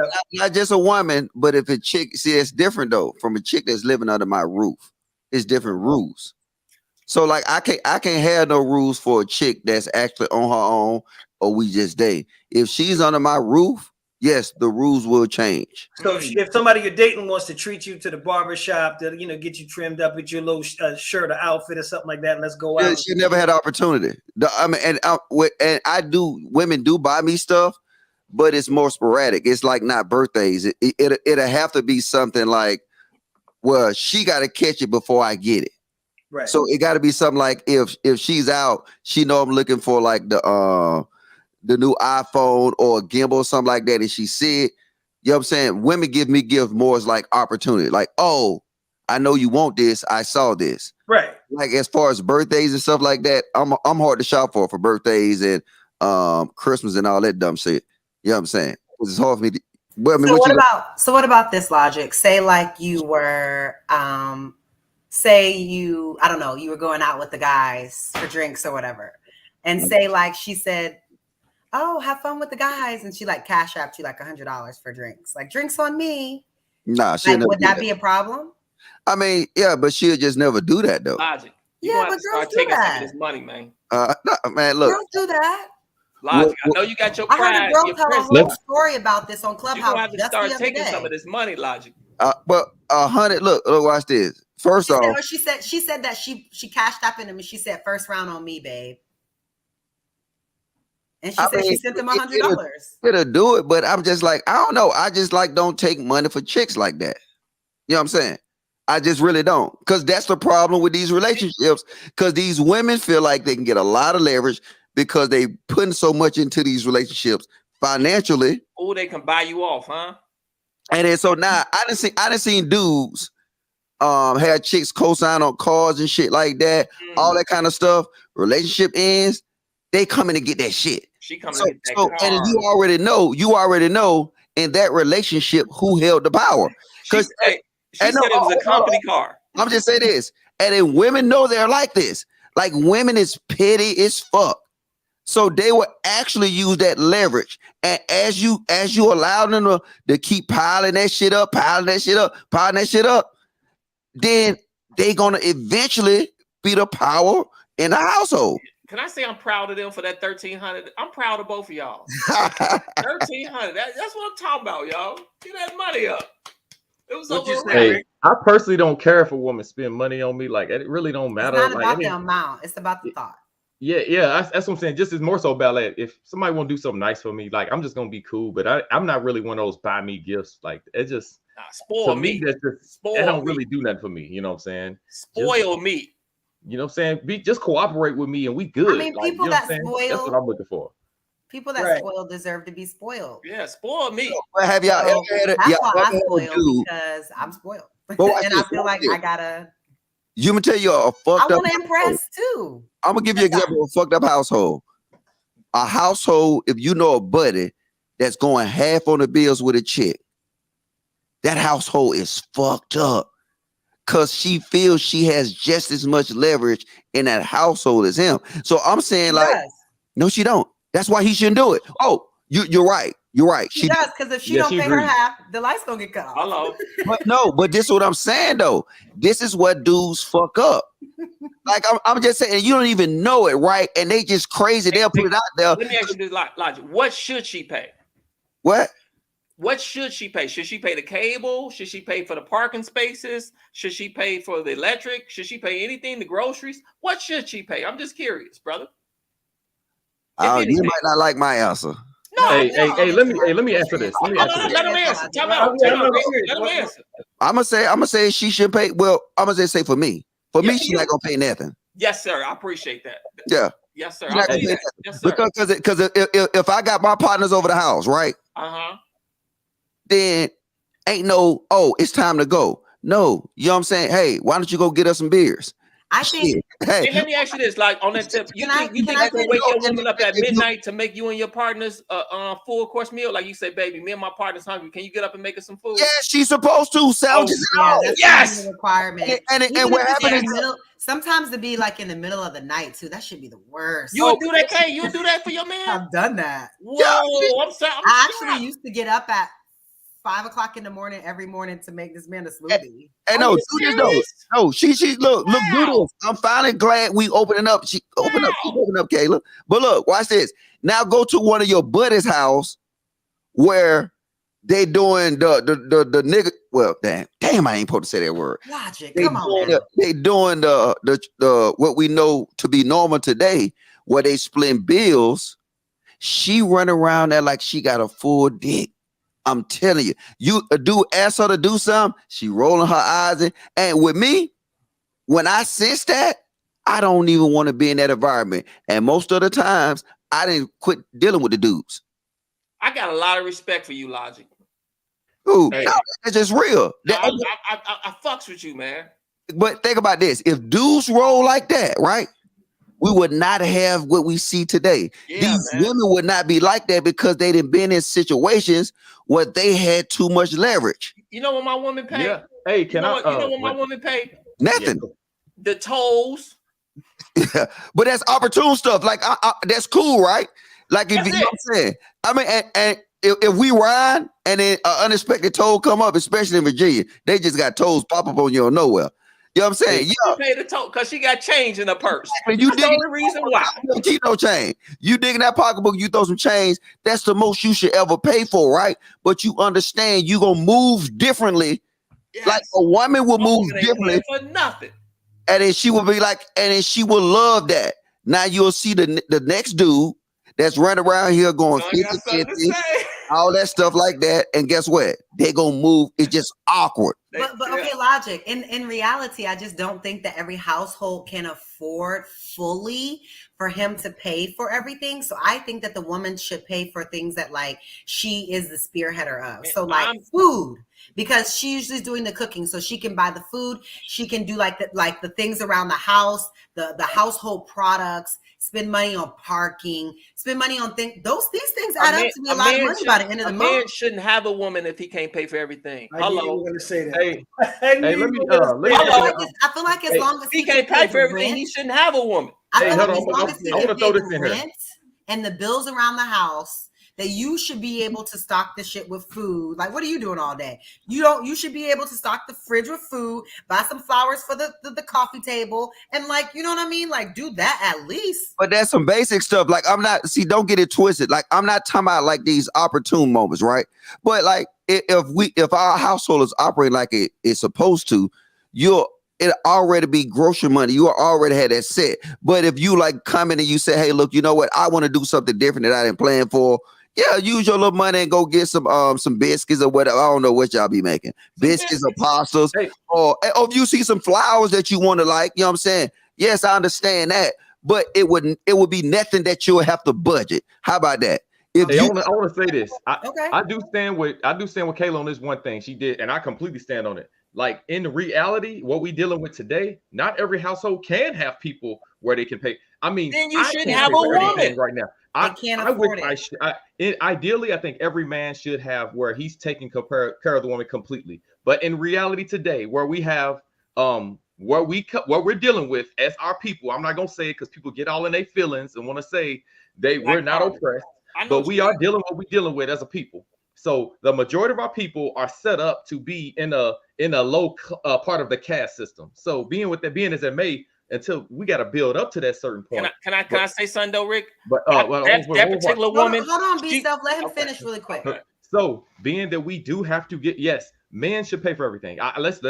Men should be completely taking care of the woman financially, providing, protecting, all of that stuff should be in place. The reason we're not in that position because the people in power want our women to kind of be in a position where they are making equal or more than us, so they can be rebellious against us and they can destroy our families. The devil attacked the woman first. We all understand that. So if you get the woman not listening to the man, then it's going to be easy to destroy the house. So we gotta factor in that reality. Now, me personally, if I get to the point where I'm paying for everything, then I'm gonna be ecstatic. But at the end of the day, the mindset of our women should be to follow our man anyway, and the mindset of men should be to protect and provide and not be a simp for doing it. Yes, you protect, provide, and die for your woman no matter what. A woman naturally can't follow somebody who ain't leading financially.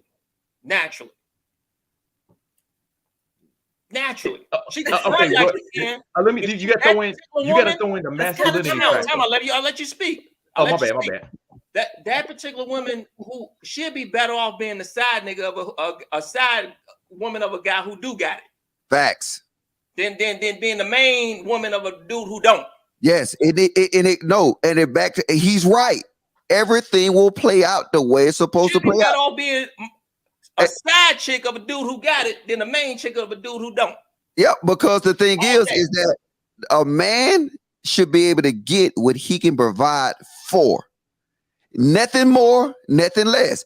But that's why the other day I agreed with the lady, Melody, just with that concept. No, it wasn't Melody. What's her name? I forgot her name. That was on the Thursday show. Yeah, because it's like it should be a man should get what he's able to provide for. So, like when it comes to a woman, he should get the type of woman that he can provide for. If it's a woman that, you know what I'm saying, that have certain, and she got to have them criteria to be provided for in that way. But, you know what I'm saying, if it's old, you know what I'm saying, Reggie Pack, you know what I'm saying, she can't be sitting here saying that she want this and she want that. No, you going to get, you know what I'm saying, what you deserve, and he going to get what he can provide for. It's simple rules. Shout out to the broke dudes in the chat talking about money ain't everything. Yeah, until you get some. But you know what? It's funny because when we were having this conversation on the show the other night and people were giving me all this backlash about the ring that I said that me and my man discussed, they were giving me all this backlash. And I was just like trying to understand that. And then when I had the conversation with him, he said, don't have money conversations with people that don't have money. So I just think that like money conversations get weird because people are just different and people's lives are different. So we can't shame people that ain't got it yet. They just got to work on it.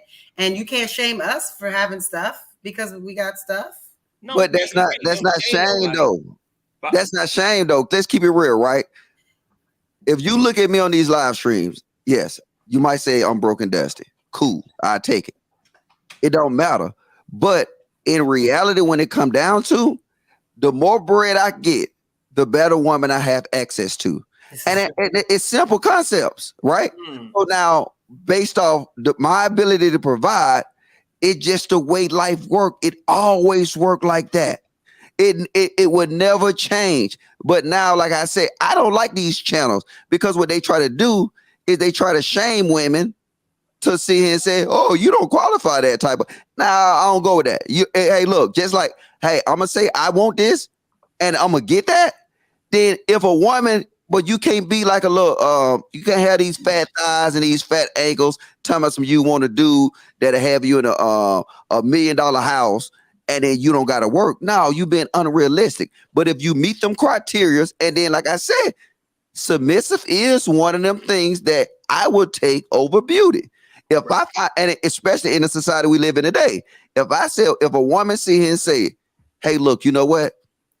You said that it's right. And I'm not saying I'm not going to dictate nothing to her, but if I make a logical decision and then she cannot rebut that decision with logic, then what I say go.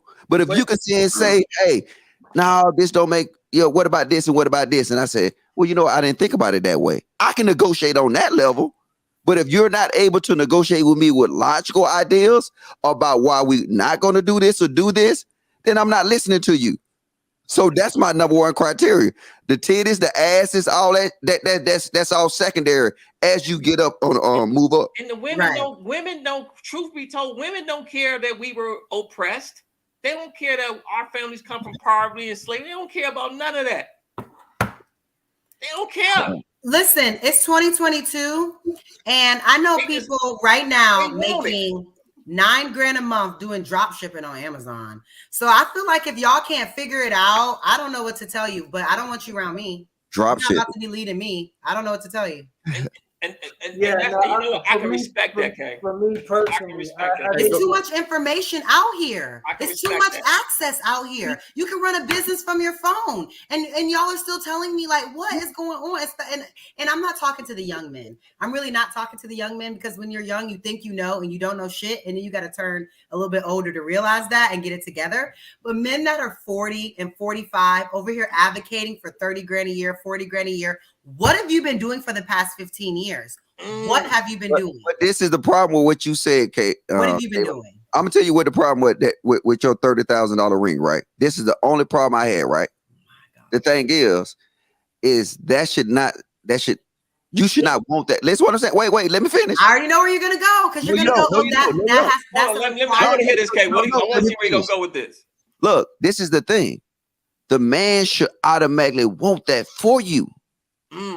So it's not, regardless of what you want, if you're doing everything that you're supposed to do, he will want that for you because, like I said, you represent him.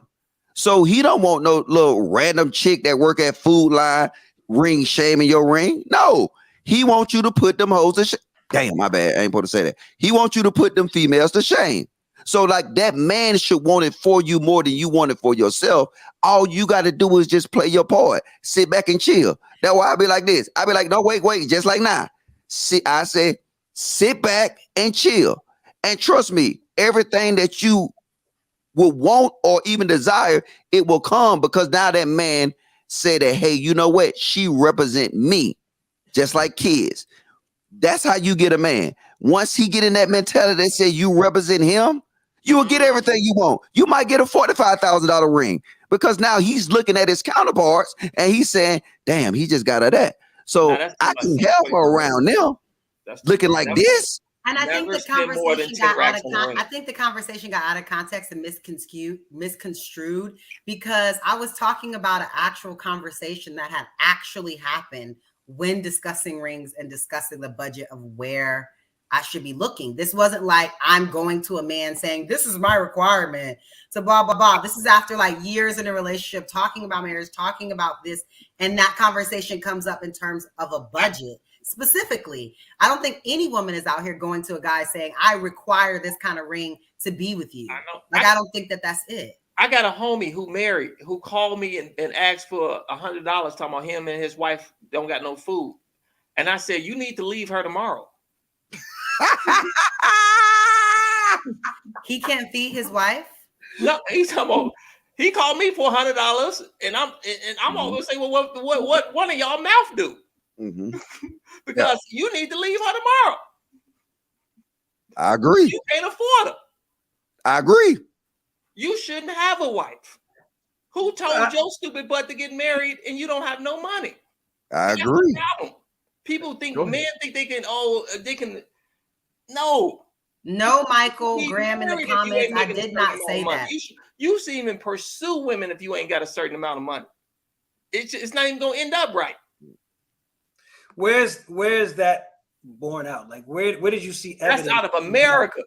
What if capitalism? We in America, and every gas. That's how the gas price is being $7. Okay, and what I'm saying is, has capitalism done for you what it's done for the people who created America? Like, do you believe that you on the same playing field as the capitalists who are the reason you're even here in the first place? Hell no. Come with it. Hell no, but I'm in the hell no, but I got to play their game because it's the game they set up. Do you? Yes. Yes. We don't got to play the game. No, we don't. No. It's the game they set up. Right. And so that's what I'm saying is at this juncture, that's the matrix we're in. To fully assimilate into the very system that is designed to oppress you and believe that you're somehow winning the game because you're playing the game when in fact the objective was to get you to play the game. It's not a game that's designed for you to win because the whole object is to get you to play it. No, but you're wrong though. Without playing the game. He's on point. No, listen. Well, in this country without playing the game. Let me leverage some kind of way. The reason you're here is because of the game, is what I'm saying. They brought us over here because of the game. We've had this whole exchange about capitalism and broke men and $30,000 rings, and not one mention of white supremacy at all in the whole conversation. To ask, what have these men been doing with the last 15 years? Because that's a no-brainer. White supremacy is a no-brainer. No, as if there's no. To ask what people have been doing for any X amount of time in a context where they are that is designed for that to be the end result, for you to not have the bread. Now you may make it. You may be the exception to the rule. You may be the odds. I may be the odds in that regard, but we cannot exist in a vacuum where us being or beating. I wouldn't even say beating the odds. I would say us getting by, but. You know why they created monoganism? You know why they created like one? Like, You know why they created monoganism? Monogamy is originally a transaction. Know why? Because so the rich dudes wouldn't have all the women. That's why they created monogamy was invented as a transaction. It would keep us from multiplying. The puff daddies of the world would have 200 wives. No. This is what it did. Rick Judah is correct. Look, watch this. It was designed to give power to corporations or give power to states. Because the thing is what people still would never get is the number one resource in this world is kids. So kids is power. People is power. So now if I get you into this mentality why women think today, and we way lost on it, why women think today that they think so small. They think of their family as being small. Each generation that we move on, we divide it, and our family gets smaller and smaller. You know what I'm saying? Back in the day, you used to have 8 brothers and sisters. Now, you know what I'm saying? You probably have 2. So they get us. That was though? Well, hold on. Wait a minute. I was about to call you hotel. My bad.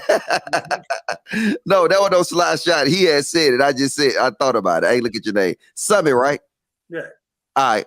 The thing is that we don't understand power. We don't understand that power exists in us.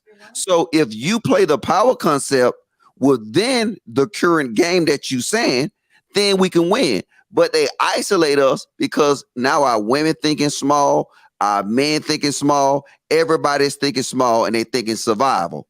So that's why the game works so effectively against us, because we don't think of the next power move. We don't think of figure out, you know what I'm saying, how to get land in Idaho and Iowa, and why to get land in Idaho and Iowa moving into the But next. I just think it's interesting that in these Black capitalist conversations, white supremacy doesn't get mentioned until it's mentioned that Black women are overachieving, well, not overachieving, but achieving above and beyond their Black male counterparts.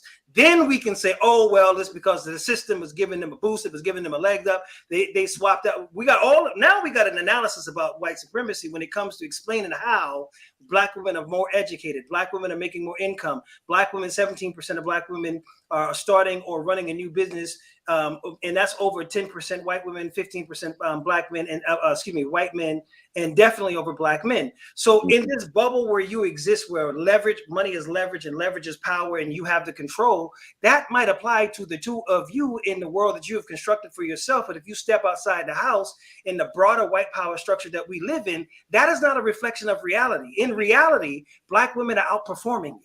In reality, all of the things that you just said that echo the sentiment. That's not true, bro. No, that is absolutely outperforming. No, they're more educated.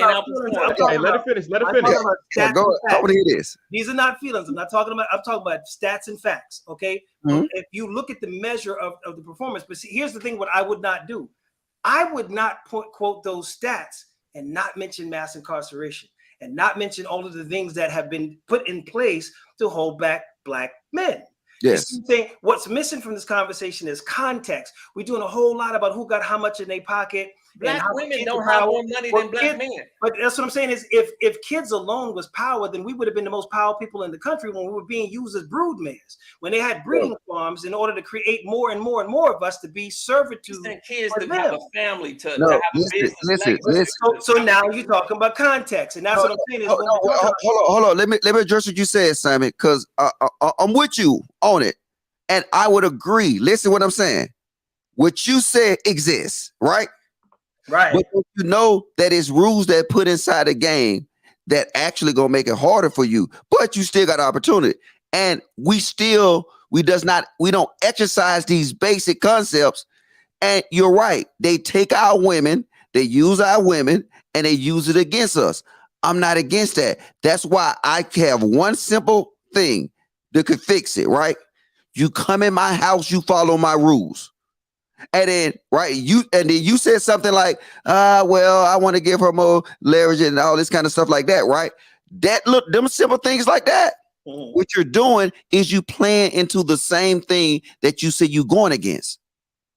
Because now, by default, if you just have simple rules, they sit here and say, a woman is under my roof, and this is my roof, so she will follow my rules. Right. Yes, I will talk to her about it, but as far as negotiation, we're not negotiation. I give her options. That kind of structure right there is a structure that you can build for the future.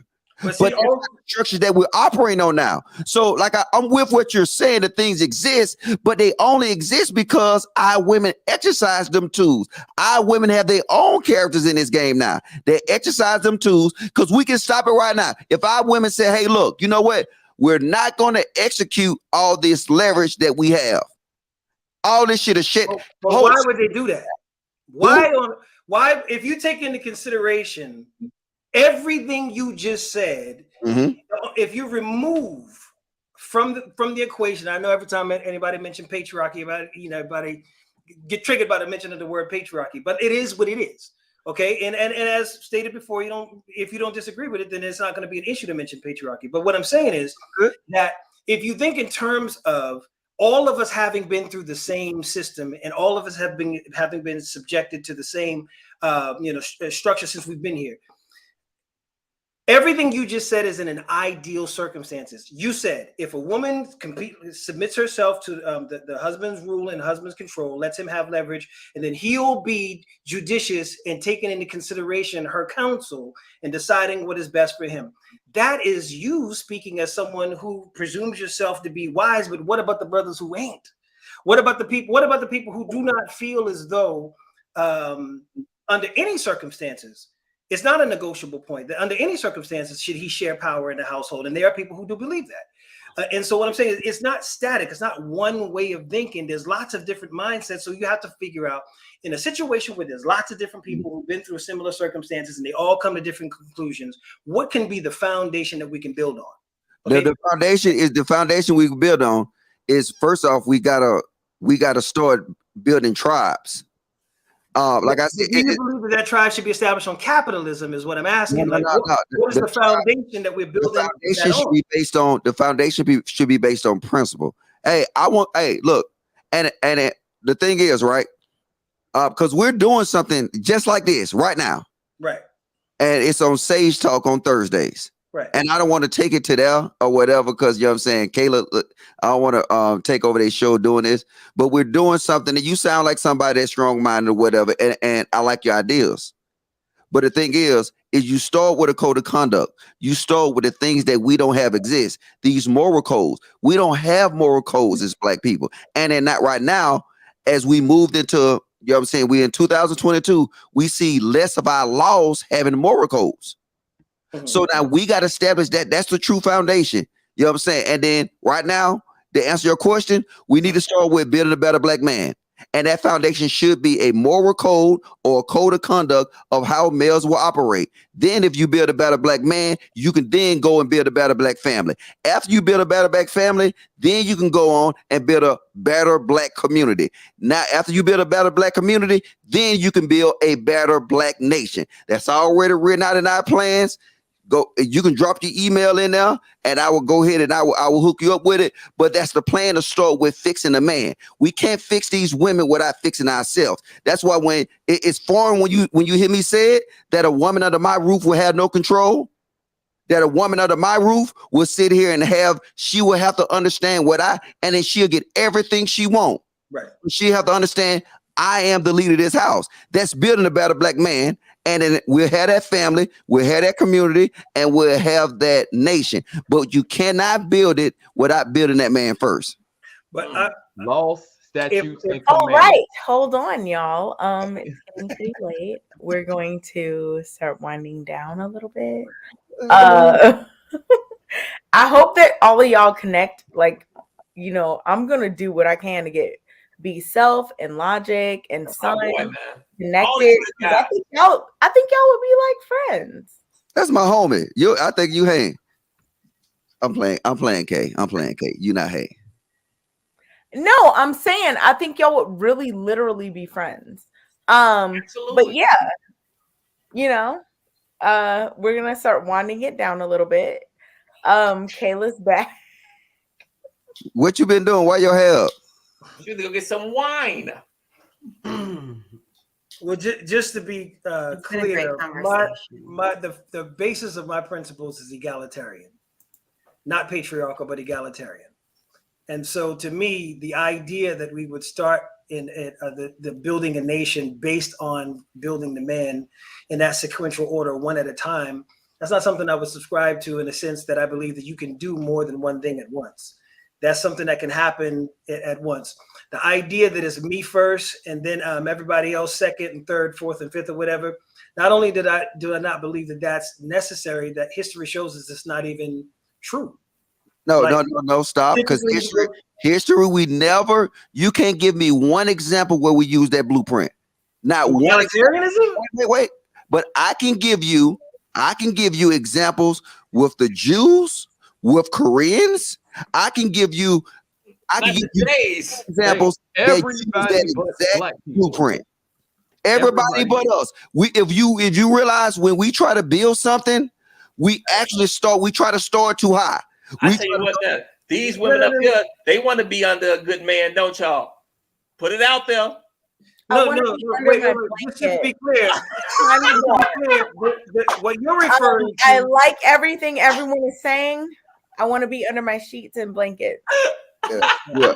So let's yes, you know, kind of wind it down. Let's get final thoughts. I'm gonna Let's get get one more final thoughts. All right. From everyone. We'll start with Sun. Like, no, let's clarify. Final thoughts, like very final.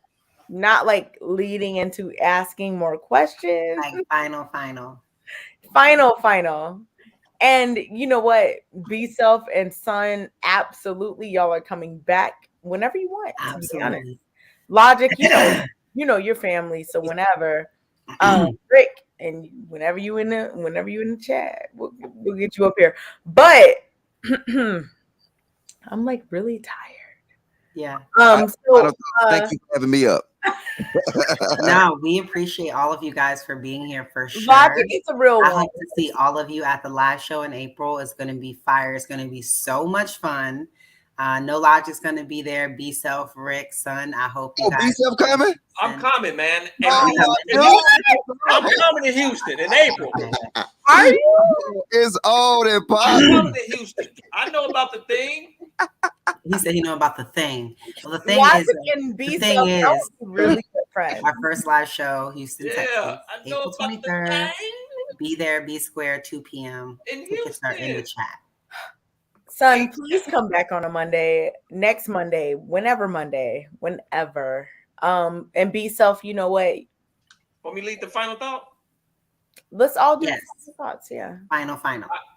Young man in this chat room under 20. You don't need no friends over 30. You need to get your paper. You need to get your money up and lead with your accomplishments. That's going to get you through life. Accomplish some things. Okay? You can't go around life philosophizing your way through. Philosophizing don't keep the heat on. Get some accomplishments and get you some money in the bank. There you go. And get your Lapeef t-shirts too. That sweater. They comfortable, man. Get y'all Lapeef stuff. Hey. Y'all, no lie, they're super comfortable. They are. Get y'all stuff. Son, last final thoughts? Oh, I thought we were gonna let Rick. Whoever. All right, cool. I was just gonna say, hey, we ain't under a patriarchal system. Our people, we under matriarchal. So Black people are under matriarchal. We need to get under patriarchal. And other than that, we want to improve, keep the law, statutes, commandments. That's the moral code we need to. Let's follow our God. My thing is, if I could offer any advice to anyone who will take it, self-care, center yourself, find the thing that is valuable to you and what you have to offer. I think that there's a lot of things about value that had been reduced to like a transactional, but somewhere in the middle of use versus transaction, there is actually a bigger conversation about purpose, finding your own purpose, what purpose you can serve to the world around you, from a humanitarian level, hopefully from an egalitarian level, is finding your self-worth and nurturing that. Absolutely. I agree. Yes. I agree. And also just appreciate different perspectives. And I'm glad that we did this tonight. I'm glad we were able to hear from other people and what they think. And just hear some other things. And then final shout outs to the last final people who've gone greens, people in the super chat. Shout out to Practical Absolutes. Shout out to Crypto Don Juan. Shout out to Move Around with the Mac. And shout out to Jazz Whiz Man. Appreciate y'all. Appreciate the love. And we will look forward to seeing you guys next week and every Monday right here on Lapeef. All right. Bye, guys.